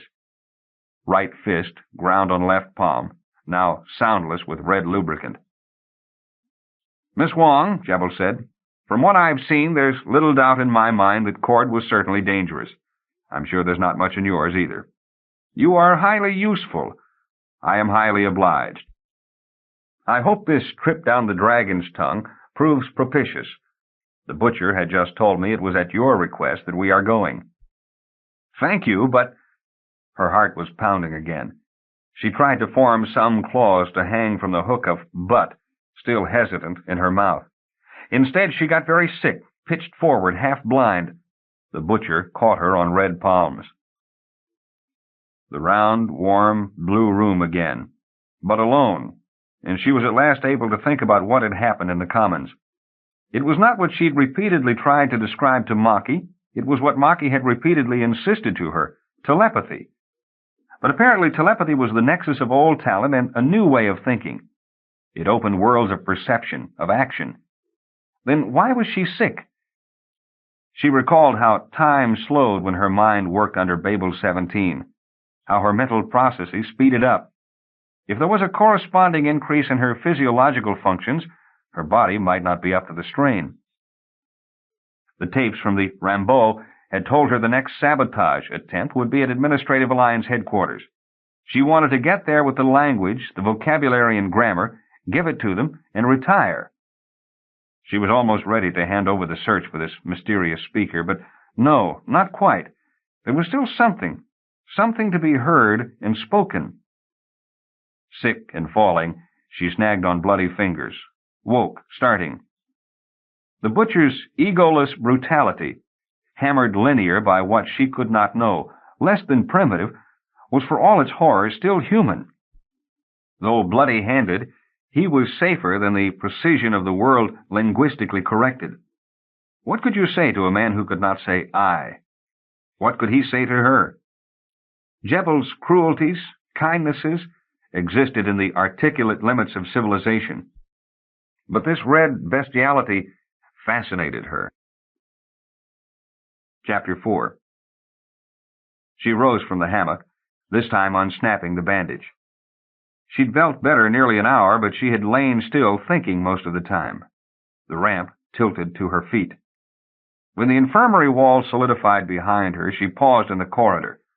The airflow pulsed like breath. Her translucent slacks brushed the tops of her bare feet. The neckline of her black silk blouse lay loose on her shoulders. She had rested well into Tarik's night shift. During a period of high activity, the sleeping time was staggered, but when they merely moved from location to location, there were hours when nearly the whole population slept. Rather than head toward the Commons, she turned down an unfamiliar sloping tunnel. White light diffused from the floor, became amber 50 feet on, then amber became orange, She stopped and looked at her hands in the orange light. And 40 feet further, the orange light was red, then blue. The space opened around her, the walls slanting back, the ceiling rising into darkness too high to see. The air flickered and blotted with the after-image from the change in color. Insubstantial mist, plus her unsettled eyes, made her turn to orient herself. A man was silhouetted against the red entrance to the hall. "Butcher?" He walked toward her, blue light fogging his features as he neared. He stopped, nodded. "I decided to take a walk when I felt better," she explained. "What part of the ship is this?" "This corporate quarters." "I should have known." They fell in step with one another. "Are you just wandering around, too?" He shook his heavy head. "An alien ship passes close to Tarik, and Jebel wants its sensory vectors."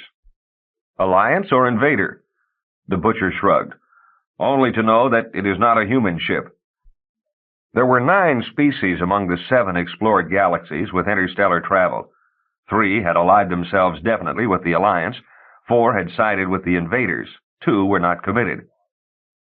They had gone so far into the discorporate sector, nothing seemed solid.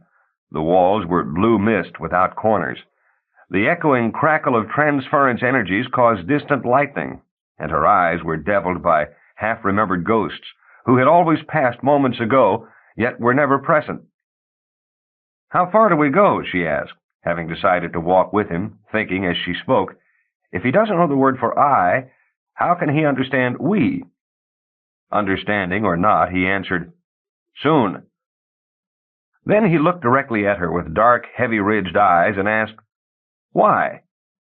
The tone of his voice was so different she knew he was not referring to anything in their exchange during the past few minutes. She cast in her mind for anything she had done that might strike him as perplexing. He repeated, "Why?" "Why what, Butcher?" "Why the saving of Jebel from Cord?" There was no objection in his question, only ethical curiosity. "Because I like him, and because I need him to get me to headquarters, and I would feel sort of funny if I'd let him—" She stopped. "Do you know who I am?" He shook his head. "Where do you come from, Butcher? What planet were you born on?" He shrugged. "The head," he said after a moment. "They said there was something wrong with the brain." "Who?" "The doctors." Blue fog drifted between them. "The doctors on Titan?" she hazarded. The butcher nodded. "Then why didn't they put you in a hospital instead of a prison?" "The brain is not crazy," they said. "This hand," he held up his left, "killed 4 people in 3 days. This hand," he raised the other, "killed 7. Blow up 4 buildings with thermite. The foot," he slapped his left leg, "kicked in the head of the guard at the Telecron Bank. There's a lot of money there, too much to carry. Carry maybe 400,000 credits. Not much." "You robbed the Telecron Bank of 400,000 credits?" 3 days, 11 people, 4 buildings. All for 400,000 credits. But Titan, his face twisted, was not fun at all. "So I'd heard." "How long did it take for them to catch you?" 6 months. Rydra whistled. "I'd take my hat off to you if you could keep out of their hands that long after a bank robbery. And you know enough biotics to perform a difficult cesarean section and keep the fetus alive. There's something in that head. The doctors say the brain not stupid. Look, you and I are going to talk to each other. But first I have to teach," she stopped, "the brain something." "What?" "About you and I. You must hear the words 100 times a day. Don't you ever wonder what they mean?" "Why? Most things make sense without them." "Hey, speak in whatever language you grew up with." "No." "Why not? I want to see if it's one I know anything about." "The doctors say there's something wrong with the brain." "All right. What did they say was wrong?" "Aphasia, alexia, amnesia." "Then you were pretty messed up." She frowned. "Was that before or after the bank robbery?" "Before." She tried to order what she had learned. "Something happened to you that left you with no memory, unable to speak or read, And so the first thing you did was rob the Telecron Bank. Which Telecron Bank? On Rhea 4. Oh, a small one. But still, and you stayed free for 6 months. Any idea what happened to you before you lost your memory? The butcher shrugged. I suppose they went through all the possibilities, that you were working for somebody else under hypnotics. You don't know what language you spoke before you lost your memory? Well, your speech patterns now must be based on your old language, or you would have learned about I and you just from picking up new words. Why must these sounds mean something? Because you asked a question just now that I can't answer if you don't understand them. No. Discomfort shadowed his voice. No, there is an answer. The words of the answer must be simpler, that's all. Butcher, there are certain ideas which have words for them. If you don't know the words, you can't know the ideas. And if you don't have the idea, you don't have the answer. The word you 4 times, yes? Still nothing unclear, and you mean nothing. She sighed. That's because I was using the word phatically, ritually, without regard for its real meaning, as a figure of speech. Look, I asked you a question that you couldn't answer. The butcher frowned. See, you have to know what they mean to make sense out of what I just said. The best way to learn a language is by listening to it. So listen.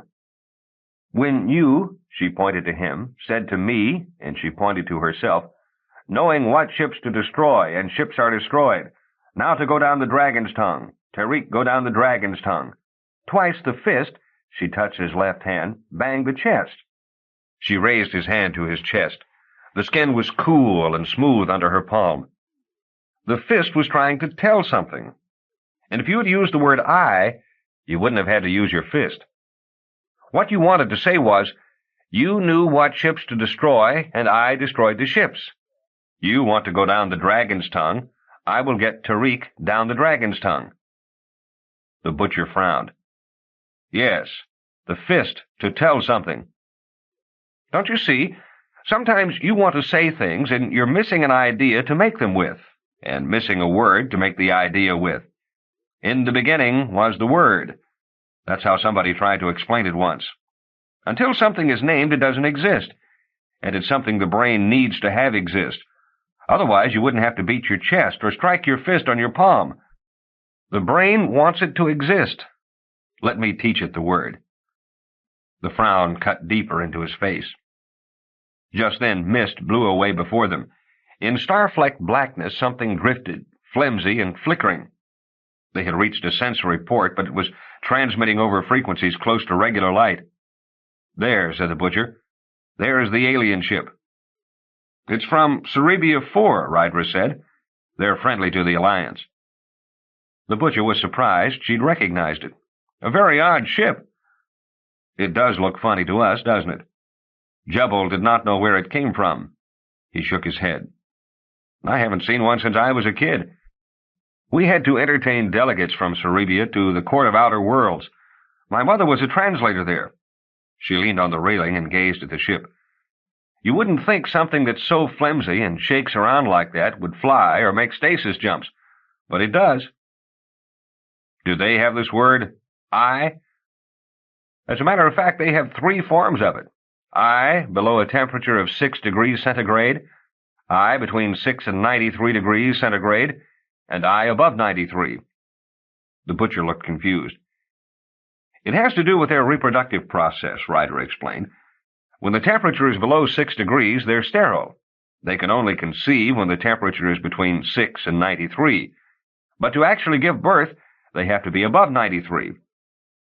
The Cerebian ship moved like floppy feathers across the screen.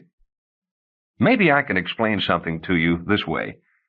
With all 9 species of galaxy-hopping life forms, each as widespread as our own, each as technically intelligent, with as complicated an economy, 7 of them engaged in the same war we are, still we hardly ever run into them, and they run into us or each other about as frequently. So infrequently that even when an experienced spaceman like Jebel passes alongside one of their ships, he can't identify it. Wonder why? Why? because compatibility factors for communication are incredibly low. Take the Cerebians, who have enough knowledge to sail their triple-yolk poached eggs from star to star. They have no word for house, home, or dwelling. We must protect our families and our homes. When we were preparing the treaty between the Cerebians and ourselves at the Court of Outer Worlds, I remember that sentence took 45 minutes to say in Cerebian. Their whole culture is based on heat and changes in temperature. We're just lucky that they do know what a family is, because they're the only ones beside humans who have them. But for house, you have to end up describing an enclosure that creates a temperature discrepancy with the outside environment of so many degrees, capable of keeping comfortable a creature with a uniform body temperature of 98.6, the same enclosure being able to lower the temperature during the months of the warm season and rise it during the cold season, providing a location where organic sustenance can be refrigerated in order to be preserved, or warmed well above the boiling point of water to pamper the taste mechanism of the indigenous habitant who, through customs that go back through millions of hot and cold seasons, have habitually sought out this temperature-changing device, and so forth and so on. At the end, you have given them some idea of what a home is and why it is worth protecting. Give them a schematic of the air conditioning and central heating system, and things begin to get through. Now, there is a huge solar energy conversion plant that supplies all the electrical energy for the court. The heat amplifying and reducing components take up an area a little bigger than Tarik. One Cerebian can slither through that plant and then describe it to another Cerebian who never saw it before, so that the second can build an exact duplicate, even to the color the walls are painted. And this actually happened because they thought we'd done something ingenious with one of the circuits and wanted to try it themselves. Where each piece is located, how big it is. In short, completely describe the whole business in 9 words. 9 very small words, too. The butcher shook his head. No, a solar heat conversion system is too complicated. These hands dismantled one not too long ago. Too big, not... Yep, butcher, 9 words. In English, it would take a couple of books full of schematics and electrical and architectural specifications. They have the proper 9 words. We don't. Impossible. So's that. She pointed toward the Cerebian ship. But it's there and flying. She watched the brain, both intelligent and injured, thinking. If you have the right words, she said, it saves a lot of time and makes things easier. After a while, he asked, What is I? She grinned. First of all, it's very important. A good deal more important than anything else. The brain will let any number of things go to pot as long as I stay alive. That's because the brain is part of I. A book is, a ship is, Jebel is, the universe is, but as you must have noticed, I am. The butcher nodded. Yes, but I am what? Fog closed over the viewport, misting stars and the Cerebian ship. That's a question only you can answer. You must be important too, the butcher mused, because the brain has overheard that you are. Good boy. Suddenly he put his hand on her cheek. The cock's spur rested lightly on her lower lip. You and I, the butcher said. He moved his face close to hers. Nobody else is here. Just you and I. But which is which? She nodded, cheek moving on his fingers. You're getting the idea. His chest had been cool. His hand was warm. She put her hand on top of his. Sometimes you frighten me. I am me, the butcher said. Only a morphological difference, yes? The brain figured that out before. Why does you frighten me sometimes? Do frighten. A morphological correction. You frighten me because you rob banks and put knife handles in people's eyes, butcher. You do? Then his surprise left. Yes, you do, don't you? You forgot. But I didn't, Rydra said. Why does that frighten me? Because it's something I've never done, never wanted to do, never could do. And I like you. I like your hand on my cheek. So that if you suddenly decided to put a knife handle in my eye, well, oh, you never would put a knife handle in my eye, the butcher said. I don't have to worry. You could change your mind. You won't. He looked at her closely. I don't really think you're going to kill me. You know that. I know that. It's something else. Why don't I tell you something else that frightened me? Maybe you can see some pattern and you will understand then. The brain is not stupid. His hand slid to her neck, and there was concern in his puzzled eyes. She had seen it before, the moment he'd turned from the dead fetus in the biology theater. Once, she began slowly, well, there was a bird. Birds frightened me? No, but this bird did. I was just a kid. You don't remember being a kid, do you? In most people, what you were as a kid has a lot to do with what you are now. And what I am too? Yes, me too. My doctor had gotten this bird for me as a present. It was a mynah bird which can talk, but it doesn't know what it's saying. It just repeats like a tape recorder. Only I didn't know that. A lot of times I know what people are trying to say to me, Butcher. I never understood it before, but since I've been on Tarik, I've realized it's got something to do with telepathy. Anyway, this mynah bird had been trained to talk by feeding it earthworms when it said the right thing. Do you know how big an earthworm is? Like so? That's right. And some of them even run a few inches longer. And a mynah bird is about 8 or 9 inches long. In other words, an earthworm can be about 5/6 as long as a mynah bird, which is what's important. The bird had been trained to say, "Hello, Rydra, it's a fine day out and I'm happy." But the only thing this meant in the bird's mind was a rough combination of visual and olfactory sensations that translated loosely, "There's another earthworm coming." So when I walked into the greenhouse and said hello to this mynah bird, and it replied, "Hello, Rydra, it's a fine day and I'm happy," I knew immediately it was lying. There was another earthworm coming that I could see and smell, and it was this thick and 5/6 as long as I was tall, and I was supposed to eat it. I got a little hysterical. I never told my doctor because I never could figure exactly what happened until now. But when I remember, I still get shaky. The butcher nodded.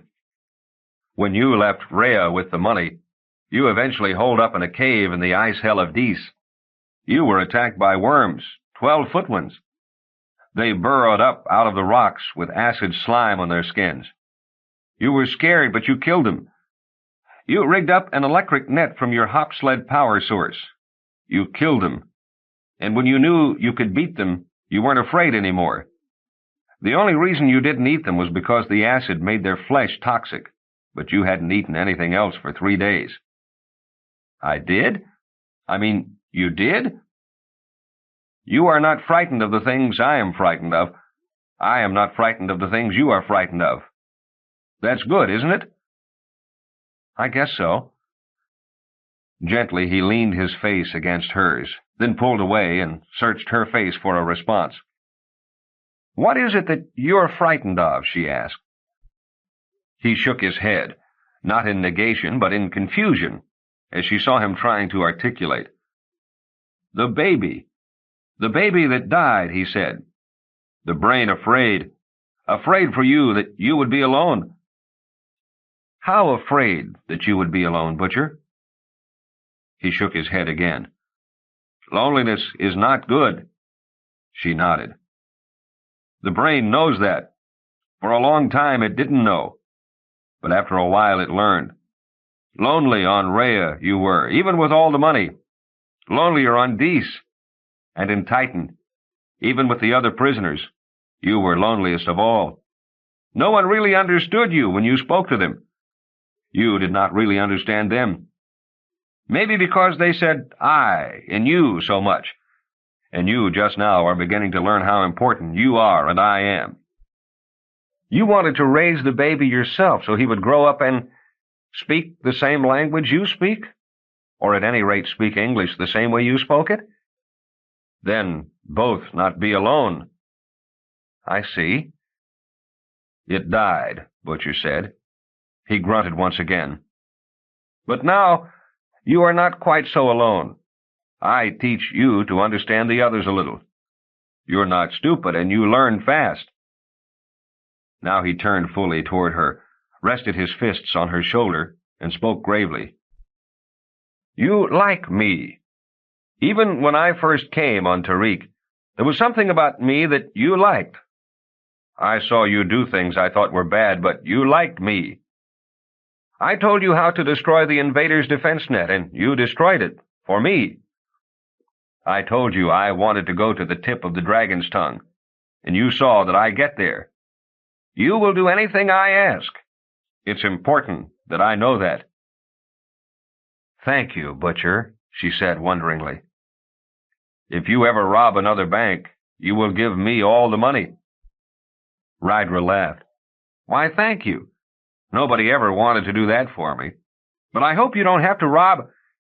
You will kill anyone that tries to hurt me. Kill them a lot worse than you ever killed anyone before. But you don't have to. You will kill all of Tarik if it tries to take you and I apart and keep us alone. Oh, Butcher. She turned from him and put her fist against her mouth. One hell of a teacher I am. You don't understand a thing I am talking about. The voice, astonished and slow. I don't understand you, you think. She turned back to him. But I do, Butcher. I do understand you. Please believe that.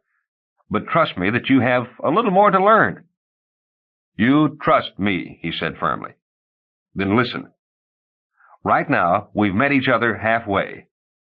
I haven't really taught you about I and you. We've made up our own language, and that's what we're talking now. But, look, every time you've said you in the last 10 minutes, you should have said I. Every time you've said I, you meant you. He dropped his eyes to the floor, then raised them again, still without answer. What I talk about as I, you must speak of as you. And the other way around, don't you see? Are they the same word for the same thing, that they are interchangeable? No, just, yes. They both mean the same sort of thing. In a way, they're the same. Then you and I are the same. Risking confusion, she nodded. I suspect it, but you, he pointed to her, have taught me. He touched himself.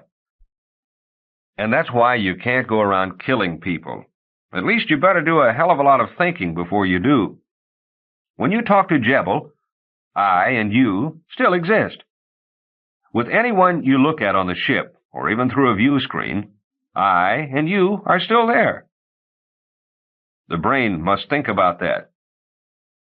You must think about that, with more than your brain. If I must, then I will. But we are one, more than others. He touched her face again. Because you taught me. Because with me, you do not have to be afraid of anything. I have just learned, and I may make mistakes with other people. For an I to kill a you without a lot of thought is a mistake, isn't it? Do I use the words correctly now? She nodded. I will make no mistakes with you. That would be too terrible. I will make as few mistakes as I possibly can, and someday I will learn completely. Then he smiled. Let's hope nobody tries to make any mistakes with me, though. I am sorry for them if they do, because I will probably make a mistake with them very quickly and with very little thought. That's fair enough for now, I guess, Rydra said. She took his arms in her hands.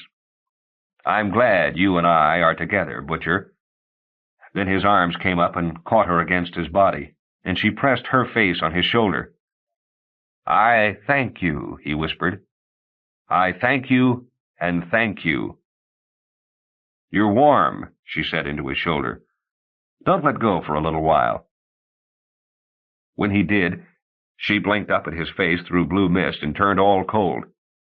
"What is it, Butcher?" He took her face between his hands and bent his head till amber hair brushed his forehead. "Butcher, remember I told you I can tell what people are thinking? Well, I can tell something's wrong now, and you said I didn't have to be afraid of you, but you're scaring me now." She raised his face. There were tears on it. "Look, just the way something wrong with me would scare you, one thing that's going to scare hell out of me for a long time is something wrong with you. Tell me what it is." "I can't," he said hoarsely. "I can't. I can't tell you." And the one thing she understood immediately was that it was the most horrible thing he could conceive with his new knowledge. She watched him fight, and fought herself. "Maybe I can help, Butcher. There's a way I can go into the brain and find out what it is." He backed away and shook his head. "You mustn't. You mustn't do that to me, please." "Butcher, I won't." She was confused. Then I won't." Confusion hurt. "Butcher, I won't." Her adolescent stutter staggered in her mouth. He began, breath hard but becoming softer. "I have been alone, and not I, for a long time. I must be alone for a little while longer. I see." Suspicion, very small and easily dealt with, came now. When he had backed away, it entered the space between them. But that was human, too. "Butcher, can you read my mind?" He looked surprised. "No, I don't even understand how you can read mine." "All right. I thought maybe there was something in my head that you might be picking up that makes you afraid of me." He shook his head. "That's good. Hell, I wouldn't want somebody prying under my scalp. I think I understand." "I tell you now," he said, coming toward her again. "I and you are one, but I and you are very different. I have seen a lot you will never know. You know of things that I will never see. You have made me not alone, a little. There was a lot in the brain, my brain, about hurting and running and fighting. And even though I was in Titan, a lot about winning. If you are ever in danger, but a real danger where someone might make a mistake with you, then go into the brain, see what is there. Use whatever you need. I ask you only to wait until you have done everything else first." "I'll wait, Butcher," she said. He held out his hand. "Come." She took his hand, avoiding the cockspurs. "No need to see the stasis currents about the alien ship, if it is friendly to the Alliance. You and I will stay together a while." She walked with her shoulder against his arm. "Friend or enemy?" she said as they passed through the twilight, heavy with ghosts.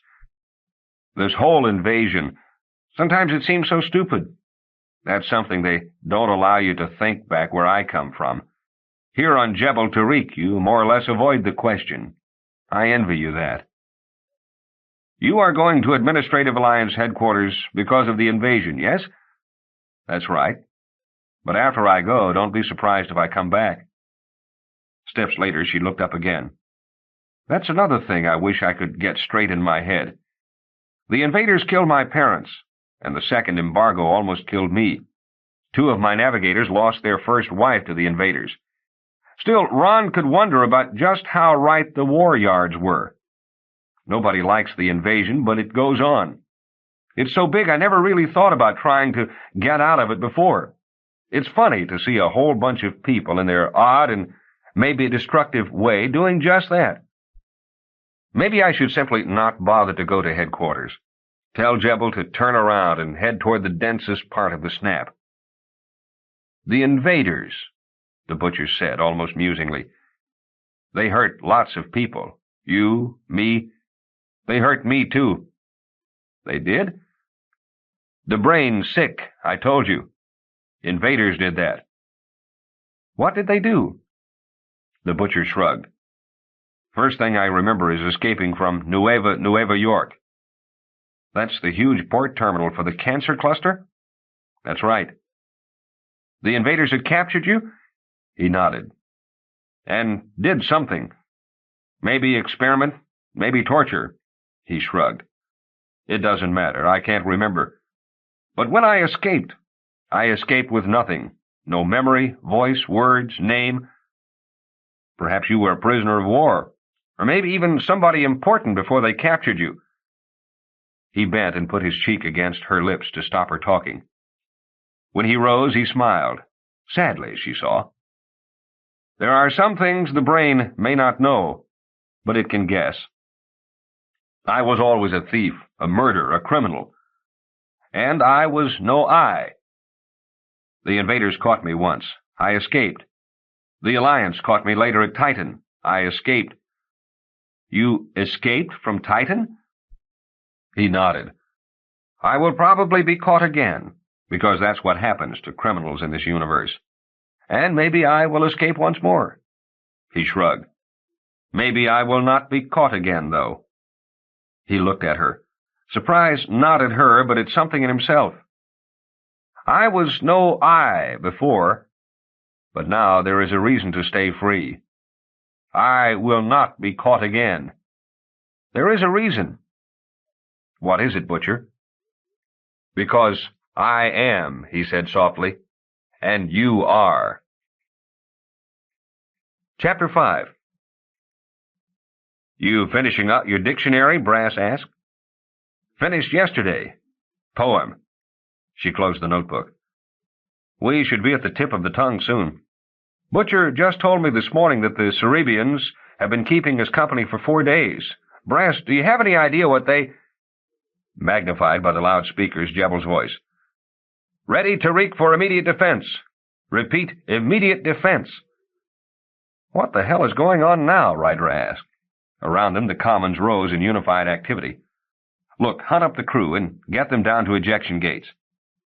That's where the cider boats leave from? Right, Rydra stood. We're going to mix it up some, Captain? If we have to, Rydra said, and started across the floor. She beat the crew by a minute and caught the Butcher at the ejection hatch. Tarik's fighting crew hurried along the corridor in ordered confusion. What's going on? Did the Cerebians get hostile? He shook his head. Invaders, 12 degrees off galactic center. This close to administrative alliance? Yes. And if Jebel Tarik doesn't attack first, Tarik's had it. They're bigger than Tarik, and Tarik's going to bump right into them.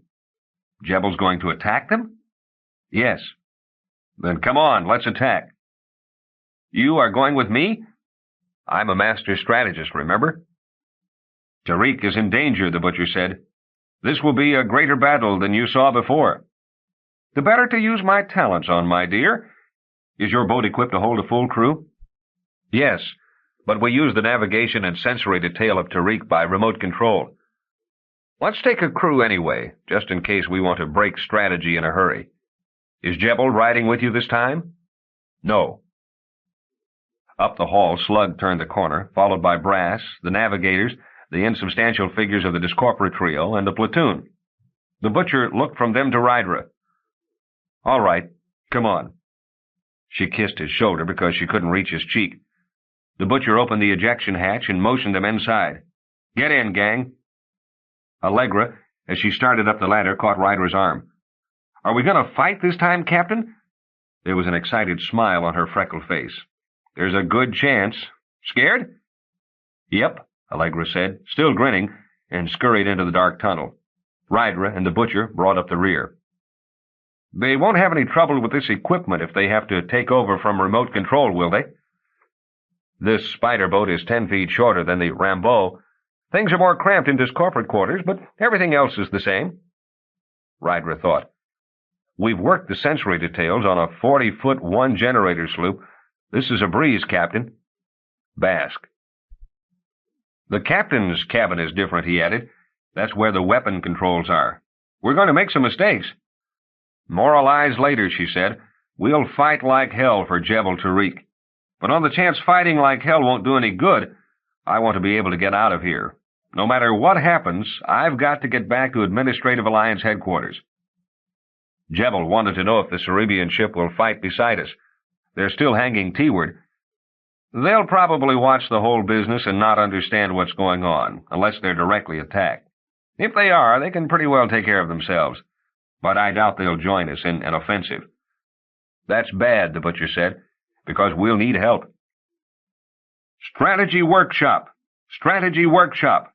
Jebel's voice came over the speaker. Repeat, strategy workshop! Where language charts had hung in her cabin, a viewing screen, replica of the 100-foot projection in Tarik's gallery, spread over the wall. Where her console had been were ranged and banked assortments of bomb and vibroblast controls. Gross, uncivilized weapons, she commented as she sat down on one of the curved shock boards where her bubble seat had been. But effective as hell, I would imagine, if you know what you're doing. What? The butcher strapped himself beside her. I was misquoting the late weapons master of Arm's Edge. The butcher nodded. You see to your crew. I'll go over the checklist up here. She switched on the intercom. Brash, you wired in place? Right. Eye, ear, nose? It's dusty down here, Captain. When's the last time they swept out this graveyard? I don't care about the dust. Does everything work? Oh, everything works all right. The sentence ended with a ghostly sneeze. Gesundheit. Slug, what's happening? All in place, Captain. Then muffled. Will you put those marbles away? Navigation? We're fine. Malya's teaching Kali judo, but I'm right here, and will call them as soon as something happens. Keep alert. The butcher bent toward her, stroked her hair, and laughed. I like them, too, she told him. I just hope we don't have to use them. One of them is a traitor who's tried to get me twice now. I'd rather not give him a third chance. Though if I have to, I think I can handle him this time. Jebel's voice over the speaker. Carpenters, gather to face 32 degrees off galactic center. Hacksaws at the K-ward gate. Ripsaws, make ready at the R-ward gate. Crosscut blades ready at T-ward gate. The ejectors clicked open. The cabin went black, and the view screen flickered with stars and distant gases. Controls gleamed with red and yellow signal lights along the weapon board. Through the underspeakers, the chatter of the crews, back with the navigation department of Tarik, began. This is going to be a rough one. Can you see her, Jehoshaphat? She's right in front of me. A big mother. I just hope she ain't seen us yet. Keep us cool, Kippy. Drill presses, band saws, and lathes. Make sure your components are oiled and your power lines plugged in. That's us, the butcher said. His hands leaped in the half-dark among the weapon controls. What's the 3 ping-pong balls in the mosquito netting? Jebel says it's a Cerebian ship. As long as it's on our side, baby, it's fine with me. Power tools, commence operations. Hand tools. Mark out for finishing work. 0, the butcher whispered. Rydra felt the ship jump. The stars began to move. 10 seconds later, she saw the snub-snouted invader rooting toward them. Ugly, isn't it? Rydra said.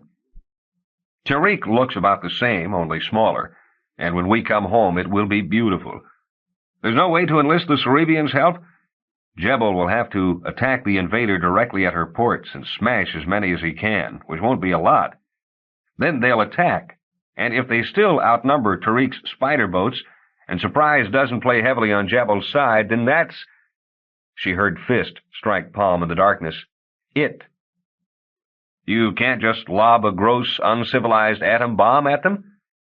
They have deflectors that would explode it in Jebel's hands.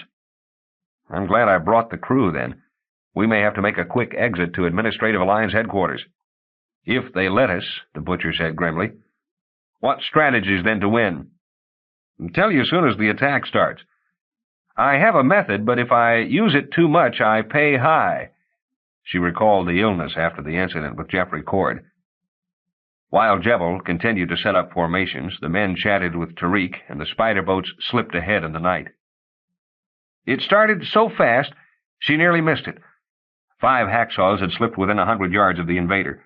Simultaneously, they blasted at the ejector ports, and red beetles scurried the sides of the Black Hog. It took 4.5 seconds for the remaining 27 ejectors to open and shoot their first barrage of cruisers. But Rydra was already thinking in Babel-17.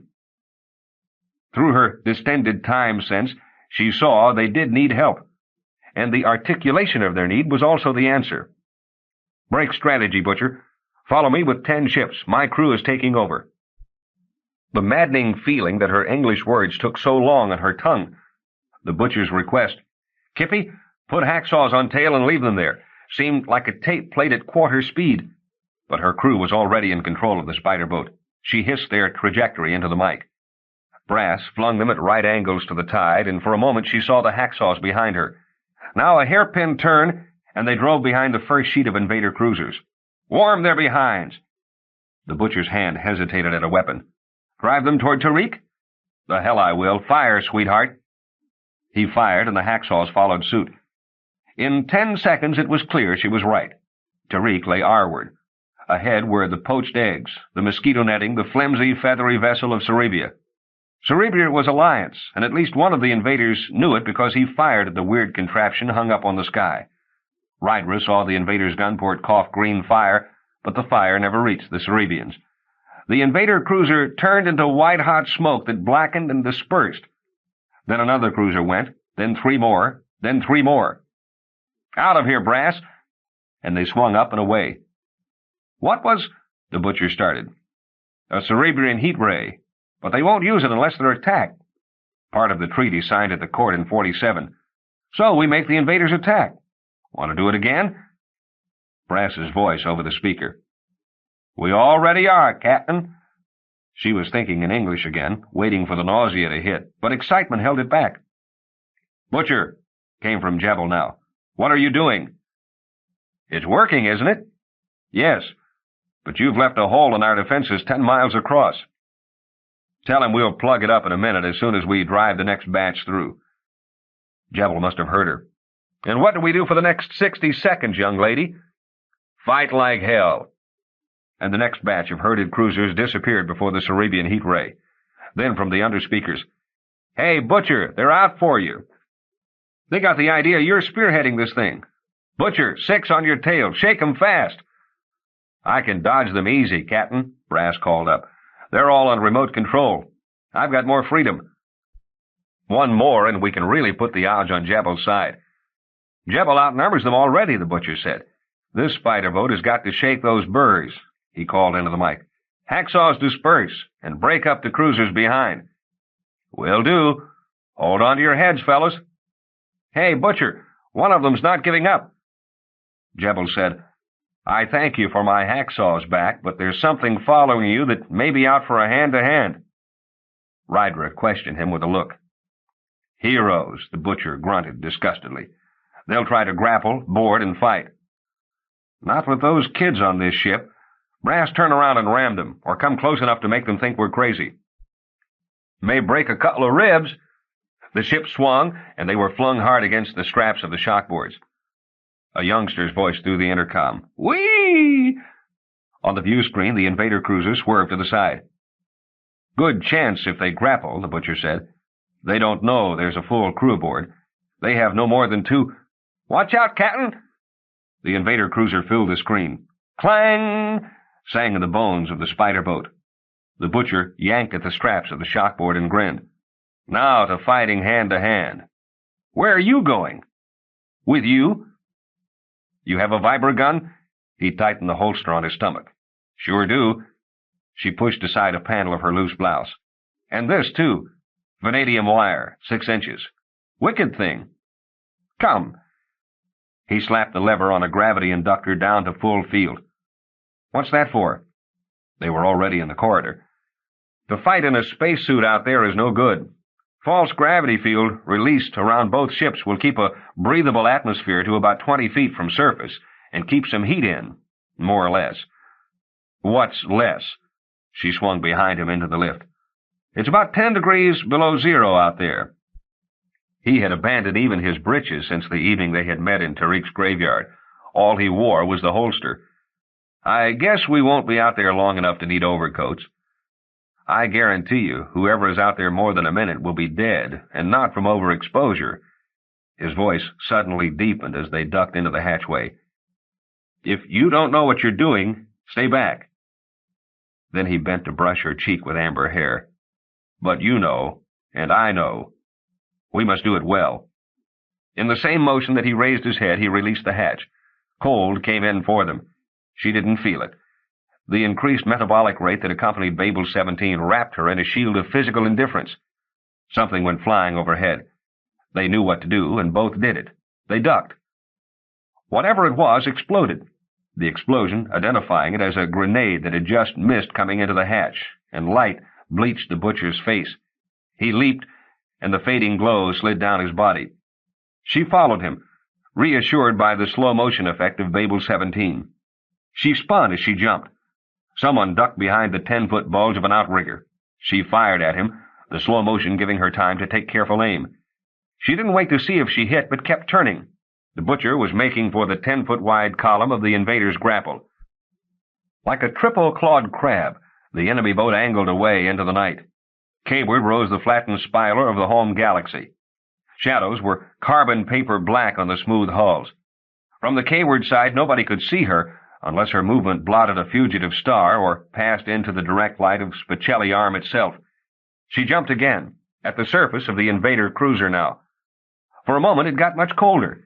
Then she struck, near the grappler base, and rolled to her knees as below someone heaved another grenade at the hatch. They hadn't realized she and the butcher were out yet. Good. She fired, and another hiss sounded from where the butcher must be. In the darkness below, figures moved. Then a vibroblast stung the metal beneath her hand. It came from her own ship's hatch, and she wasted a quarter of a sound analyzing and discarding the idea that the spies she had been afraid of from her crew had joined the invaders. Rather, the invaders' first tactic had been to keep them from leaving their ship and blow them up in the hatch. It had failed, so now they had taken cover in the hatch itself for safety and were firing from there. She fired. Fired again. From his hiding place behind the other grapple, the butcher was doing the same. A section of the hatch rim began to glow from the repeated blasts. Then a familiar voice was calling, all right already, Butcher. You got them, Captain." Rydra monkeyed down the grapple as Brass turned the hatch light on and stood up in the light that fanned across the bulkhead. The Butcher, gun down, came from his hiding place. The underlighting distorted Brass's demon features still further. He held a limp figure in each claw. "Actually, this one's mine." He shook the right one. "He was trying to crawl back into the ship, so I stay on his head." The pilot heaved the limp bodies onto the hull plates. "I don't know about you folks, but I'm cold. Reason I came up here in the first place was Diavolo told me to tell you when you were ready for a coffee break, he'd fixed up some Irish whiskey. Or maybe you'd prefer hot-buttered rum? Come on, you're blue." At the lift, her mind got back to English, and she began to shiver. The frost on the butcher's hair had started to melt to shiny droplets along his hairline. Her hand stung where she had just missed a burning. "Hey," she said as she stepped into the corridor. "If you're up here, Brass, who's watching the store?" "Kitty, we went back on remote control." "Rum," the butcher said. "No butter and not hot, just rum." "Man after my own heart," nodded Brass.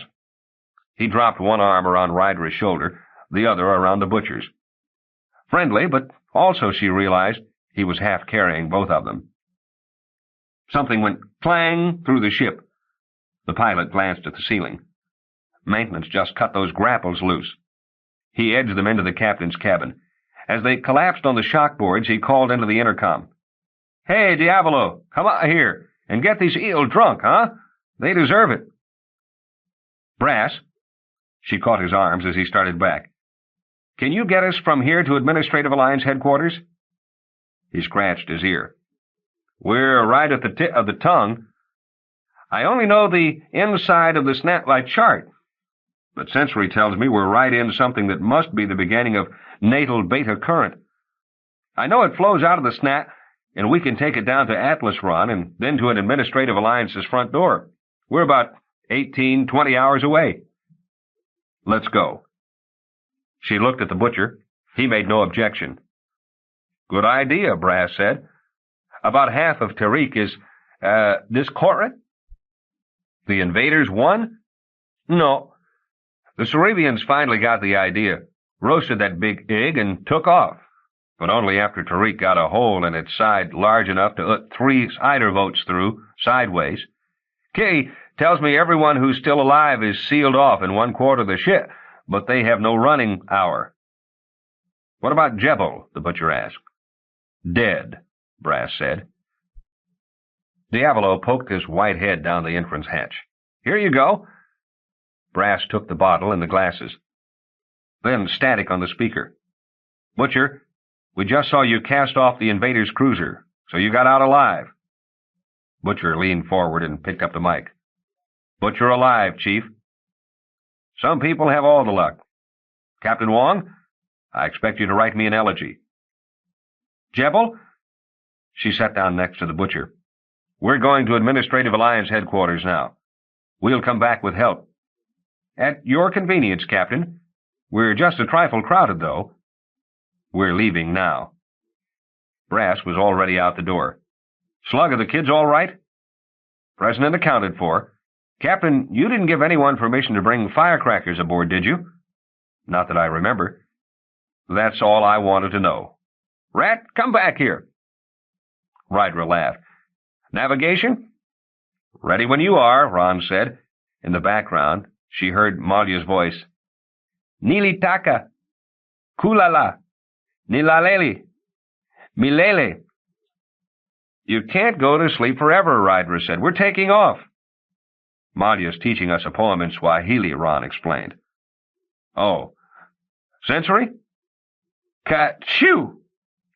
I always said, Captain, keep your graveyard clean. You might need it someday.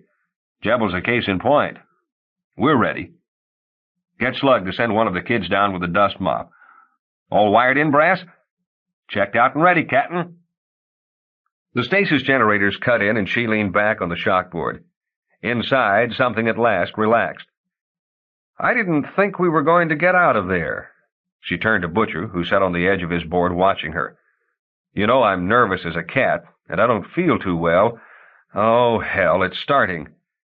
With the relaxation, the sickness, which she had put off for so long, began to climb her body. This whole thing makes me feel like I'm about to fly apart. You know, when you doubt everything, mistrust all your feelings, I began to think I'm not me anymore. Her breath got painful in her throat. I am, he said softly, and you are. Don't ever let me doubt it, Butcher. But I even have to wonder about that. There's a spy among my crew. I told you that, didn't I? Maybe it's Brass, and he's going to hurl us into another nova. Within the sickness was a blister of hysteria. The blister broke, and she smacked the bottle from the butcher's hand. Don't drink that. Diavolo, he might poison us. She rose unsteadily. There was a red haze over everything. Or one of the dead. How can I fight a ghost? Then pain hit her stomach, and she staggered back as away from a blow. Fear came with the pain. The emotions were moving behind his face, and even they blurred in her attempt to see them clearly. To kill us, she whispered. Something to kill. So no, you, no, I. It was to get away from the pain, which meant danger, and the danger, which meant silence, that she did it. He had said, if you are ever in danger, then go into my brain, see what is there, and use what you need. An image in her mind without words. Once she, Muel, and Fobo had been in a barroom brawl on Tantor. She had caught a punch in the jaw and staggered back, shocked and turning, just as somebody picked the bar mirror from behind the counter and flung it at her. Her own terrified face had come screaming toward her, smashed over her outstretched hand. As she stared at the butcher's face, through pain and Babel-17, it happened all over. Part 4. The Butcher. Turning in the brain to wake with wires behind his eyes, forking the joints akimbo. He wakes, wired, forked fingers crackling, gagging on his tongue. We wake, turning, spined against the floor, his spine turning, chest hollowed. Air in the wires, sparks glint from the wired ceiling, tapping his sparking fingernails. Coughs, cries. The twin behind the eyes coughs, cries. The dark twin doubles on the floor, swallows his tongue. Splashed to the dark pole circuited behind the eyes, the dark twin snaps his spine free, slaps his palms against the ceiling. Charged beads fly. The ceiling, polarized, batters his cheek with metal, tears free skin, tears ribs, torn pectorals off metal curved away black, behind the cracks, dried, that are his torn lips. More. Buttocks and shoulder blades grind on the floor, gritty and green with brine. They wake. We wake, turning. He, gargling blood, turns, born on the wet floor. From The Dark Twin, M.H. Chapter 1. We just left the snack, Captain. You two drunk yet? Rydra's voice. No. How do you like that? I guess you're all right, though. Rydra's voice. The brain, fine. The body, fine. Huh? Hey, Butcher, she didn't have one of her cells again, did she? The Butcher's voice. No. Both of you sound funny as hell. Shall I send the slug out there to take a look at you? The Butcher's voice. No. All right. It's clear sailing now, and I can cut a couple of hours off. What do you say? The Butcher's voice. What is it to say? Try thanks.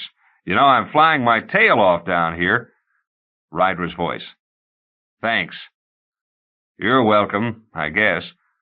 I'll leave you two alone. Hey, I'm sorry if I interrupt something. Chapter 2. Butcher, I didn't know. I couldn't have known. And in the echo their minds fused a cry. Couldn't have. Couldn't. This light... I told Brass, told him you must speak a language without the word I, and I said I didn't know of one. But there was one, the obvious one, Babel-17. Congruent synapses quivered sympathetically till the images locked, and out of herself she created, saw them. In the solitary confinement box of Titan, he scratched a map on the green wall paint with his spur over the palimpsestic obscenities of 2 centuries prisoners. A map they would follow on his escape, and would take them in the wrong direction. She watched him pace that 4-foot space for 3 months till his 6.5-foot frame was starved to 101 pounds, and he collapsed in the chains of starvation. On a triple rope of words, she climbed from the pit. Starve, stave, stake.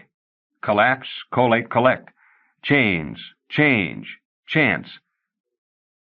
He collected his winnings from the cashier and was about to stride across the maroon carpet of Casino Cosmica to the door when the black croupier blocked his way, smiling at the thick money case.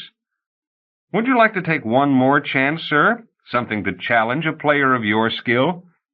He was taken to a magnificent 3D chessboard with glazed ceramic pieces. You play against the house computer. Against each piece you lose, you stake 1,000 credits. Each piece you win gains you the same. Checks win or lose you 500. Checkmate gains the winner 100 times the rest of the game's earnings, for either you or the house. It was a game to even out his exorbitant winnings, and he had been winning exorbitantly. Going home and take this money now, he said to the croupier. The croupier smiled and said, The house insists you play. She watched, fascinated, while the butcher shrugged, turned to the board, and checkmated the computer in a 7-move fool's mate. They gave him his 1,000,000 credits and tried to kill him 3 times before he got to the mouth of the casino. They did not succeed, but the sport was better than the gambling. Watching him function and react in these situations, her mind shook inside his, curving to his pain or pleasure. Strange emotions because they were egoless and inarticulate, magic, seductive, mythical. Butcher, she managed to interrupt the headlong circling. If you understood Babel-17 all along, her questions hurled in her own storming brain, why did you only use it gratuitously for yourself, an evening of gambling, a bank robbery, when a day later you would lose everything and make no attempt to keep things for yourself? What self? There was no I. She had entered him in some bewildering, reversed sexuality. Enclosing her, he was in agony. The light, You make, his crying in terror. Butcher, she asked, more familiar in patterning words about emotional turbulences than he, what does my mind and yours look like? Bright, moving, he howled, the analytical precision of Babel-17 crude as stone to articulate their melding, making so many patterns, reforming them. That's just being a poet, she explained, the oblique connection momentarily cutting the flood through. Poet in Greek means maker or builder. There's one. There's a pattern now. Ah, so bright. Just that simple semantic connection? She was astounded. But the Greeks were poet 3,000 years ago, and you are a poet now. You snatch words together over such distance, and their wakes blind me. Your thoughts are all fire, over shapes I cannot catch. They sound like music, too deep. That shakes me. That's because you were never shaken before, but I'm flattered. You are so big inside me I will break. I see the pattern named the criminal and artistic consciousness meeting in the same head with one language between them. Yes, I had started to think something like, flanking it shapes like Baudelaire, and Villon. They were ancient French poets. Too bright. The eye in me is not strong enough to hold them. Rydra, when I look at the night and stars, it is only a passive act, but you are active even watching, and halo the stars with more luminous flame. What you perceive you change, Butcher, but you must perceive it. I must. The light. Central in you I see mirror and motion fused, and the pictures are meshed, rotating, and everything is choice. My poems. It was the embarrassment of nakedness. Definitions of I, each great and precise. She thought, I, A-Y-E, I, E-Y-E. The self, a sailor's yes, the organ of visual perception. He began, you, Y-O-U, you, E-W-E, you, Y-E-W. The other self, a female sheep, the Celtic vegetative symbol for death. You ignite my words with meanings I can only glimpse. What am I surrounding? What am I surrounding you? Still watching, she saw him commit robbery, murder, mayhem, because the semantic validity of mine and thine were ruined in a snarl of frayed synapses. Butcher, I heard it ringing in your muscles, that loneliness, that made you make Jebel hook up the Rambeau, just to have someone near you who could speak this analytical tongue. The same reason you tried to save the baby, she whispered. Images locked on her brain. Long grass, whispered by the weir. Aleppo's moons fogged the evening. The plainsmobile hummed, and with measured impatience he flicked the ruby emblem on the steering wheel with the tip of his left spur. Lil twisted against him, laughing. You know, Butcher, if Mr. Big thought you'd driven out there with me on such a romantic night, he'd get very hostile. You're really going to take me to Paris when you finish here? Unnamed warmth mixed in him with unnamed impatience. Her shoulder was damp under his hand, her lips red. She had coiled her champagne-colored hair high over one ear. Her body, beside his, moved in a rippling motion that had the excuse of her turning to face him. If you're kidding me about Paris, I'll tell Mr. Big. If I were a smart girl, I'd wait till after you took me there before I let us get friendly. Her breath was perfumed in the sweltering night. He moved his other hand up her arm. Butcher, get me off this hot, dead world. Swamps, caves, rain. Mr. Big scares me, Butcher. Take me away from him, to Paris. Don't just be pretending. I want to go with you so bad. She made another laughing sound with only her lips. I guess I'm not a smart girl after all. He placed his mouth against her mouth and broke her neck with one thrust of his hands. Her eyes still open, she sagged backwards. The hypodermic ampoule she had been about to plunge into his shoulder fell from her hand, rolled across the dashboard, and dropped among the foot pedals. He carried her into the weir and came back muddy to mid-thigh. In the seat, he flipped on the radio. It's finished, Mr. Big. Very good. I was listening. You can pick up your money in the morning. It was very silly of her to try and double-cross me out of that $50,000. The plainsmobile was rolling, the warm breeze drying the mud on his arms, the long grass hissing against the runners. "Butcher!" "But that's me, Rydra." "I know, but I had to do the same thing to Mr. Big himself 2 weeks later." "Where did you promise to take him?" "The gambling caves of Minos. And once I had to crouch—" Though it was his body crouching under the green light of Crato, breathing with wide-open mouth to stop all sound, it was her anticipation, her fear controlled to calm. The loader in his red uniform halts and wipes his forehead with a bandana. "Step out quickly, tap his shoulder." The loader turns, surprised, and the hands come up, leading with the heel, cockspurs opening the loader's belly, which spills all over the platform, and then running while the alarms start, vaulting the sandbags, snatching up the hawser chain and swinging it down on the amazed face of the guard standing on the other side, who turned to see him with arms surprised open. "Broke into the open and got away," he told her. "The trail disguise worked, and the tracers couldn't follow me past the lava pits." "Opening you up, Butcher. All the running, opening me? Does it hurt? Does it help? I don't know." "But there were no words in your mind.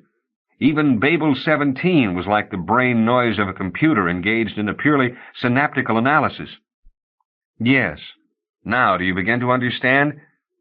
Standing, shivering in the roaring caves of Dis, where he had been wombed 9 months, eaten all the food, Lonnie's pet dog, then Lonnie, who had frozen to death trying to climb over the mounded ice, till suddenly the planetoid swung out from the shadow of Cyclops, and blazing Ceres flared in the sky, so that in 40 minutes the cave was flooded with ice water to his waist. When he finally freed his hop sled, the water was warm and he was slimy with sweat. He ran at top speed for the 2-mile twilight strip, setting the automatic pilot a moment before he collapsed, dizzy with heat. He fainted 10 minutes before he pulled into Götterdammerung. "Faint in the darkness of your lost memory, Butcher. I must find you. Who were you before Nueva York?" And he turned to her in gentleness. "You're afraid, Rydra? Like before?" "No, not like before. You're teaching me something, and it's shaking my whole picture of the world and myself. I thought I was afraid before because I couldn't do what you could do, Butcher." The white flame went blue, protective, and trembled. "But I was afraid because I could do all those things, and for my own reasons, not your lack of reasons, because I am and you are. I'm a lot bigger than I thought I was, Butcher, and I don't know whether to thank you or damn you for showing me." And something inside was crying, stuttering, was still. She turned in the silences she had taken from him, fearfully, and in the silences something waited for her to speak, alone, for the first time. "Look at yourself, Rydra."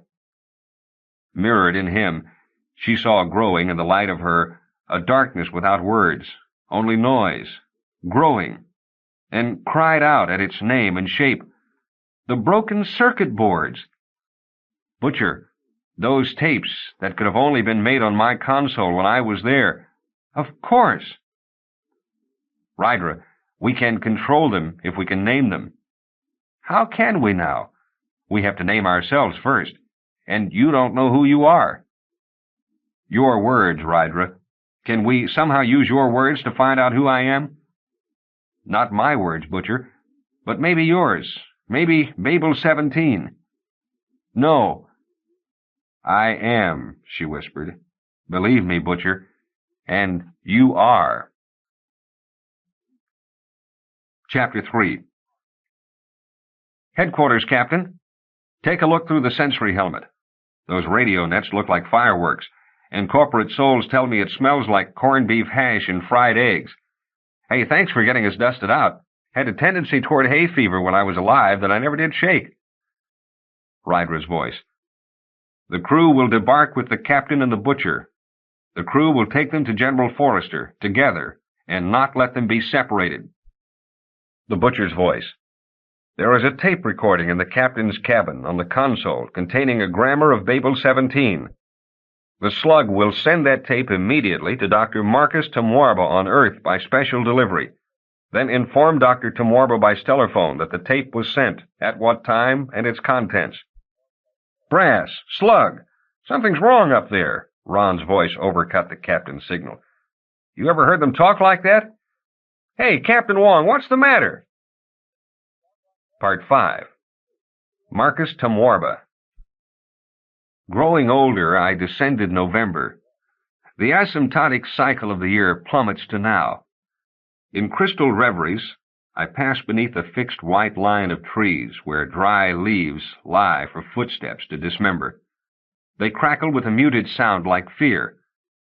I ask cold air, what is the word that frees? The wind says change, and the white sun, remember. From Electra, M.H. Chapter 1. The spool of tape, the imperative directive from General Forrester, and the infuriated Dr. T'mwarba reached Daniel D. Appleby's office within 30 seconds of each other. He was opening the flat box when the noise outside the partition made him look up. "Michael," he asked the intercom, "what's that?" "Some madman who says he's a psychiatrist." "I am not mad," Dr. T'mwarba said loudly. "But I know how long it takes a package to get from Administrative Alliance headquarters to Earth, and it should have reached my door with this morning's mail. It didn't, which means it's been held up, and this is where you do things like that. Let me in." Then the door crashed back against the wall, and he was. Michael craned around T'mwarba's hip. "Hey, Dan, I'm sorry. I'll call the—" Dr. T'mwarba pointed to the desk and said, "That's mine. Gimme." "Don't bother, Michael," the customs officer said before the door was slammed again. "Good afternoon, Dr. T'mwarba. Won't you sit down?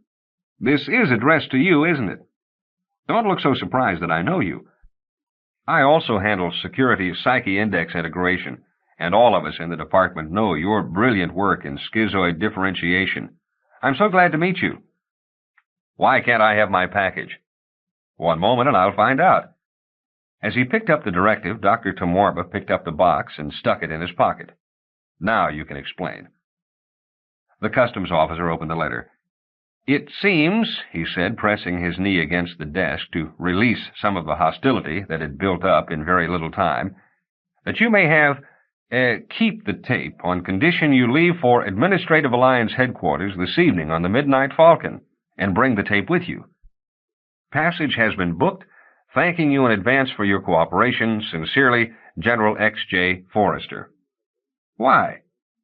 "He doesn't say.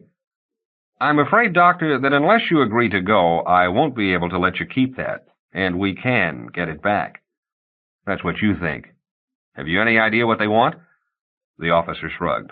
"You were expecting it. Who's it from?" "Rydra Wong." "Wong?" The customs officer had put both knees against the desk. He dropped them. "The poet Rydra Wong? You know Rydra, too?" "I've been her psychiatric advisor since she was 12. Who are you?" "I'm Daniel D. Appleby. Had I known you were Rydra's friend, I would have ushered you up here myself." The hostility had acted as a takeoff from which to spring into ebullient camaraderie. "If you're leaving on the Falcon, you've got time to step out a little while with me, haven't you? I was going to leave work early anyway. I have to stop off at, well, someplace in Transport Town." "Why didn't you say you knew her before?" "There's a delightfully ethnic place right near where I'm going. Get a reasonable meal and a good drink there. Do you follow the wrestling?" "Most people think it's illegal, but you can watch it there. Ruby and Python are on display this evening. If you'll just make that one stop with me first, I know you'll find it fascinating, and I'll get you to the Falcon on time." "I think I know the place." "You go downstairs, and they have this big bubble on the ceiling where they fight." Effervescent, he leaned forward. "As a matter of fact, Rydra first took me there." Dr. T'mwarba began to smile. The customs officer slapped the desktop. "We had a wild time that night, simply wild." He narrowed his eyes. "Have you ever been picked up by one of those—" He snapped his fingers 3 times. "In the discorporate sector? Now that still is illegal. But take a walk out there some evening." "Come," laughed the doctor. "Dinner and a drink. Best idea I've heard all day. I'm starved, and I haven't seen a good match in 4 months. "I've never been inside this place before," the officer said as they stepped from the monorail. "I called to make an appointment, but they told me I didn't need one, just to come in. They were open till 6. I figured, what the hell, I'd take off from work." They crossed the street and passed the newsstand where frayed, unshaven loaders were picking up schedule sheets for incoming flights. 3 stellarmen in green uniforms lurched along the sidewalk, arms about each other's shoulders. "You know," the customs officer was saying, "I've had quite a battle with myself. I've wanted to do it ever since I first came down here. Hell, ever since I first went to the movies and saw pictures. But anything really bizarre just wouldn't go at the office. Then I said to myself, it could be something simple, covered up when I was wearing clothes. Here we are." The officer pushed open the door of Plastoplasm Plus. "Addendums, superscripts, and footnotes to the beautiful body." You know, I always meant to ask someone in authority, do you think there's anything psychologically off about wanting something like this? Not at all. A young lady with blue eyes, lips, hair, and wings said, "You can go right in, unless you want to check our catalog first." "Oh, I know exactly what I want," the customs officer assured her. "This way?" "That's right." "Actually," Dr. T'mwarba went on, "it's psychologically important to feel in control of your body, that you can change it, shape it. Going on a 6-month diet or a successful muscle-building program can give quite a sense of satisfaction. So can a new nose, chin, or set of scales and feathers." They were in a room with white operating tables. "Can I help you?" asked a smiling Polynesian cosmetosurgeon in a blue smock. "Why don't you lie down here?" "I'm just watching," Dr. T'mwarba said. "It's listed in your catalog as 5463, the customs officer declared. "I want it there." He clapped his left hand to his right shoulder. "Oh, yes. I rather like that one myself. Just a moment." He opened the top of a stand by the table. Instruments glittered. The surgeon was off to the glass-faced refrigeration unit at the far wall, where behind the glass doors intricate plastoplasm shapes were blurred by frost. He returned with a tray full of various fragments. The only recognizable one was the front half of a miniature dragon with jeweled eyes, glittering scales, and opalescent wings. It was less than 2 inches long. "When he's connected up to your nervous system, you'll be able to make him whistle, hiss, roar, flap his wings, and spit sparks, though it may take a few days to assimilate him into your body picture. Don't be surprised if at first he just burps and looks seasick. Take your shirt off, please." The officer opened his collar. "We'll just block off all sensation from your shoulder on... There, that didn't really hurt. This? Oh, it's a local venal and arterial constrictant. We want to keep things clean. Now, we'll just cut you along the... Well, if it upsets you, don't look. Talk to your friend there. It'll just take a few minutes. Oh, that must have tickled all down in your tummy. Never mind, just once more. Fine. That's your shoulder joint. I know your arm does look sort of funny hanging there without it. We'll just stick in this transparent plastoplasm cage now. Exact same articulation as your shoulder joint, and it holds your muscles out of the way. See, it's got grooves for your arteries. Move your chin, please. If you want to watch, look in the mirror. Now, we'll just crimp it around the edges. Keep this Viva tape around the rim of the cage for a couple of days until things grow together. There's not much chance of its pulling apart unless you strain your arm suddenly, but you ought to be safe. Now, I'll just connect this little fellow in there to the nerve. This will hurt. Grrr! The customs officer half rose. Sit, sit. All right, the little catch here, look in the mirror, is to open the cage. You'll learn how to make him come out and do tricks, but don't be impatient. It takes a bit of time. Let me turn the feeling back on in your arm. The surgeon removed the electrodes, and the officer whistled. Stings a little. It will for about an hour. If there's any redness or inflammation, please don't hesitate to come back. Everything that comes through that doorway gets perfectly sterilized, but every 5 or 6 years, somebody comes down with an infection. You can put your shirt on now. As they walked into the street, the customs officer flexed his shoulder. You know, they claim it should make absolutely no difference. He made a face. My fingers feel funny. Do you think he might have bruised a nerve? I doubt it, Dr. T'mwarba said, but you will if you keep twisting like that. You'll pull the Viva tape loose. Let's go eat. The officer fingered his shoulder. It feels odd to have a 3-inch hole there and your arm still working. So, Dr. T'mwarba said over his mug, Rydra first brought you to Transport Town.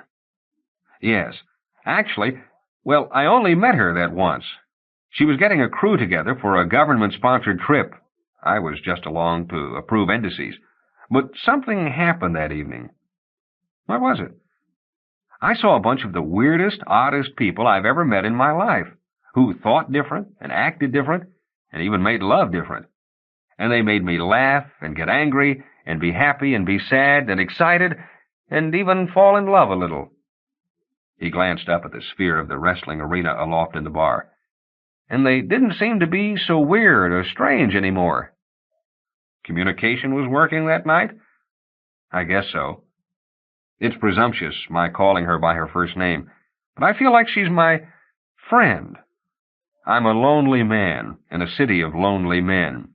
And when you find some place where communications are working, you come back to see if it will happen again.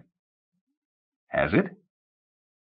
Daniel D. Appleby looked down from the ceiling and began to unbutton his shirt.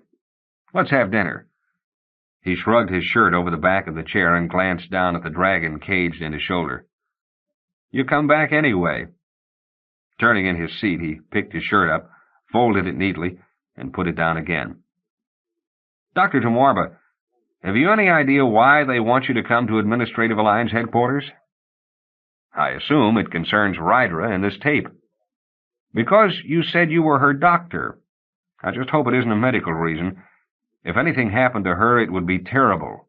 For me, I mean. She managed to say so much to me in that one evening, so very simply. He laughed and ran his finger around the rim of the cage. The beast inside gurgled, and half the time she wasn't even looking in my direction when she said it. I hope she's all right, Dr. T'mwarba said. She'd better be. Chapter 2. Before the Midnight Falcon landed, he inveigled the captain into letting him speak with flight control. I want to know when the Rambeau came in. Just a moment, sir. I don't believe it has. Certainly not within the past 6 months. It would take a little time to check back further than... No, it would be more like the past few days. Are you sure that Rambeau did not land here recently under Captain Rydra Wong? Wong? I believe she did land yesterday, but not in the Rambeau. It was an unmarked freighter ship. There was some mix-up because the serial numbers had been filed off the tubes, and there was a possibility it might have been stolen. Was Captain Wong all right when she disembarked? She'd apparently relinquished command to her... The voice stopped. Well? Excuse me, sir. This has all been marked classified. I didn't see the sticker and was accidentally put back in the regular file. I can't give you any more information. It's only cleared to authorized persons. I'm Dr. Markus T'mwarba, the doctor said, with authority, and no idea whether it would do any good. Oh, there is a notation concerning you, sir, but you're not on the cleared list. Then what the hell does it say, young lady? Just that if you requested information, to refer you directly to General Forrester. An hour later, he walked into General Forrester's office. All right, what's the matter with Rydra? Where's the tape? If Rydra wanted me to have it, she had good reason. If she'd wanted you to have it, she would have given it to you. Believe me, you won't get your hands on it unless I give it to you. I'd expected more cooperation, Doctor. I am cooperating. I'm here, General. But you must want me to do something, and unless I know exactly what's going on, I can't. It's a very unmilitary attitude, General Forrester said, coming around the desk. It's one I'm having to deal with more and more recently, and I don't know whether I like it. But I don't know whether I dislike it either. The green-suited Stellarman sat on the desk's edge, touched the stars on his collar, looked pensive. Miss Wong was the first person I've met in a long time to whom I could not say, do this, do that, and be damned if you inquire about the consequences. The first time I spoke to her about Babel-17, I thought I could just hand her the transcription and she would hand it back to me in English. She told me flatly, no, I would have to tell her more. That's the first time anyone's told me I had to do anything in 14 years. I may not like it, I sure as hell respect it. His hands dropped protectively to his lap. Protective? Was it Rydra who had taught him to interpret that movement? T'mwarba wondered briefly. It's so easy to get caught in your fragment of the world.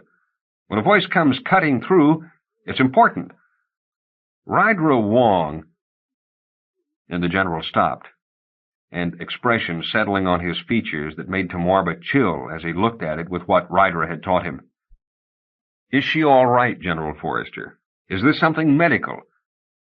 I don't know, the general said. There's a woman in my inner office, and a man. I can't tell you whether the woman is Rydra Wong or not. It certainly isn't the same woman I talked to that evening on Earth about Babel-17. But T'mwarba, already at the door, shoved it open. A man and a woman looked up. The man was a massively graceful, amber-haired convict, the doctor realized from the mark on his arm. The woman, he put both fists on his hips. All right, what am I about to say to you? She said, non-comprehension. Breathing pattern, curl of hands in lap, carriage of shoulders, the details whose import she had demonstrated to him 1,000 times. He learned in the horrifying length of a breath just how much they identified. For a moment he wished she had never taught him, because they were all gone, and their absence in her familiar body were worse than scars and disfigurements. He began in a voice that was habitually for her, the one he had praised or chastened her with. I was going to say to you, if this is a joke, sweetheart, I'll paddle you. It ended with a voice for strangers, for salesmen and wrong numbers, and he felt unsteadied. If you're not Rydra, who are you? She said, non-comprehension of the question. General Forrester, is this man Dr. Markus T'mwarba? Yes, he is. Look, Dr. T'mwarba turned to the general. I'm sure you've gone over fingerprints, metabolic rates, retina patterns, that sort of identification. That's Rydra Wong's body, Doctor. All right. Hypnotics, experimental imprinting, graft of presynapsed cortical matter. Can you think of any other way to get one mind into another head? Yes. 17. There's no evidence of any of them. The general stepped from the door. She's made it clear she wants to speak to you alone. I'll be right outside. He closed the door. I'm pretty sure who you're not, Dr. T'mwarba said after a moment. The woman blinked and said, Message from Rydra Wong, delivered verbatim. Non-comprehension of its significance. Suddenly the face took on its familiar animation. Her hands grasped each other, and she leaned slightly forward. Maki, am I glad you got here. I can't sustain this very long, so here goes. Babel-17 is more or less like on-off, Algol, Fortran. I am telepathic after all, only I've just learned how to control it. We've taken care of the Babel-17 sabotage attempts. Only we're prisoners. And if you want to get us out, forget about who I am. Use what's on the end of the tape and find out who he is. She pointed to the butcher. The animation left. The rigidity returned to her face. The whole transformation left T'mwarba holding his breath. He shook his head, started breathing again. After a moment, he went back into the general's office. Who's the jailbird? He asked matter-of-factly. We're tracking that down now. I hope to have the report this morning. Something on the desk flashed. Here it is now. He flipped a slot in the desktop and pulled out a folder. As he slitted the seal, he paused. Would you like to tell me what on-off, Algol, and Fortran are? To be sure, listening at keyholes. T'mwarba sighed and sat down in a bubble chair in front of the desk. They're ancient 20th century languages, artificial languages that were used to program computers, designed especially for machines. On-off was the simplest. It reduced everything to a combination of two words, on and off, or the binary number system. The others were more complicated. The general nodded and finished opening the folder. That guy came from the Swipe Spider boat with her. The crew got very upset when we wanted to put them in separate quarters. He shrugged. It's something psychic. Why take chances? We leave them together. Where is the crew? Were they able to help you? Them? It's like trying to talk to something out of your bad dreams. Transport. Who can talk to people like that? Rydra could, Dr. T'mwarba said. I'd like to see if I might. If you wish. We're keeping them at headquarters. He opened the folder, then made a face. Odd. There's a fairly detailed account of his existence for a 5-year period that starts with some petty thievery, strong-arm work, then graduates to a couple of rub-outs. A bank robbery. The general pursed his lips and nodded appreciatively. He served 2 years in the penal caves of Titan, escaped. This boy is something. Disappeared into the Spacelli snap, where he either died or perhaps got into a shadow ship. He certainly didn't die. But before December 61, he doesn't seem to have existed. He's usually called the Butcher. Suddenly, the general dived into a drawer and came up with another folder. Crato, Earth, Minos, Callisto. He read, then slapped the folder with the back of his hand. Aleppo, Rhea, Olympia, Paradise, Dis. What's that, the Butcher's itinerary until he went into Titan? It just so happens it is. But it's also the locations of a series of accidents that began in December 61. We'd just gotten around to connecting them up with Babel-17. We'd only been working with recent accidents, but then this pattern from a few years ago turned up. Reports of the same sort of radio exchange. Do you think Miss Wong has brought home our saboteur? Could be. Only that isn't Rydra in there. Well, yes, I guess you could say that.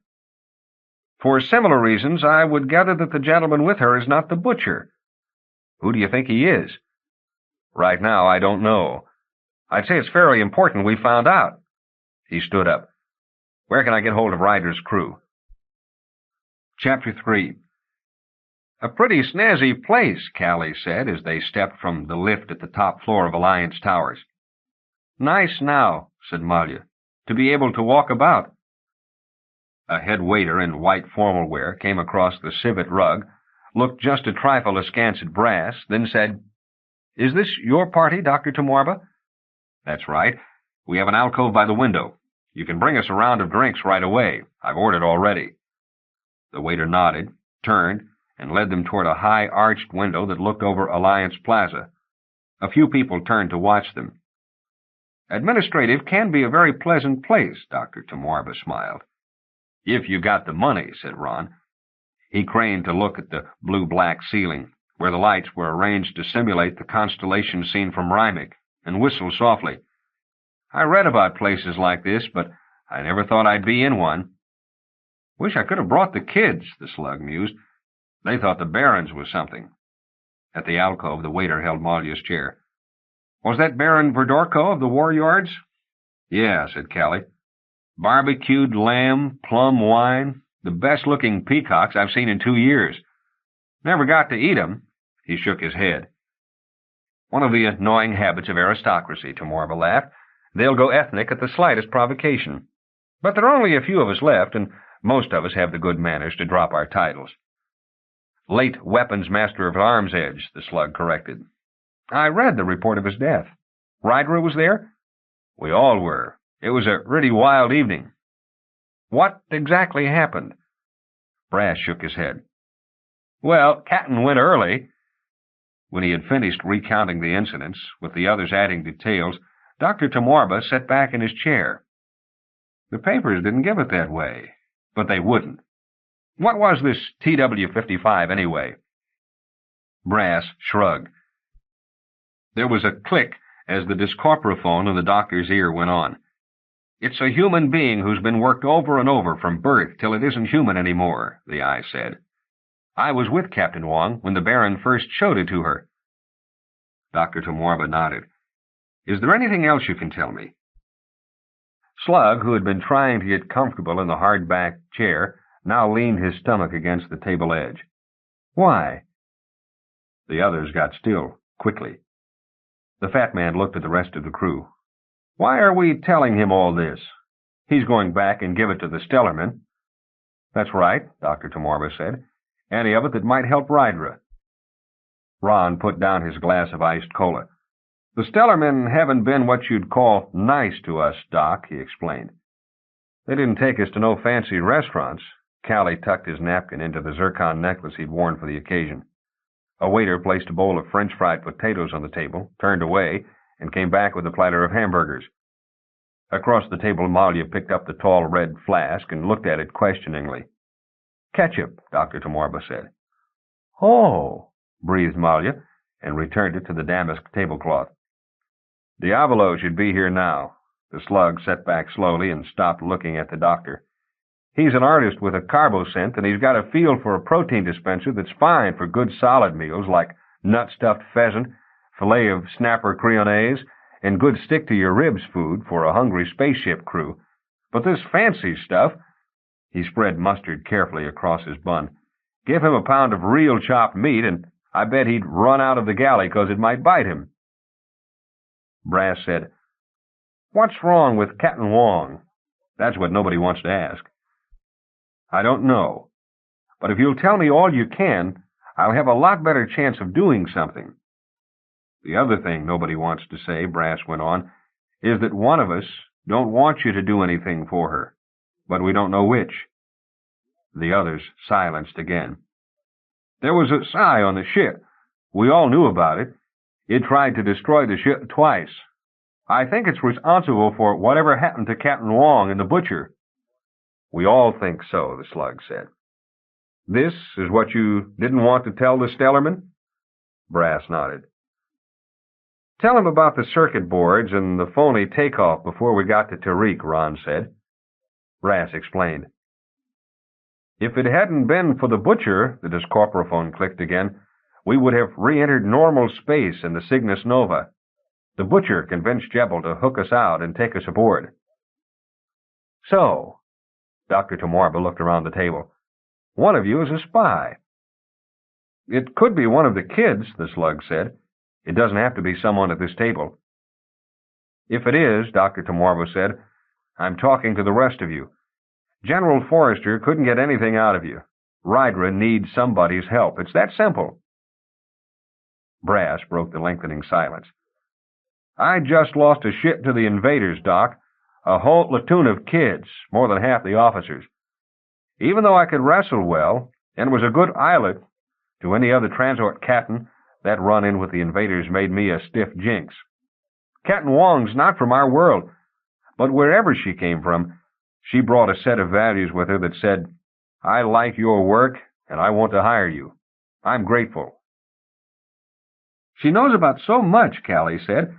"This is the wildest trip I've ever been on. Worlds. That's it, Doc. She cuts through worlds, and don't mind taking you along. When's the last time somebody took me to a Baron's for dinner and espionage? Next day I'm eating with pirates, and here I am now. Sure, I want to help." "Callie's too mixed up with her stomach," Ron interrupted. "What it is, she gets you thinking, Doc. She made me think about Malia and Callie. You know she was tripled with Muel Arenlide, the guy who wrote Empire Star? But I guess you must if you're her doctor. Anyway, you start thinking that maybe those people who live in other worlds, like Callie says, where people write books or make weapons, are real. If you believe in them, you're a little more ready to believe in yourself. And when somebody who can do that needs help, you help." "Doctor," Malia said, "I was dead. She made me alive. What can I do?" "You can tell me everything you know." He leaned across the table and locked his fingers. "About the Butcher." "The Butcher?" Brass asked. The others were surprised. "What about him?" "We don't know anything, except that Captain and him got to be real close." "You were on the same ship with him for 3 weeks. Tell me everything you saw him do." They looked at one another, silence questioning. "Was there anything that might have indicated where he was from?" "Titan," Callie said. "The mark on his arm." "Before Titan, at least 5 years before. The problem is that the Butcher doesn't know either." They looked even more perplexed. Then Brass said, "His language. Captain said he originally had spoken a language where there was no word for I." Dr. T'mwarba frowned more deeply as the discorporophone clicked again. "She taught him how to say I and you. They wandered through the graveyard in evening, and we hovered over them while they taught each other who they were." "The I," T'mwarba said. "That's something to go on." He sat back. "It's funny. I suppose I know everything about Rydra there is to know. And I know just that little about—" The discorporaphone clicked a third time. "You don't know about the mynah bird?" T'mwarba was surprised. "Of course I do. I was there." The discorporate crew laughed softly. "But she never told you why she was so frightened." "It was a hysterical onset, brought about by her previous condition." Ghostly laughter again. "The worm, Dr. T'mwarba. She wasn't afraid of the bird at all. She was afraid of the telepathic impression of a huge worm crawling toward her, the worm that the bird was picturing." "She told you this?"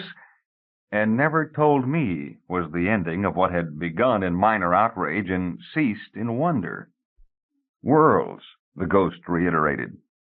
"Sometimes worlds exist under your eyes and you never see. This room might be filled with phantoms. You'd never know. Even the rest of the crew can't be sure what we're saying now. But Captain Wong, she never used a discorporaphone. She found a way to talk with us without one. She cut through worlds and joined them. That's the important part, so that both became bigger." "Then somebody's got to figure out where in the world, yours, mine, or hers, the butcher came from."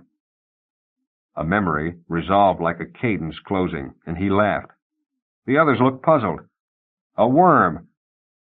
Somewhere in Eden now, a worm, a worm." That was one of her earliest poems, and it never occurred to me. Chapter 4. "Am I supposed to be happy?" Dr. T'mwarba asked. "You're supposed to be interested," said General Forrester. "You've looked at the hyperstatic map and discovered that though the sabotage attempts over the last year and a half lie all over a galaxy in regular space, they're within cruiser distance of the Spacelli snap across the jump. Also, you've discovered that during the time the butcher was in Titan, there were no accidents at all. In other words, you have discovered that the butcher could be responsible for the whole business just from physical proximity. No, I am not happy at all." "Why not?" "Because he's an important person." "Important?" "I know he's important to Rydra. The crew told me that." "Him?" Then comprehension struck. "Him? Oh, no. Anything else. He's the lowest form of—" "Not that. Treason, sabotage, how many murders? I mean, he's—" "You don't know what he is. And if he's responsible for the Babel-17 attacks, in his own right, he's as extraordinary as Rydra." The doctor stood from his bubble seat. "Now, will you give me a chance to try out my idea? I've been listening to yours all morning, and mine will probably work." "I still don't understand what you want, though." Dr. T'mwarba sighed. "First, I want to get Rydra and the butcher and us in the most heavily guarded, deepest, darkest, impenetrable dungeon Administrative Alliance Headquarters has." "But we don't have a "Don't put me on," Dr. T'mwarba said evenly. "You're fighting a war, remember?" The general made a face. "Why all this security?" "Because of the mayhem this guy has caused up till now. He's not going to enjoy what I plan to do.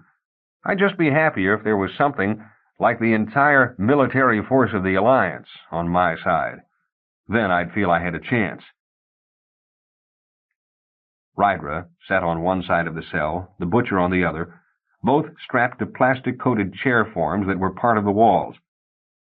Dr. T'mwarba looked after the equipment that was being rolled from the room. "No dungeons and torture chambers, eh, General?" He glanced at a spot of red-brown that had dried on the stone floor by his foot and shook his head. "I'd be happier if the place was swabbed out with acid and disinfected first, but I suppose on short order—" "Do you have all your equipment here, Doctor?" the general asked, ignoring the doctor's goad. "If you change your mind, I can have a barrage of specialists here inside of 15 minutes. "The place isn't big enough," Dr. T'mwarba said. "I've got 9 specialists right here." He rested his hand on a medium-sized computer that had been placed in the corner beside the rest. "I'd just as soon you weren't here either. But since you won't go, just watch quietly." "You say," General Forrester said, "you want maximum security.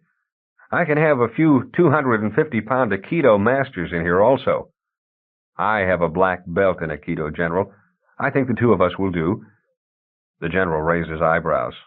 "I'm karate myself, Aikido is one martial art I've never really understood. And you have a black belt? Dr. T'mwarba adjusted a larger piece of equipment and nodded. So does Rydra. I don't know what the butcher can do, so I'm keeping everybody strapped good and tight. Very well. The general touched something at the corner of the door jamb. The metal slab lowered slowly. We'll be in here 5 minutes. The slab reached the floor, and the line along the edge of the door disappeared. We're welded in now. We're at the center of 12 layers of defense, all impenetrable. Nobody even knows the location of the place, including myself. After those labyrinths we came through, I certainly don't, T'mwarba said. Just in case somebody manages to map it, we're moved automatically every 15 seconds. He's not going to get out. The general gestured toward the butcher. I'm just assuming no one can get in. T'mwarba pressed a switch. Go over this once more.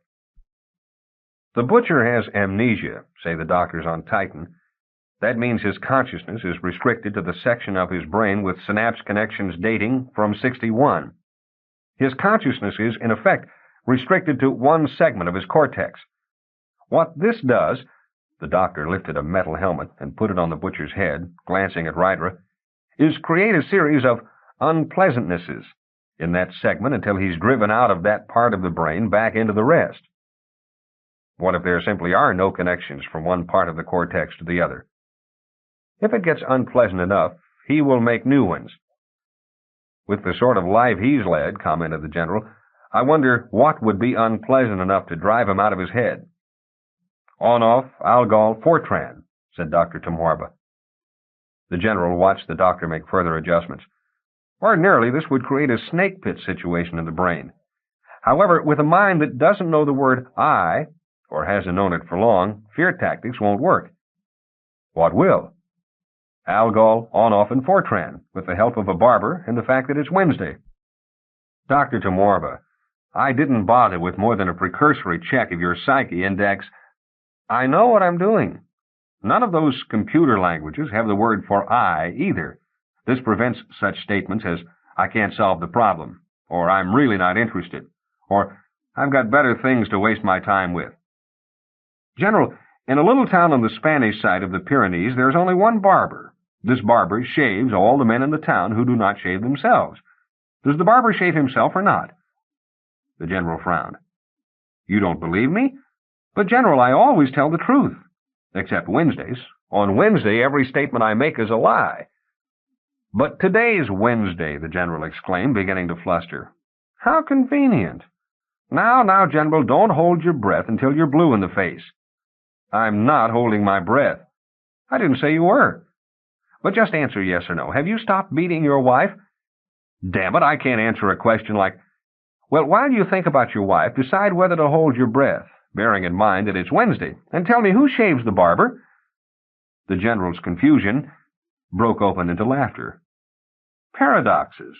You mean you're going to feed him paradoxes he's got to contend with? When you do it to a computer, they burn out, unless they've been programmed to turn off when confronted with them. Suppose he decides to discorporate. Let a little thing like discorporation stop me? He pointed to another machine. That's what this is for. Just one more thing. How do you know what paradoxes to give him? Surely the ones you told me wouldn't. They wouldn't. Besides, they only exist in English and a few other analytically clumsy languages. Paradoxes break down into linguistic manifestations of the language in which they're expressed. For the Spanish barber and Wednesday, it's the words every and all that hold contradictory meanings. The construction don't until has a similar ambiguity. The same with the word stop. The tape Rydra sent me was a grammar and vocabulary of Babel-17. Fascinating. It's the most analytically exact language imaginable, but that's because everything is flexible and ideas come in huge numbers of congruent sets governed by the same words. This just means that the number of paradoxes you can come up with is staggering. Rydra had filled the whole last half of the tape up with some of the more ingenious. If a mind limited to Babel-17 got caught up in them, it would burn itself out, or break down, or escape to the other side of the brain. I see. Well, go ahead. Start. I did 2 minutes ago. The general looked at the butcher. "I don't see anything." "You won't for another minute." He made a further adjustment. "The paradoxical system I've set up has to worm itself through the entire conscious part of his brain. There are a lot of synapses to start clicking on and off." Suddenly, the lips of the hard-muscled face pulled back from the teeth. "Here we go," Dr. T'mwarba said. "What's happening to Miss Wong?" Rydra's face underwent the same contortion. "I'd hoped that wouldn't happen," Dr. T'mwarba said, "but I suspected it would. They're in telepathic union." A crack from the butcher's chair. The head strap had been slightly loose, and his skull struck the back of his chair. A sound from Rydra, opening into a full-throated wail that suddenly choked off. Her startled eyes blinked twice, and she cried, "Oh, Maki, it hurts!" One of the arm straps gave on the butcher's chair, and the fist flew up. Then a light by Dr. T'mwarba's thumb went from white to amber, and the thumb jammed down a switch. Something happened in the butcher's body. He relaxed. General Forrester started, "He But the butcher was panting. "Let me out of here, Maki," came from Rydra. Dr. T'mwarba brushed his hand across a microswitch, and the bands that had bound her forehead, calves, wrists, and arms came loose with popping sounds. She rushed across the cell to the butcher. "Him too?" She nodded. He pushed the second microswitch, and the butcher fell forward into her arms. She went down on the floor with his weight, at the same time began working her knuckles along the stiffened muscles on his back. General Forrester was holding a vibragun on them. "Now, who the hell is he, and where is he from?" he demanded. The butcher started to collapse again, but his hands slapped the floor and held himself up. He began. I'm Niles Dorco." His voice had lost the grating mineral quality. This pitch was nearly a fourth higher, and a slight aristocratic drawl suffused his words. "Arm's Edge. I was born at Arm's Edge, and I've killed my father." The door slab raised into the wall. There was an inrush of smoke and the odor of hot metal. "Now what the devil is the smell?" General Forrester said. "That's not supposed to happen." "I would guess," Dr. T'mwarba said, "the first half-dozen layers of defenses for this security chamber have been broken through. Had it taken a few minutes longer, chances are we wouldn't be here." A rush of footsteps. A soot-streaked Stellarman staggered through the door. "General Forrester, are you all right? The outer wall exploded, and somehow the radio locks on the double gates were shorted out. Something cut halfway through the ceramic walls. It looks like lasers or something." The general got very pale. What was trying to get in here? Dr. T'mwarba looked at Rydra. The butcher got to his feet, holding onto her shoulder. "A couple of my father's more ingenious models, first cousins to TW-55. There are maybe 6 in inconspicuous but effective positions throughout the staff here at Administrative Alliance headquarters. But you don't have to worry about them anymore." "Then I'd appreciate it," General Forrester said measuredly, "if you would all get the hell up to my office and explain what's going on." "No, my father wasn't a traitor, General. He simply wanted to make me into the Alliance's most powerful secret agent. But the weapon is not the tool, rather the knowledge of how to use it. And the invaders had that, and that knowledge is Babel-17. All right, you could be Niles Dorco, but that just makes a few things I thought I understood an hour ago more confusing." "I don't want him to talk too much," Dr. T'mwarba said. "The strain his whole nervous system has just been through." "I'm all right, Doctor. I've got a complete spare set. My reflexes are quite above normal, and I've got control of my whole autonomic layout, down to how fast my toenails grow. My father was a very thorough man." General Forrester swung his boot heel against the front of his desk. "Better let him go on, because if I don't understand this whole business in 5 minutes, I'll put you all away." "My father had just begun his work on custom-tailored spies when he got the idea. He had me doctored up into the most perfect human he could devise. Then he sent me into invader territory with the hope I would wreak as much confusion among them as I could. And I did a lot of damage, too, before they captured me. Another thing Dad realized was that he would be making rapid progress with the new spies, and eventually they would far outstrip me, which was quite true. I don't hold a candle to TW-55, for example. But because of, I guess it was family pride, He wanted to keep control of their operations in the family. Every spy from Arm's Edge can receive radio commands through a pre-established key. Grafted under my medulla is a hyperstasis transmitter, most of whose parts are electroplastoplasms. No matter how complex the future spies became, I was still in primary control of the whole fleet of them. Over the past years, several thousand have been released into invader territory. Up until the time I was captured, we made a very effective force. "Why weren't you killed?" the general asked. "Or did they find out and manage to turn that entire army of spies back on us?" "They did discover that I was an Alliance weapon, but that hyperstasis transmitter breaks down under certain conditions and flushes out with my body's waste matter. It takes me about 3 weeks to grow a new one, so they never learned I was in control of the rest. But they had just come up with their secret weapon, Babel-17. They gave me a thorough case of amnesia, left me with no communication facility save Babel-17, then let me escape from Nueva York back into Alliance territory. I didn't get any instructions to sabotage you. The powers I had, the contact with the other spies, dawned on me very painfully and very slowly. And my whole life as a saboteur masquerading as a criminal just grew up. How or why, I still don't know." "I think I can explain that, General," Rydra said. "You can program a computer to make mistakes, and you do it not by crossing wires, but by manipulating the language you teach it to think in. The lack of an I precludes any self-critical process. In fact, it cuts out any awareness of the symbolic process at all, which is the way we distinguish between reality and our expression of reality." "Come again?" "Chimpanzees," Dr. T'mwarba interrupted, "are quite coordinated enough to learn to drive cars, and smart enough to distinguish between red and green lights. But once they learn, they still can't be turned loose, because when the light goes green, they will drive through a brick wall if it's in front of them, and if the light turns red, they will stop in the middle of an intersection, even if a truck is bearing down on top of them. They don't have the symbolic process. For them, red is stop, and green is go." "Anyway," Rydra went on, "Babel-17 as a language contains a preset program for the butcher to become a criminal and a saboteur. If you turn somebody with no memory loose in a foreign country with only the words for tools and machine parts, don't be surprised if he ends up a mechanic. By manipulating his vocabulary properly, you could just as easily make him a sailor or an artist. Also, Babel-17 is such an exact analytical language, it almost assures you technical mastery of any situation you look at. And the lack of an I blinds you to the fact that though it's a highly useful way to look at things, it's the only way." "But you mean that this language could even turn you against the Alliance?" the general asked. "Well," said Rydra, "to start off with, the word for alliance in Babel-17 translates literally into English as one who has invaded. You take it from there. It has all sorts of little diabolisms programmed into it.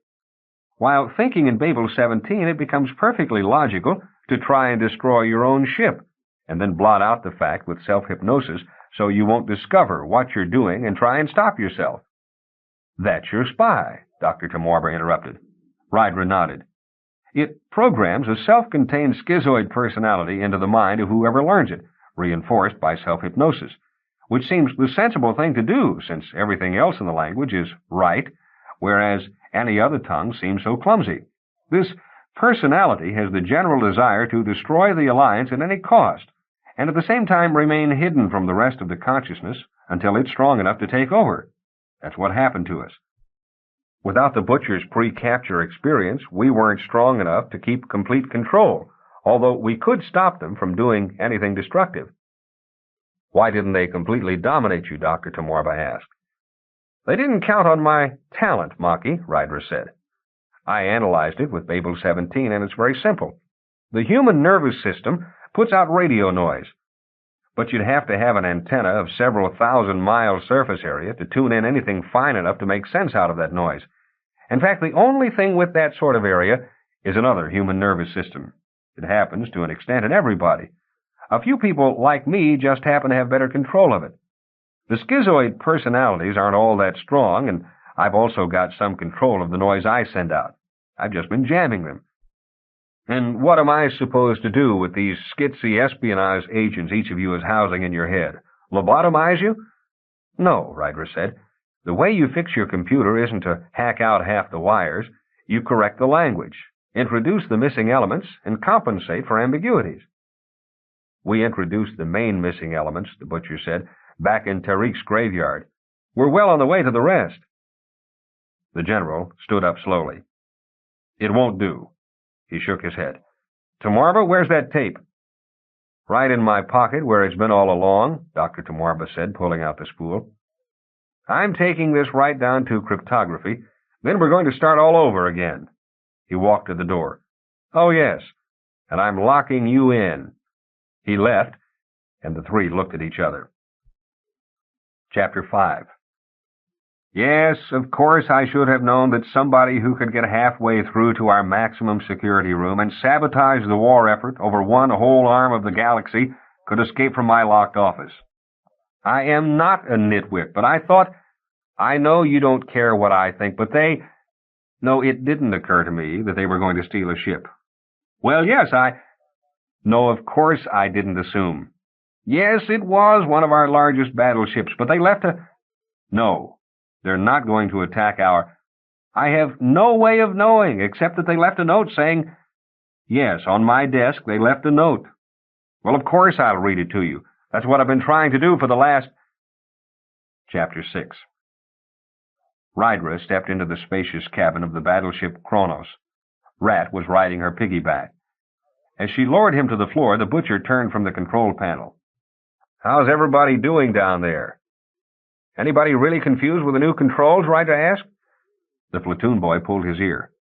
I don't know, Captain. This here is a lot of ship for us to run. We just have to get back to the Snap and give this ship to Jebel and the others on Tarik. Brass says he can get us there if you kids keep everything moving smooth. We're trying, but there are so many orders all coming through from all over the place at once. I should be down there now. You can get down there in a minute, Rydra said. Suppose I make you honorary Quipu Kamayakuna. Who? That's the guy who reads all the orders as they come through and interprets them and hands them out. Your great-grandparents were Indian, weren't they? Yeah, Seminoles. Rydra shrugged. Quipu Kamayakuna is Mayan. Same difference. They gave orders by tying knots in rope. We use punch cards. Scoot, and just keep us flying. Rat touched his forehead and scooted. What do you think the general made of your note? The butcher asked her. It doesn't really matter. It will make its round of all the top officials, and they'll ponder over it, and the possibility will be semantically imprinted in their minds, which is a good bit of the job. And we have Babel-17 corrected, perhaps I should call it Babel-18, which is the best tool conceivable to build it into truth. Plus my battery of assistants, the butcher said. I think 6 months should do it. You're lucky those sickness attacks weren't from the speeded-up metabolic rates after all. That sounded a little odd to me. You should have collapsed before you came out of Babel-17 if that was the case. It was the skid's configuration trying to force its way into dominance. Well, as soon as we finish with Jebel, we have a message to leave on the desk of Invader Captain Melo at Nueva York. This war will end within 6 months, she quoted. Best prose sentence I ever wrote. But now we have to work. We have the tools to do it no one else has, the butcher said. He moved over as she sat beside him. And with the right tools, it shouldn't be too difficult. What are we going to do with our spare time? I'm going to write a poem, I think. But it may be a novel. I have a lot to say. But I'm still a criminal. Canceling out bad deeds with good is a linguistic fallacy that's gotten people in trouble more than once, especially if the good deed is in the offing. I'm still responsible for a lot of murders. The whole mechanism of guilt as a deterrent to right action is just as much a linguistic fault. If it bothers you, go back, get tried, be acquitted, then go on about your business. Let me be your business for a while. Sure, but who says I get acquitted at this trial? Rydra began to laugh. She stooped before him, took his hands, and laid her face against them, still laughing. But I'll be your defense. And even without Babel-17, you should know by now, I can talk my way out of anything. End of Babel-17 by Samuel R. Delany, narrated by Jack Fox, in the studios of the American Printing House for the Blind, Louisville, Kentucky, for the Library of Congress, May 1981. For special distribution as authorized by Act of Congress under Public Law 89-522, with the permission of the copyright holder and the publisher, Ace Books Incorporated. End of book.